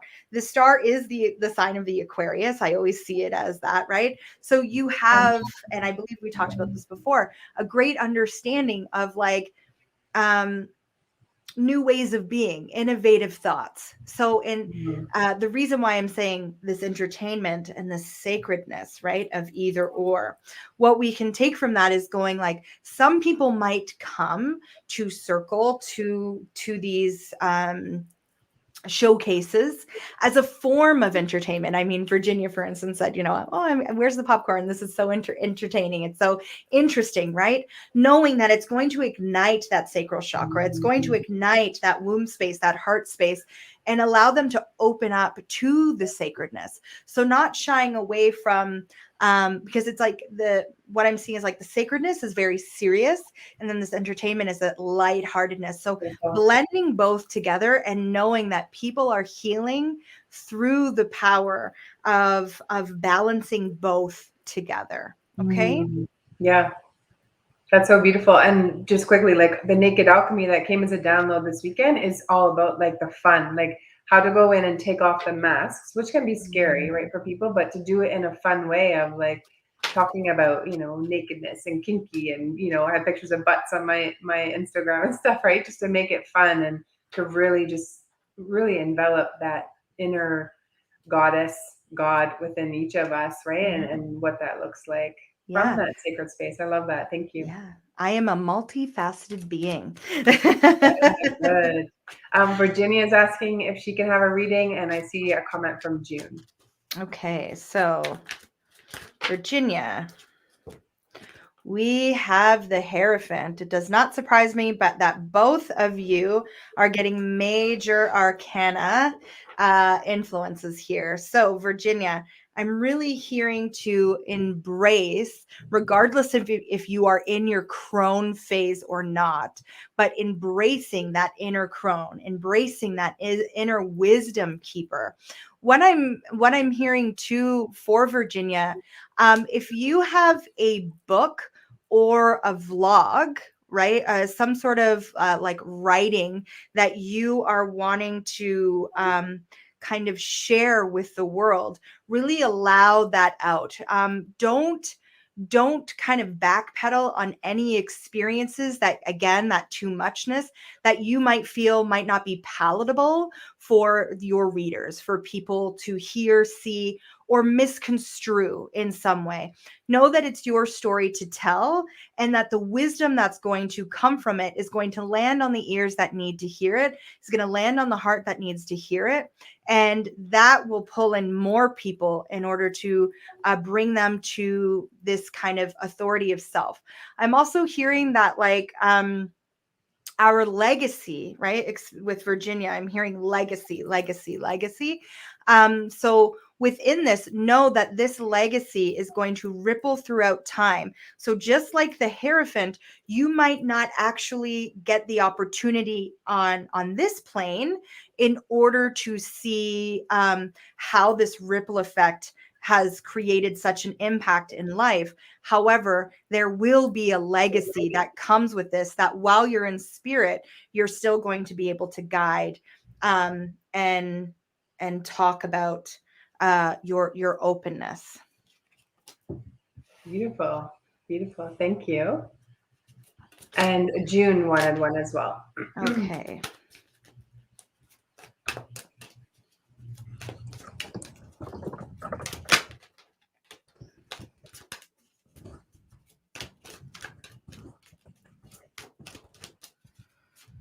In June.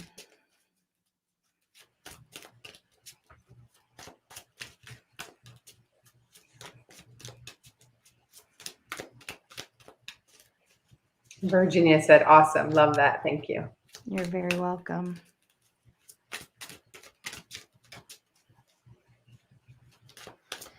And June. June is my mom. She had a star child. Nice. June.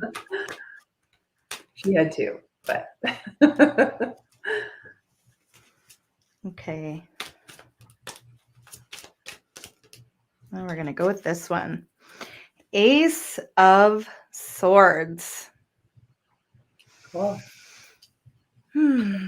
June, I feel like there is a conflict in your life right now that you are really being asked to kind of step up and really voice your opinion within this, knowing that yes, it might create some mountains that you have to cross through. However, within this Ace of Swords, you have the knowledge, right? Ace swords are those air signs. So you have the knowledge in order to say what you need to say diplomatically, knowing that whatever ears it falls on, again, this has a lot to do with this inner sovereignty, all three readings here, whatever, that they're going to take it how they need to take it. But it's going to be, it's kind of like there's a lot of anxiety or worry in this lead up, and it's executed very well. The Ace of Swords is saying that listen to that inner divine knowing, listen to those signs, listen to those synchronicities, and act and speak when you feel the time is right, but don't pay it much mind until you actually need to go and step into it. Cool. Okay. While you're sharing that, I'm getting I felt my chakra in the back open up, and it's almost like she doesn't need to be silenced anymore. Okay. That's the message that I got. Yeah. Cool. Thank you so much. So people connecting with you, they can connect on Instagram and then on your website. Mm-hmm. And just to be clear, it's not a physical place yet, but will be one day. Yes. But that you are online, and really just such a beautiful light out there. Thank you for all that you're doing. Maybe just share the last moments. Like, how do people get in touch with you? So people can get in touch with me through my Instagram or my Facebook. Both these handles are up on the screen here as well. If you'd like to email me, it is the.witch.in@gmail.com. I also want people to understand that when they're reaching out to me, I will be listening with an open heart, allowing you to express yourself. If you are looking to get in touch with me for Awaken the Witch Within, we do have sliding, or I do, me and Stephanie, my co-facilitator, sliding scale available. But I do ask that people message me to get those coupon codes so that we can go forward. Okay. Cool. Love that. Yes, very good. Well, thank you so much for being here today and for this witch conversation and everything that entailed. So beautiful. I just really appreciate you, and thanks for all you're doing. And I look forward to meeting you one day. We're a drive away, which is really exciting. Yeah. And and it'll be very neat. You're welcome. I can't wait. Have a great day. Thank you for having me. Too. You're welcome. Bye now. All right, let me switch up the banners. Next, we have Blashka coming up as our healer next. Hello, how are you? Seeing good. Thank you. How are you doing? I'm great, thank you. Super excited. I mean, I met you at your healing circle that you were leading through some local healers here in the Kitchener-Waterloo area in Ontario, if anyone's watching and you're local. And I've just been so honored to be in your space when the time allows, because you have this beautiful light that just comes, your love for humanity and for humans. Well, I guess I just said the same thing, but like, your love for people is just so clear, and it is just this beautiful aura around you. And so I just want to say thank you. I'm so excited for this conversation that we can actually, you know, normally you're busy and you're like organizing, and I know what that's like, but now you and I can have an actual conversation, you know, and to get into your head and your world of like what you do and all of the things. So thanks for being here today. Thank you so much, Christine, for everything you just said. And I'm happy you are part of the circle. And thank you for inviting me here today. Right. Good. Let's share that. So if anyone's local in Ontario here and you're a close drive to Kitchener-Waterloo, then the Healing Circle is the Facebook group online, and where Blashka has created that for all of us to connect together, and so beautiful. Tell us a little bit about your story. I'd love to hear your spiritual awakening. I know you're a really powerful healer and have helped many. So I'd love to hear, like, how did it all start? How did it start? I think that it's the children that whenever I had a child, something profound happened and awakened more within me. So when I had my first child, when I was pregnant with her, everybody was telling me how it's going to be a boy based on the belly shape and such.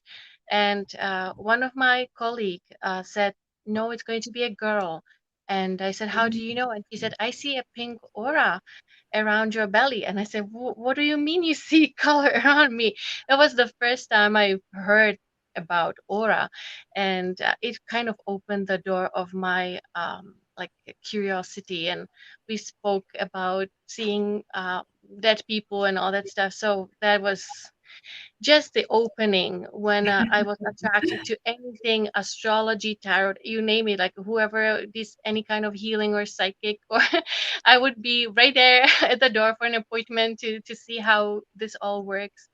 And I also had an inner calling as a backup, maybe, that guided me to leave my university job, although it was, you know, secure and I would be there till I retire. But it was really boring for my brain. It needs challenges and constant learning. So it went to the point that I said, or I was feeling that if I don't leave, it's going to kill me.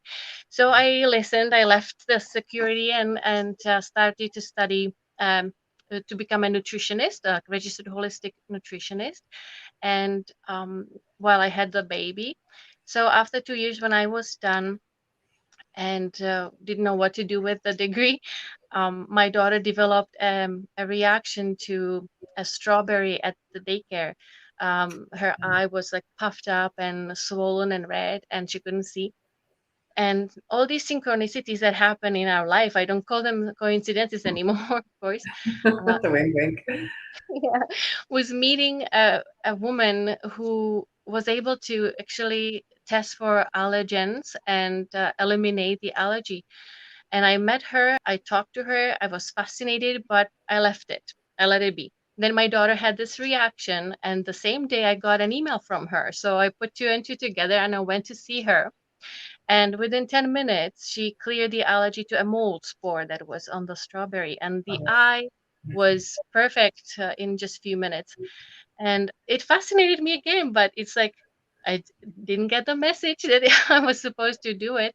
So my poor daughter had to develop an eczema to a Lysol that they use on wiping the toilet seats at the daycare.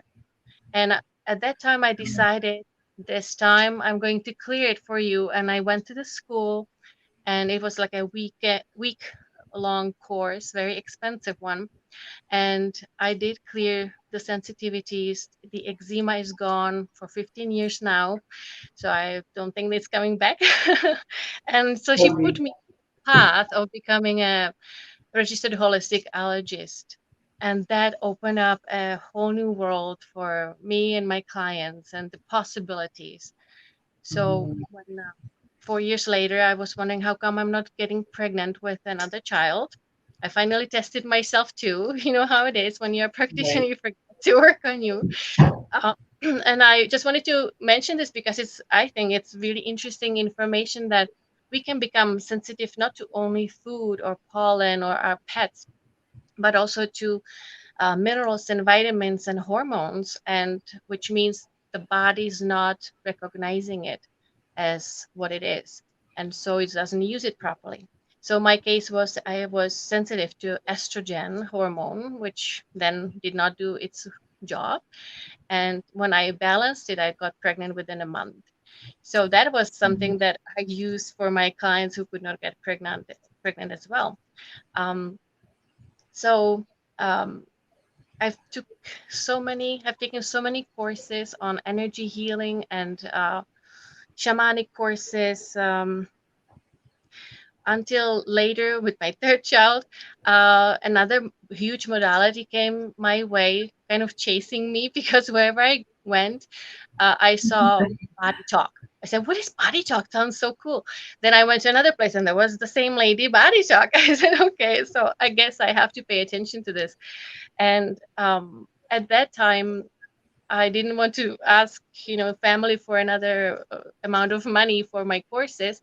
So I talked to the universe and I said, okay, if I am meant to do this for me, my family, or my clients, I need you to send me the money for it. And within like few days, was maybe 2-3 days later, my husband comes from work and says, "You know what happened today? My boss came in and said, I have a bonus for you." And he was like, "How come? We already got bonus and we get only one bonus a year." And he said, "Well, for your good work." And I said, "That's my money. Thank you." so, so there was just all these synchronicities. So I went to study this body talk, and it's just the communication with the body is unbelievable. What an honor to be able to get in touch with the innate of any person. Innate is the wisdom of the body, that it's also a bridge between the physical body and your higher self. So you get information from both sides. And I also, don't use just body talk the way we learned it, but the way that I put all my knowledge into it. So I guess I have my own unique way of doing it. And so the possibilities of what can come up through are like limitless. Yeah, and energy healing, and it's never ending story. Every time it opens new door. I could probably go on this forever. Right. Yeah. It's neat how the body communicates with us and tells us things, right? And to be able to tap in. What would be like, what's maybe something common around headaches, or if someone has an upset tummy, what could that be saying? What could I be saying? So Let's do headaches, because I feel that's stomach could be so many different things. yeah. Well, like in general, when you have a headache, you ask yourself, is it because I am tired? Is it because I am dehydrated, or I didn't eat any food? Okay, so it could be stress related, or could be lack of something in the body. Could be also the position and the spine, neck spine, blocking the circulation.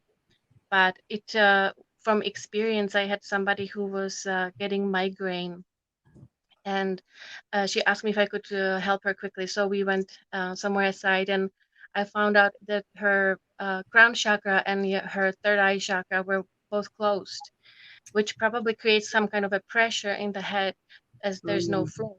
So I balanced it and we were done, and that was it. And her headache was gone. So, it's really good to ask the body and yourself, did I drink enough water?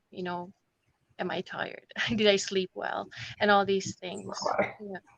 Yeah, so it can be anything.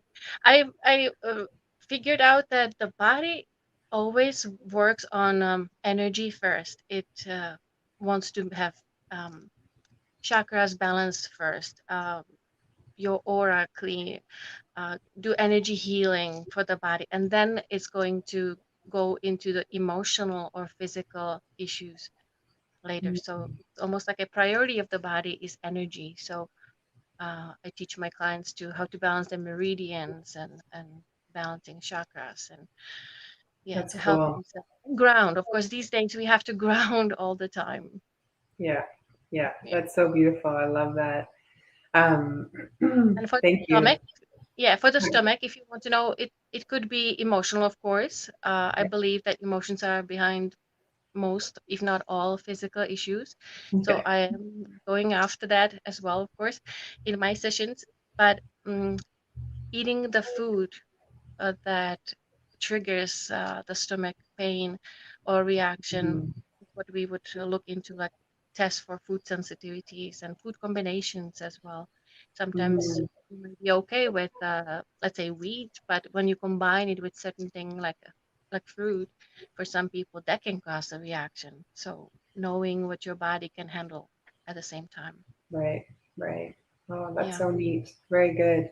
And then, as far as like your your vision, or where do you see like the world is where we're at right now? Kind of what are you seeing or creating in your community and world? Interesting question. Yeah, I believe that we are going through a huge ascension, and that as a humanity, and that's why we have 7 billion people on the planet, because every soul wanted to be here and to be part of it and witness it as well. And I think that it's our light that is the most important thing. Um, so really trying to be as happy or as balanced as you can be, and not being in that chaos of the world, and being able to create your own reality or bubble where you can keep going and shining your light. Of course it will there will be moments where you are stuck into what's happening, and you get frustrated and all that stuff, but you have to remember that we are more than just a human body. We are the spirit, and we wanted to be here at this very time, and so there is a reason for this, and then you just come back to the peace and say everything Right. is good, everything is going to be okay. Yeah, I love that.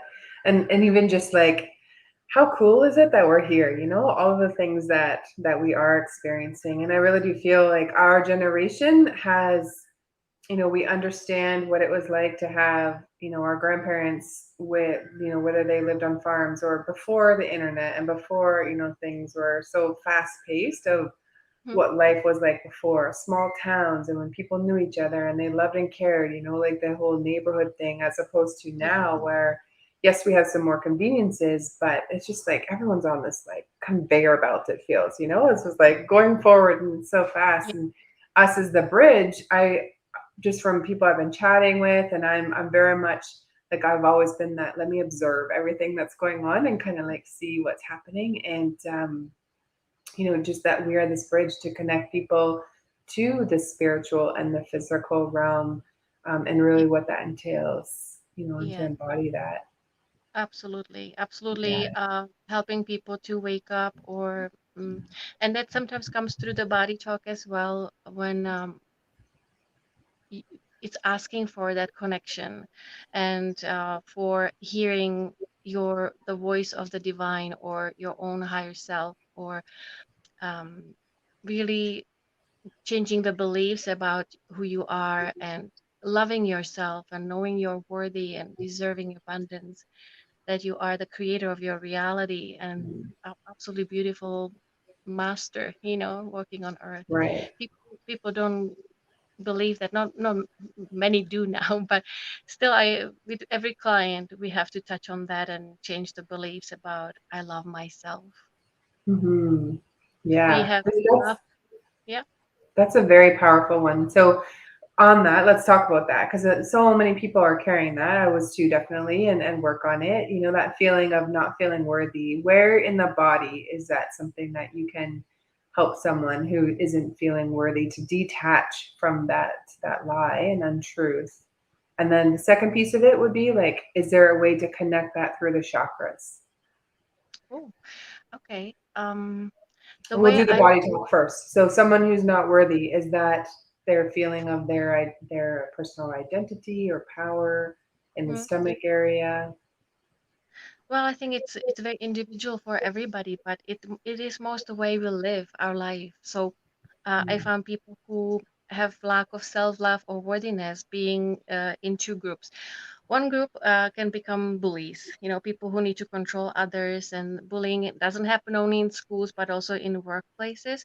Yeah. And it's we have to understand that comes from lack of self-love too. So as much as they try to pretend they're okay and powerful and, you know, feed their worthiness from other people, uh, we need to know that that's how they feel, so you don't play their game, you don't, you know, submit.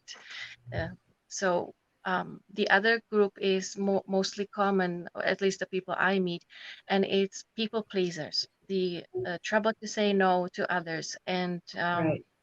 pleasing everybody, to the point that you feel like they can abuse that, or, you know, use you too much, so you don't have boundaries. And that's because we want to be appreciated or loved back for something that we do. Right. And that's also a sign of lack of self-love. And then I muscle test and I say, okay, say this statement, say I love myself, and let's see what your body thinks about it. You know, your subconscious mind, is that program there or not? And then it usually says no. I met only 33 people in 15 years who actually love themselves. So Wow. Wow. that's also mission in this life, and I know was my mission in past life, but people were not ready at that time. And it's a mission of helping people to find that connection and to really know who they are, and love the body as a vessel, and love their powerful Mm, mind, and their soul. And it's just because, why not? There's no yeah. reason not to love yourself. When you think about it, there's no reason, so why do we do that? So true. Why not? Yeah. Yeah. So we can touch on that at the end during the meditation, and Sure. I hope that it helps a bit at least. That's beautiful. And you said, were there 3 questions that you asked 3 questions. when you're talking? Like when you said you love yourself, were there other? I thought maybe you said there were 3 questions. Oh, well, then I asked the Oh, body about if you are worthy and if you believe that you are deserving abundance. Because a right. lot of people don't think that either. They don't think Right. that they deserve to be happy. They deserve to have money or Yeah. love or anything good. You know, Mhm. it's like, Yeah.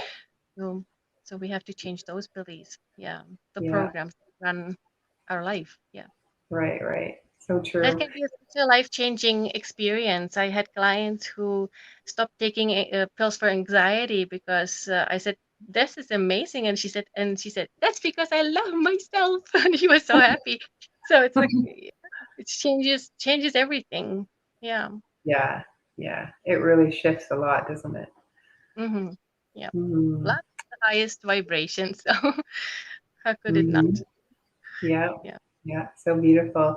Chakras. I love, like, just kind of just an overview, basic. I know you're going to do the meditation, but like, how do you explain the chakras to someone who hasn't heard them before or is learning them? Okay. Well, chakras are energy wheels that are spinning in a clockwise motion, and everything is energy. You know, when we really think about it, everything is energy. So we are an energetic body too, and beings.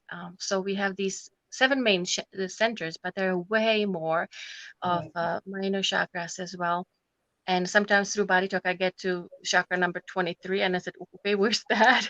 And it would be in the knee, or it would be even in the aura. So it's like, I think we still have a lot to discover about ourselves, but um, so they have to be moving. Sometimes it can be too open, meaning like you're pouring too much out of your own energy, or you caring too much about others or humanity, the collective, and Right. that's when it can drain you. So you might sometimes even not close it, but a little bit, just take it down.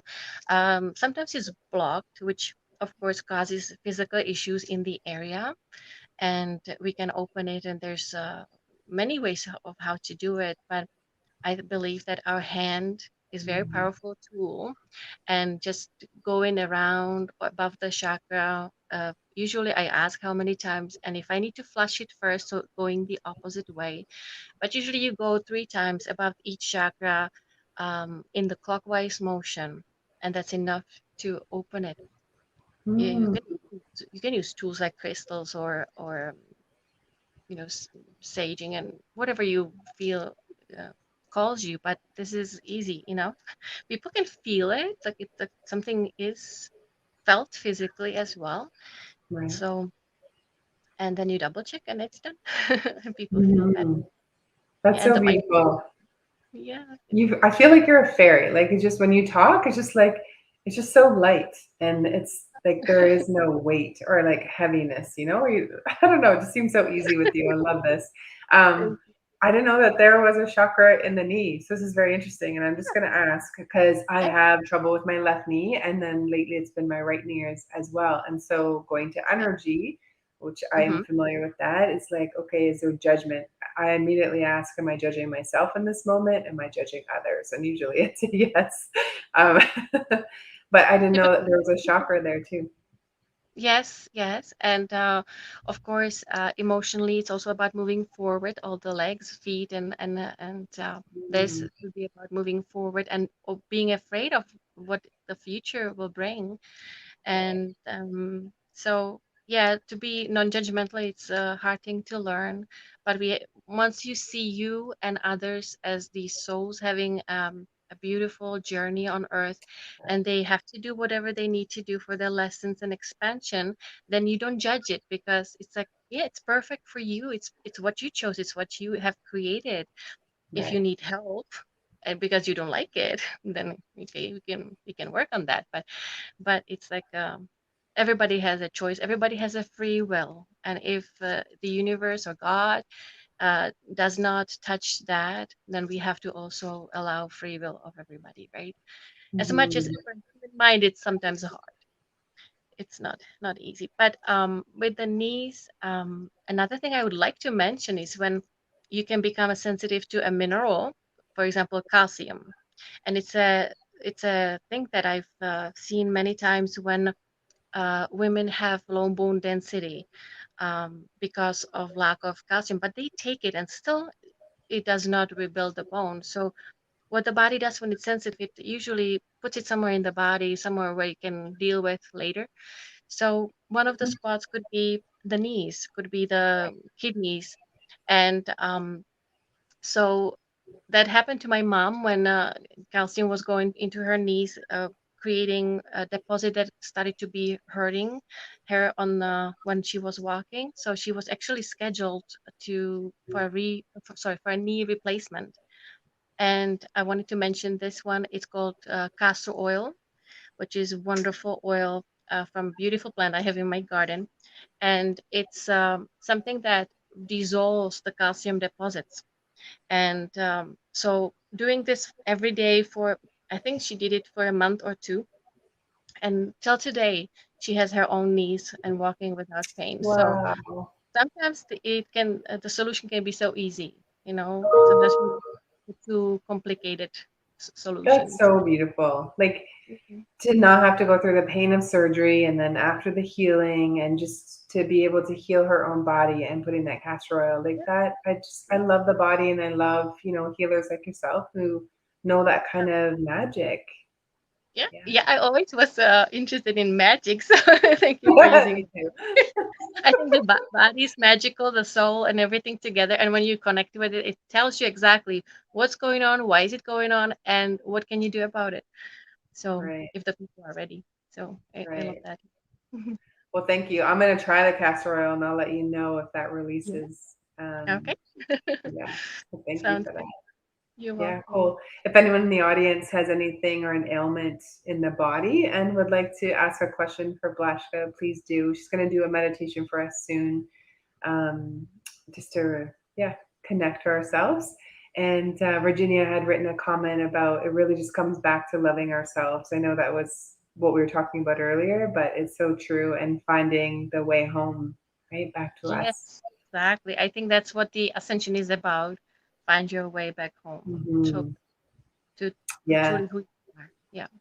We were working with a lady last year, and her beautiful gift to us was the name of our Facebook group is My Soul Reconnection by Mhm. Healing Soul School. And at first, you know, I was like, okay, yeah, it sounds good. But the more that I've been really just even leaning into that in the last month, it's like, yes, I already know that that's, you know, God has said you're here to help people connect back to themselves, right? Those who have suffered some kind of trauma, and many people have, but like to reconnect back to their soul self. Yes. To really stand in their power. And so I love that she was gifted that name, and we just, you know, it sounded good and we just kind of went with it. But, you know, Mhm. now it has such a deeper meaning for myself, and Yeah. just allowing the divine to be there and to surprise us, and to Yeah. really connect into who we are. Yes. And now it's the time to let go of the past, knowing the past does not exist anymore, and Mm, really being in the now moment, which is the only that time that right, exists. right. And that always brings peace. Knowing right now I am safe, right now everything is fine, and build from that. Yeah. Mm, that's so beautiful. What do you say to someone who has a hard time letting go of the past? Like, yes, it's just say like let it go, but is there somehow? I feel that yes, consciously I can say, okay, I'm done with the past and I let it go, but where in the body or in the subconscious? How do we let go of that?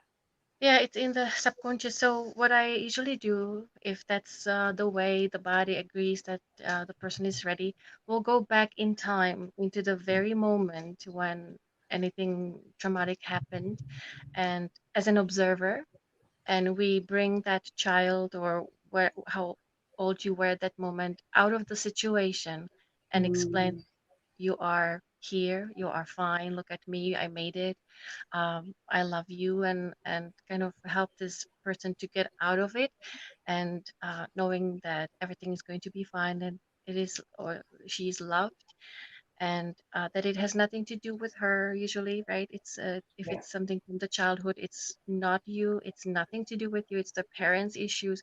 They are not as perfect as we think as children either, going Mm, through lessons, and then when we do this, it's very healing. It's you can bring that child with you to the present, and it's like changing the reality, but yeah. it's a different. So it's that helps a lot. Loving yourself, forgiveness. Like I do a bridge of forgiveness that I call it, where I allow people to meet with those who hurt them in the past, but I do it so that it's not the body that they see, it's the soul, because that's easier. And you can actually Mm, talk to someone and say, why did you do that to me? And you will hear answers, which is absolutely wonderful for even people who've never done this before. They can hear the answers and understand why that happened. yeah. That's also See? So quite. like simple, but just gentle, I would say. It's like just so gentle. Hmm. Mm, Yeah. And understanding that just people are who they are, that it's really not your fault usually, yeah, it's yeah. The kind of more we look go ahead. different person. I just want to say, just to change the perspective of everything. Yeah. Mm, yeah. And for me, even, and just like as we've been teaching this year of connecting back to self, is like when we can live from that soul self, then the stuff that's annoying or that we've had this, you know, trigger connection to before just melts away. It's like it's not even there. It's yes, Yeah. I recognize it's there, but like that emotional attachment or that hook is Yeah. gone. Yeah, exactly. Mm. And if you look at the situation as from a soul perspective, you're going through so much expansion and you are receiving so much wisdom very quickly. You are crying as a human, but as a soul, like, whoo, look at the expansion through all this. But that sucks, but it's okay, you'll be fine. Right. Next will be different, but it's like yeah, it's always about how you look at things, you know. And Right. I know it's not easy, but always, but yeah, try Right. that to see it from That's the so cute. soul mission. Yeah, Hmm. yeah. Are you okay if we talk about the feminine and the masculine? I know that's something that you teach as well, or just have a knowing of. Like to you, what is the feminine and masculine? Oh, it's like almost like a divine masculine, divine feminine. It's part of it. Yeah.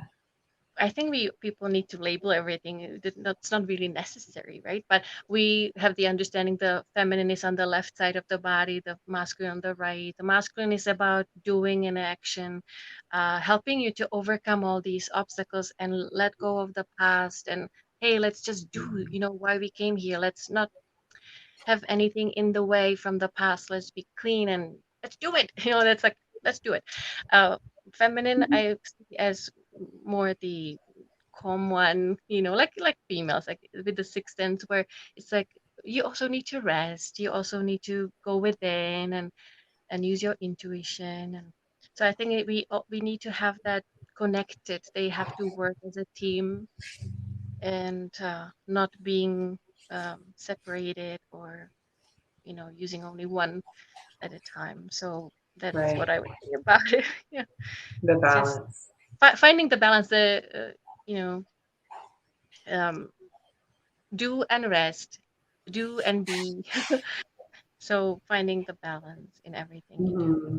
which we Hmm. women actually we have so many roles and we are you know taking care of so many people and on a go go go go kind of way, and we forget to take care of ourselves, to take a Right. break, rest. And so that's our lesson as well in life, to just say no, my time, and it's okay because I love myself. Right, Right. so yeah, kind of, It's almost like these different hats, you know? Like I just imagine you're in your business, whether it's in your home or you go out, and it's like more in your masculine, right? The structure, the routine, the getting stuff done, the action yeah, piece, and then you come home to be, you know, the nurturer, the, you know, yeah, in your feminine and looking after yourself or the house or the kids. And yeah, it's being able to turn off those hats, right? Of like when you're going to be in that masculine and then when it's okay and you come yeah, and be that softer feminine. totally. Yeah, yeah, it's Mm. it's what we wanted to be women as well because we can handle it. So we just have to be reminded or remind ourselves to take a break and Right. be nice to you as well. Yeah. Yeah. Good. You're going to do a meditation for us. So if that's okay, if we'll do it now, I just want to make sure we have enough time. We don't run out. Yes, Although you're our last speaker, so you just take it away as long as you feel called. There's no time restriction. We won't be here for hours, but yeah, just maybe if we could go into the meditation now and just share your heart with us. Okay, sounds good. Yeah. Thank you. Cool. Yeah, and then I'm gonna go off screen, but I'll come back after, and then we'll just wrap up. And actually, Yeah. let's do this now. How can people get in touch with you? All right. I have a website called blossomofhealth.com, and that's where I list my services, and I also work with animals, so for that too. And all my contacts are there. Um, I also have a Facebook page with my name, Blashka Novotna, and I have an extra group there, the Healing Circle. Everybody's welcome to come. Well, We meet every 2 weeks in person, and the hugs and the energy is just you forget about everything and you have a blast. Everybody loves it. oh So yeah, super high it, vibe. yeah, Did we spell it right? Is it a blossom of health or blossom of health? Blossom of Health. Yeah, just Okay, Blossom of super. Yeah. Health. Okay, good. So it's there on the screen. Yeah. Yeah, awesome. Thank you. Well, we'll do the meditation, and then I'll come back and we'll wrap up. Good. Sounds good. Thank you. Okay. Yeah. Thank you. Okay, so if you'd like to close your eyes and make yourself comfortable and take 3 deep breaths to connect with your body, mind, and spirit, knowing you are safe, that this is your time. I'd like you to imagine that you are like a little fairy and you can walk inside your own body. and go right to your heart. And as this weightless sphere, you can sit on it or stand and take a look around your body.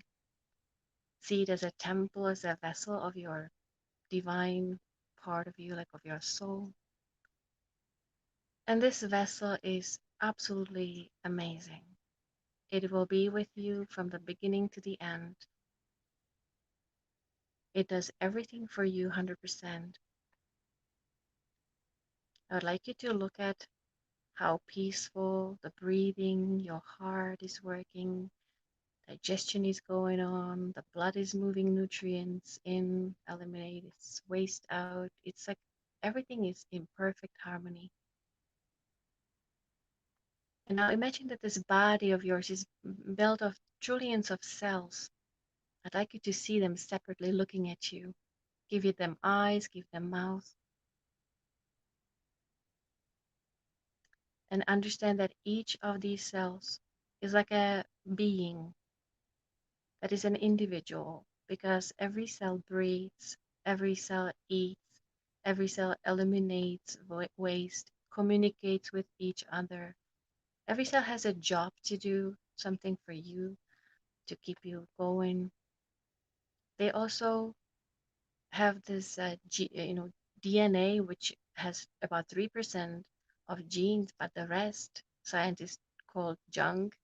But we know that it's the benevolent energy, that there is light and divine in each cell, that each cell has memory called Akashic record of everything you've been through in this life and in the past lives as well. We know that human body creates light, and each cell is programmed so that if it becomes sick to the point that it would be dangerous to you, it actually calls others to be terminated. So it's as each of your cells is willing to die for you. That I call unconditional love. And they depends on how you love it or you hate it. What is your relationship with this body? Do you think they deserve to be hated for everything they do for you? Do you think they deserve to be, called some ugly names?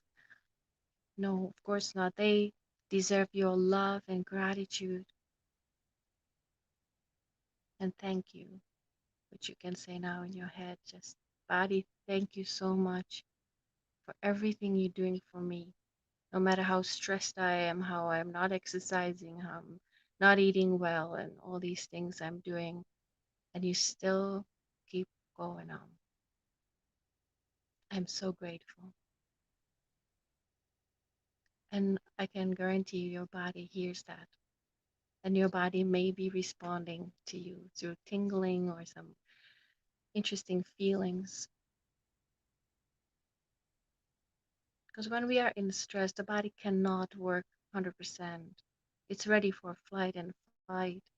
So we need to be nice and calm it and say, hey, body, just calm down. I am okay. At this moment, everything is fine. And I love you. I love my body. And the body listens to whatever you say. If you say, we are going to be as healthy as possible, or you can heal this so quickly, I believe in the magic you hold, then it will. And if you believe that you will get some sickness because your mom had it, well, guess what? Maybe it will, because you are the master. So pay attention to what you say and how you communicate with your body. Now go to your mind and say, I love my mind, because it's this amazing thing in us that whatever we are thinking, whatever we are talking about, creates energy that will come back manifested in physical form in our life. That's how powerful you are. But again, we have to have control over it, not the other way. So thinking positive, saying positive things, saying what you really want, not what you do not want, because that you get that too. So I love my mind. It is very powerful, and I have to watch my thoughts. And then when you go out in the body, I want you to imagine that it just lit up with light, because there is this soul of yours inside and around the body. And try to connect with that, because this is the most beautiful part of you. You are the extension of the divine. You are extension of God, universe, source, energy, whatever you call it. That's why you can be creator of your own reality here, because you have that power. You are very wise, because you've lived so many lives. And it's very peaceful. It never gets stressed. It doesn't, because it sees the whole picture. It knows that this is just a game on earth. That one day you'll be back home and you see that it was fun and you want to do another mission of expanding. And our goal is to remember that this is who we are. And thus, would you say about the divine energy that it is unworthy, but it's who you are? So you cannot say about yourself you're unworthy either, because you are one and the same. So say, I am so worthy. And say it out loud. I am so worthy. I've al- and I always will be worthy. And nobody can take it away from me, not even myself. I am worthy. And would you say about divine that it doesn't deserve something, abundance, or that there's a limitation, limited supply? And just know you deserve abundance. You deserve to be happy in this life and always. And just say, I deserve abundance. Just like everybody else, I deserve that too.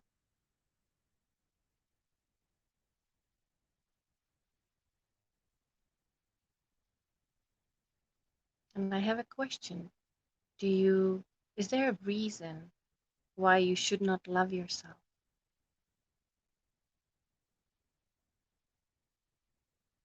Never. There's never a reason not to love yourself. And again, if you are the extension of divine, that is love. So it's impossible to not be lovable. So say, I love myself. I choose to love myself, because there's no reason not to.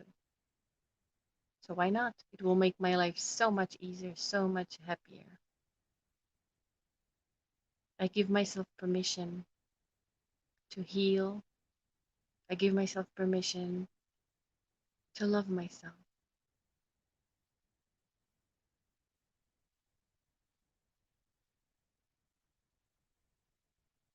So I love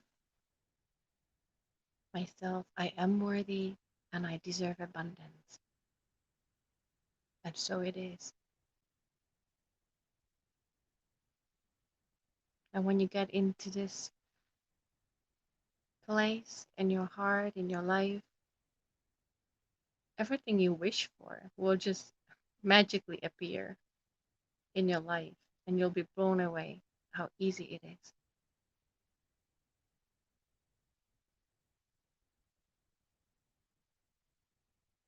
So just feel that for a moment, how it is to love yourself. What would you do first for you? What would you change first?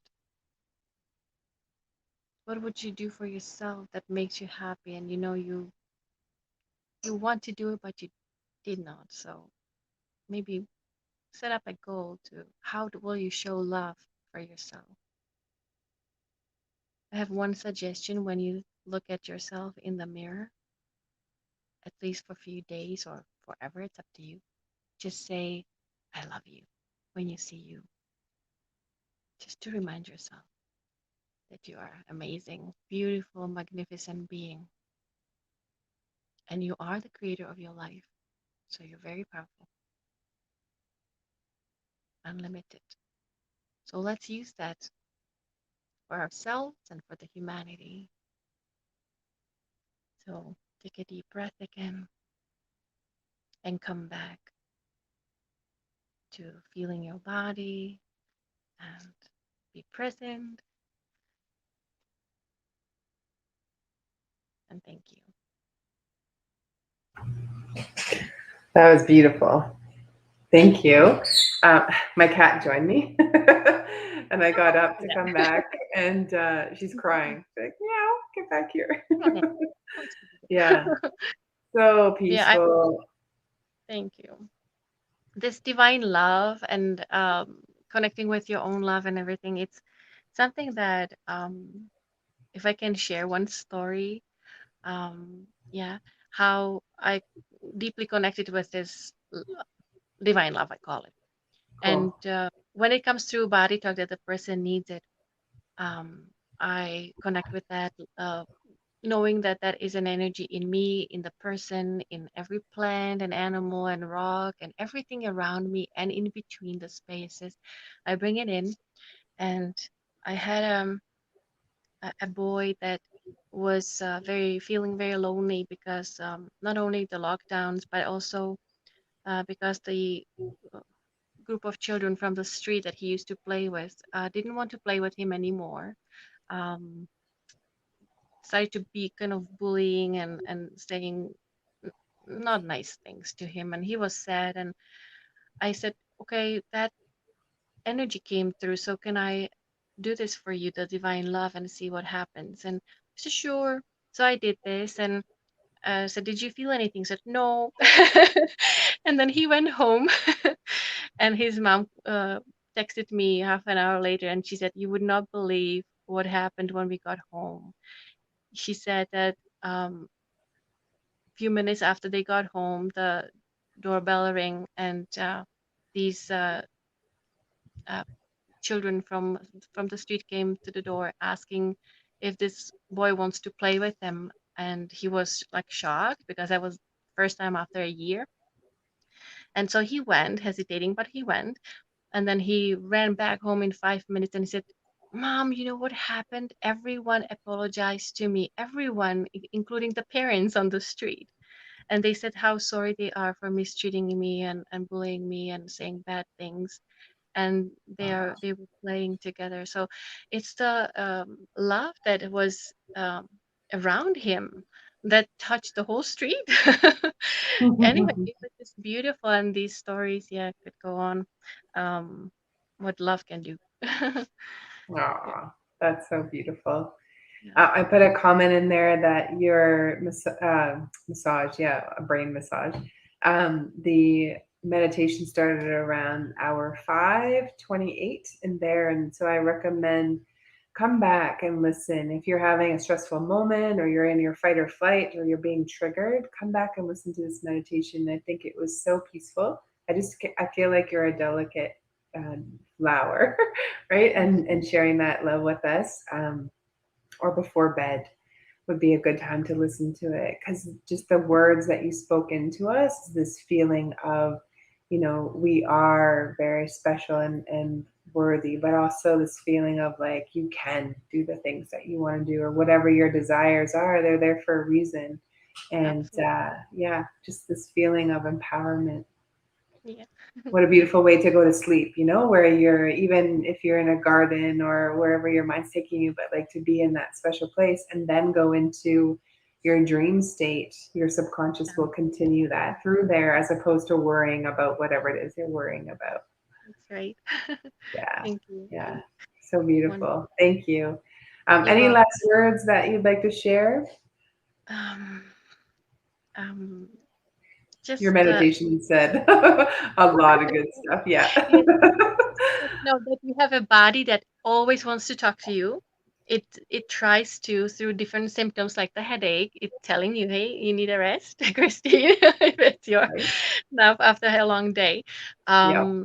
and just listen to it. And if it doesn't, then the message can become very much stronger, and you don't want to go there. So try to listen, or get somebody who can be your translator of what is the body saying, and help you, with Right. suggestions or energy healing or whatever the body says. Right. Okay, I need this, right? So Oh, I just love that. yeah, A give it. body translator. Like if you ask yourself, like, hey, body or headache or whatever it is, like, what is it? What's the message? And if you don't know or can't figure it out, then seek a Yeah. translator. Love that. Yes. Yeah.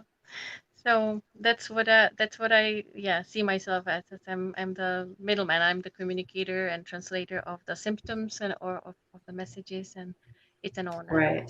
to that part of Right. you. Yeah, and Right. helping. Wow. So beautiful. Well, thank you so much. We appreciate you and your time and the circles that you've been holding in person. So beautiful. Just to Mhm. be in that energy and connection community, right? To be able to All hang out needed. with like-minded people. It's what, maybe one last thing is, no matter what we see in this world happening, and even the separation of people and such, and at the same time there's something so beautiful happening. Wow. Complete strangers helping each other, connecting, offering help, offering play dates with your children, uh, meeting at these meetings, hugging, and not knowing each other. It's like we are becoming one. Which Yeah. is I just focus on that part of what is happening and people awakening, and it's just all good. Yeah. And you don't have to feel alone, like finding a tribe or a community that feels the same way you do or has a common interest. I feel like Yes. even those that we've connected with in public, at your healing circles, it's almost like there's this love and connection that I've never even experienced, some family members that just seem very distant, and yes, we're related, but like at the end, and being in that circle with others that just are at a maybe similar vibration or just along the same interest line. It's so beautiful, and that you don't have to suffer. You're not alone, and just seek out and find people who you can connect with on that heart and that soul level, because you will just feel so good, when you leave there. And of course, we're to give that to ourselves first, but it's so nice to come into that community. We heal in community, and we're tribal. We're not meant to be alone. Absolutely. And we are waiting with open arms. The many Yeah. hugs that if you want Yeah. to. Yeah. So Yeah. amazing. And we are I want to go ahead. yeah. No, I just wanted to say, and we are co-creating new world with this community. So we are always helping or trying to help the whole Yeah. planet and everybody on it. So the more, the happier, and Right. Right. And lots of good conversations around communal living. Like I feel I definitely, that's all I've been seeing the last 2 months is me living in some kind of communal type property with others where we can just bring our gifts and share and commune, right? Be together and love it. Yes, absolutely. I think we all Yeah. miss the community living, raising the children as a village, sharing our space and being together. I think that it's time that it comes, and it's happening. Yeah. So yeah, I I love think that we phrase. That's what I adopted this year. It does take a village to raise a child, but it yep. also takes a village to raise an entrepreneur. There you go. Yeah, It's that's my true. tagline for our village. Yeah, yeah. Yep. So you can come We together and not feel like you're alone, but we all have a yeah, piece of the puzzle that just helps to absolutely. make things clear for us. Yeah, We and are to all the help. students and the teachers, and the many people I met on my journey, I'm so grateful for. Mhm. I help Yeah, them, they help me, and it's beautiful. That's why we, yeah, we are here for each other, period. yeah, yeah. And if Yep. you're watching and you have no idea who to connect with, there's healers in your area that probably get together for moon circles or something, but just connecting. Or if you're of that mindset, create one. Create the community that you want to have around you. Maybe you're the pivotal person that is to start that and just and bring other people together who are like you going, where is everybody? Yeah. Yeah. Thanks. Mhm. Cool. That's I want to share. So this is the end of our October showcase, which has been phenomenal, and I just appreciate you being here. I want to share that you're going to be here next month as well for a very unique showcase to where I live. It's called Kitchener-Waterloo in Ontario, just outside of Toronto. Virginia is a 35-minute drive for me, so we're close, thankfully. And we're just calling, all healers or coaches, people who are helping others in the world that are local to our area for that showcase. So if you are watching and you fit that dynamic and you're in the area, then reach out to me if you want to share your business. Or Blashka, I know you know a lot of healers and those that you have trained to be body talk healers. And yeah, if you know of anyone who would like, this is a really neat way to practice what it's like to be on a podcast or to get your message out. And even just when you have to send us your photo and the bio, like all of that is just part of getting organized in the business. But it's going to be a local showcase for us next month in November. And I'm super excited that you'll be back. Thank you. I'm too. Yeah. Thank you. Yeah. Yeah. Time to come home and build our communities around us. Yes. Mhm. Well, Yeah. Christine, so much. I think you need rest for after this Thank you. whole Yep. day. As much as it was exciting, right? The body's calling for, some break. You know it. Yep. Yes. Awesome. Well, thank you so much. And we will be in touch. Thank you. You take care, everybody. Bye-bye. Thank Bye. you. Yep. Thank you. You're welcome. All right. So tomorrow we have day 2. I'm just going to pop up the ticker here as part of it. Oh, good. There she is. Hi, How hi. are you? What a great day. Yeah. I just love, I think I say this every month about how, the leading up to it, it's a lot to put it together, right? And it can sometimes, it has moments of overwhelming. And then we get here and it's like, that was so great. Look at all those amazing people. Like they just really share their light with us and just, it just feels good. Just feels good all the way around. Totally. I love that you came back on. So this is good. I'm putting the ticker on for the morning tomorrow. We've got amazing healers back tomorrow. Just really powerful, super honored that we're connected with who we are and get to share their light and their magic. And I really do feel that we're in this space of collaboration. So if you are a business owner and you know of some other people that could collaborate with you, reach out to them, because I think that we can, offer a little piece to each of our villages, or each of our connections. And we've got a couple of things exciting coming up. We have a healer that we had on last month actually for scars, and she's going to come in, and we have a program we're working on with her so that you can learn how to move the scars and move the energy and the emotions around it to heal and release that. So that's coming up. Another couple healers we are interviewing tomorrow are also going to be part of the school, so that we've just been like, we're connectors, Virginia and I, we see that we don't have all the answers. We have our bits where we want to help you to shine in your business and to heal the heavies and to really get out there and to meditate and go within. But there's other people that we're inviting into our community because we see what they have to offer, and it benefits all of you in our community that, we're super grateful for you to be here as well. I'm just going to share something that was really unique this past week for Virginia and I, is we were called to do a call together, and we called it the mom hug for Virginia and I to be on. We were mentoring someone else, another, beautiful human that we know.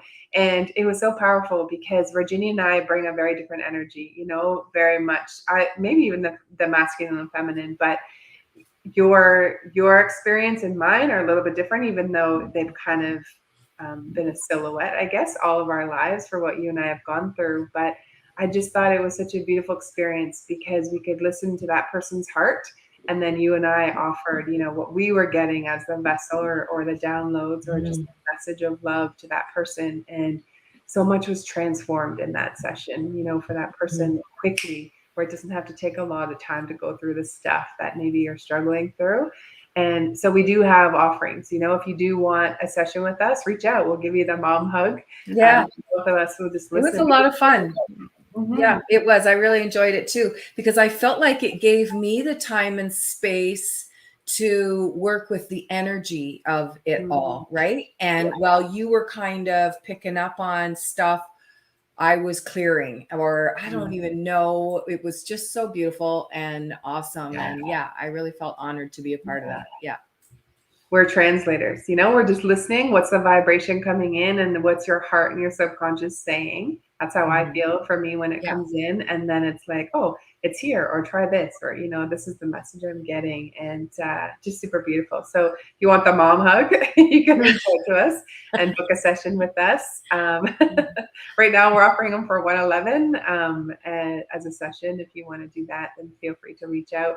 And just want to share again what it is that we do, especially if you're new to us in our community. So we really are here to hold up, you know, anyone who's looking for healing. Of course, I really do want to help people end their emotional suffering.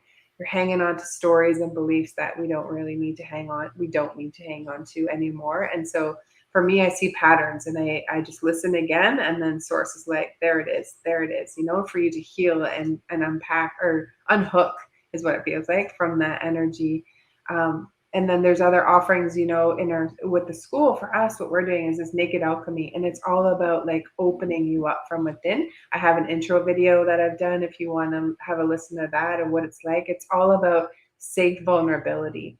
I really do feel that a lot of people are 8 to 12 years old emotionally, a lot of adults who have, you know, childlike emotions. And so I want to teach you like why you're doing the things you're doing, or what your coping methods are, kind of where that comes from, so that you can detach yourself from it and then have this kind of secure emotional attachment to yourself and to all of your relationships that are out there, but in a fun way. That's why it's called Naked Alchemy. How to take off those masks. So safe vulnerability, safe intimacy is where we move into next. And then sacred sexuality. Imagine, like, you know, you see a little kid running down the beach and they're butt naked and they're having the time of their life. They don't care what's going on around them. All they know is they're at the beach, they're naked, and they feel free. And it is so fun. And we can get back to that kind of energy as well. Just knowing how to heal and transmute the heavy stuff that keeps us hiding and keeps us burrowing in. And then to elevate your vision as a business owner, as an entrepreneur, you know, we mainly work with those in the spiritual community. It's our language and what we speak. So if you're a healer, or, you know, a psychic, or a mystic, or a coach, or you have those within you, like, you know, you have those gifts, but you don't know how to bring that out into the world, or you don't know how to get seen, so that people can find you in your magic, then we teach you how to do that as well, so that you can get really clear. I see where you're hiding. That's just part of me. And from my experience in healing myself is like, where are you hiding? You know, and to help you go in there, teach you how to be out there on social media and out in the world, or you don't even have to be on social media, how to in your own way find your clients. And Virginia is a ninja when it comes to being organized and having, you know, the back end stuff. So we really can teach you how to run a business as an entrepreneur. We have so much experience, you know, over 25 years each in the business world. And it's our joy to do that, because we know when you're shining and you're really strong in who you are and what you're bringing into the world, then more people get helped. And that's really our heart, you know, to be able to have a part in that now you go out and you help, you know, hundreds, thousands of people. It's really, really amazing. The Conscious Business Showcase for November, if you want to speak and you want to share your business, it's heart-led or soul-led kind of business, then reach out to me. We'll have a little chat and see if that's a good fit. If you are local to our area here just outside of Toronto, for November, but if you are international or outside of that area, then January we've already booking spots for January, which is exciting. And meditation. Meditation is one of the things that people come into our group, they ask for the most help on, is meditation. And I think that's so beautiful. You know, Virginia taught me how to meditate a year ago, where I actually knew how to go within and get into this kind of delicious meditation that you don't even want to come out of. So if you don't have that kind of meditation, we have free stuff in our guides tabs, you know, on the Facebook group, on our YouTube channel. Connect, send a message to Virginia, and she can help you to get into that delicious kind of meditation. But what else it'll do for you? It'll release anxiety. It'll help you to see, you know, excuse me, a different perspective of what's going on in your life, and maybe just share a little bit about what you've been learning this past year. There's so many amazing things on the like as a healer and through meditation. Well, and you think of, one of the things that was coming up a lot today was the chakras, and meditation will balance your chakras. So it's calming your nervous system, balancing, bringing you back to center, right? So it's really, and the consistent practice just helps you get there. Oh, she's frozen. Or maybe I'm frozen. I'll talk just in case it's her. Yeah, healing through the chakras, definitely. And the meditation does that, but it helps to rewire and reprogram your brain into that calmer state, out of fight or flight.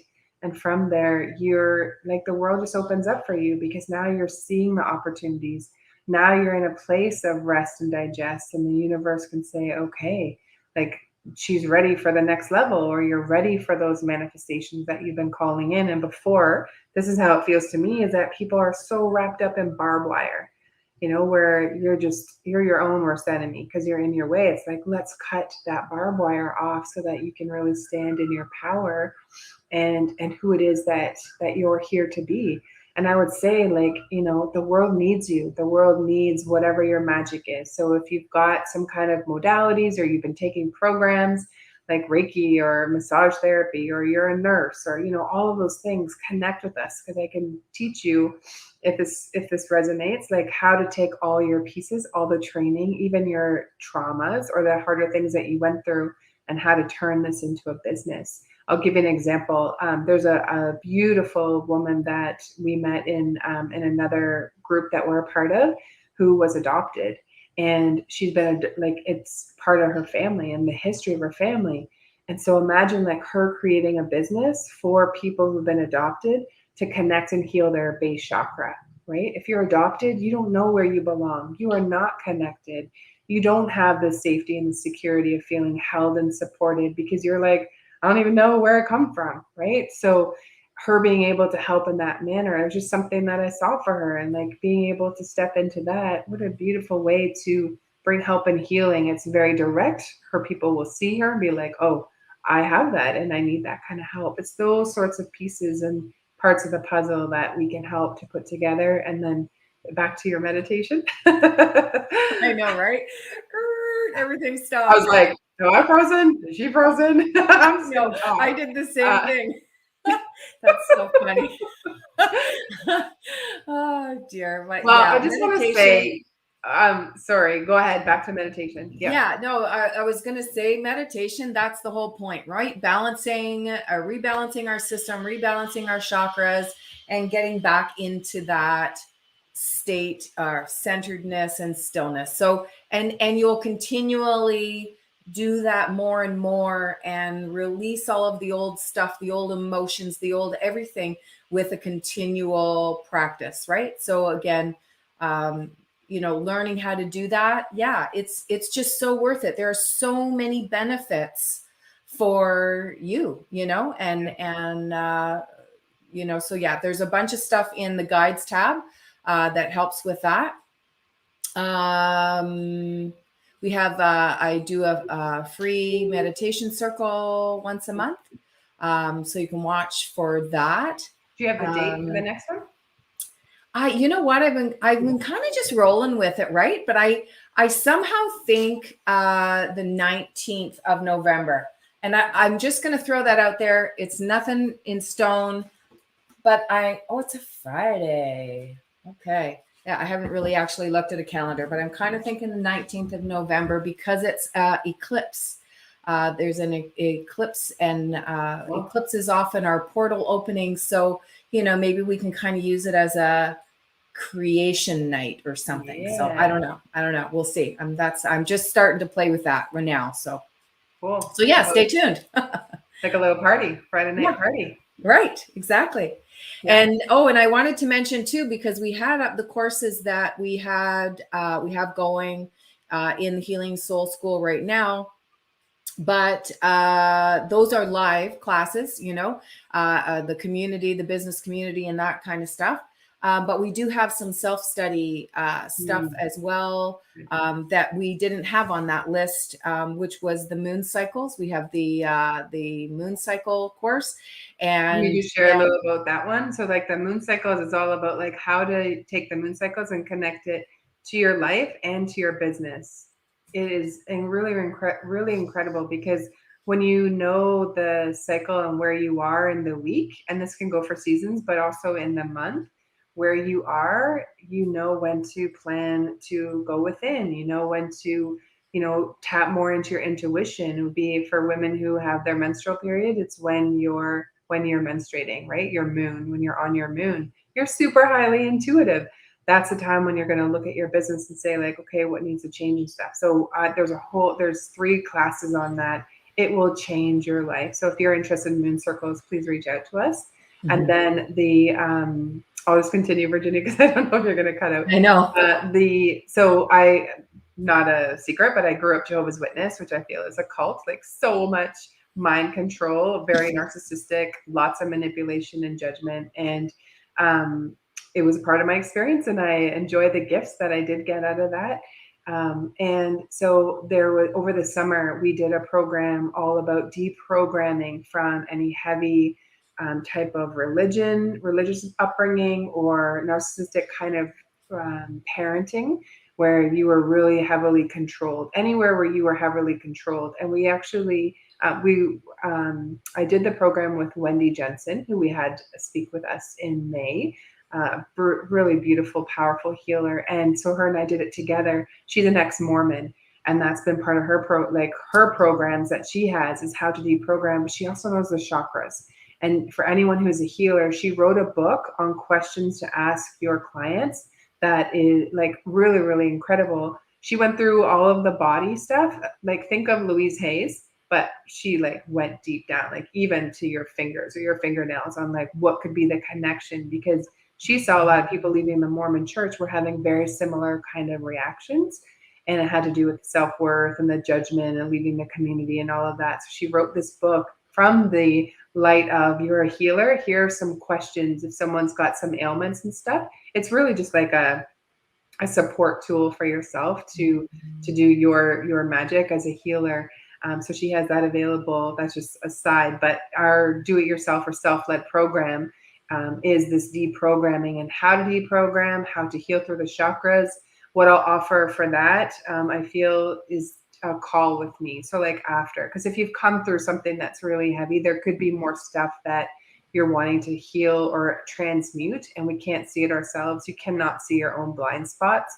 And so it's just good to have someone else, you know, just share with me what it is that you're going through, and then I can help to make some suggestions on what could be next for you. But that is 12 modules, and they're usually about an hour, 45 minutes each.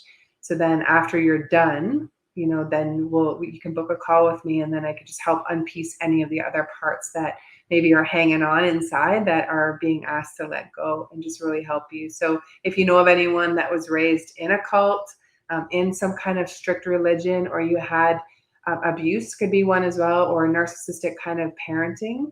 I'm not calling the parent that, it's just that was their skill set. They didn't know any different. They're hurt, wounded inner children themselves. And so that was just the expression of it. But you've come here to go through that for whatever reason.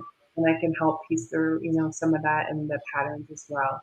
And maybe why, you know, you went through that. It could be past life stuff too that's, you know, come over. So yes, just another beautiful offering that Wendy helped us with as well, to have in this more collaboration. Yeah, exactly. I know, right? It's beautiful. And I think, who was it? Faisal said this morning, and so beautifully, that, you know, it's not about doing business alone, right? It's so much more fun to do business in collaboration with other people, and not as I'm better than, or I'm, you know, more than, and in a sense of, this is what I can bring to the table, what, you know, and just collaborating on all of that. So yeah, I love it. I just love it. And that's really kind of the basis for our community, our village of entrepreneurs, right? Is come with us. Let's let's have that community. Let's have that space where we're all doing our own thing. But this is the space and the container that we can come to kind of shake off the shit and you know, just come back to who we are, right? And support one another. So yeah, and if I like that, and if you've called and you're here to be a healer, you're here to help people in whatever, it doesn't have to be healer or coach, but like you're here to help people.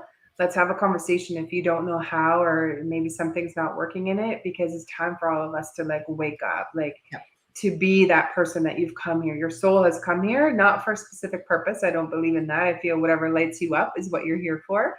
But really to just step into that, because the collective needs you. Like there's so much crumbling and things that are going to be happening and have been, but like especially over the next few months, that there are people who really are waiting for you to level up, because they're going to be able to benefit from your service. And so this, if you need a sign, this is it. Let's go. And if we can be of any help, or find someone who can help you to, you know, lead you through wherever your next step is and get there, because definitely you are needed in the collective. Yeah, absolutely. Yeah. Cool. All right. We'll sign off. I just want to say, you know, thank you for everyone who watched with us, whether you were live or on the replay. And I just want to extend, we've got a little instigator in our YouTube today who's been putting these weird messages. And so we're just sending you so much love. If you're still watching, we blocked you on the 3 or 4 different accounts you've tried to come in on, but we're just sending you love. We know that you are, you know, your consciousness as well. And at first I was triggered. I was like, who is this little effer? But now I'm just here in a space of sending you so much love. And you're lifted up by our community. And may whatever your little instigator-ness is, figure shine my light. I don't know, but not on our watch. We blasted you. That's it. I'm gonna throw a little energy your way, and I love it. Cool. All right, folks. Thank you so much for being with us, and we'll see you back here tomorrow.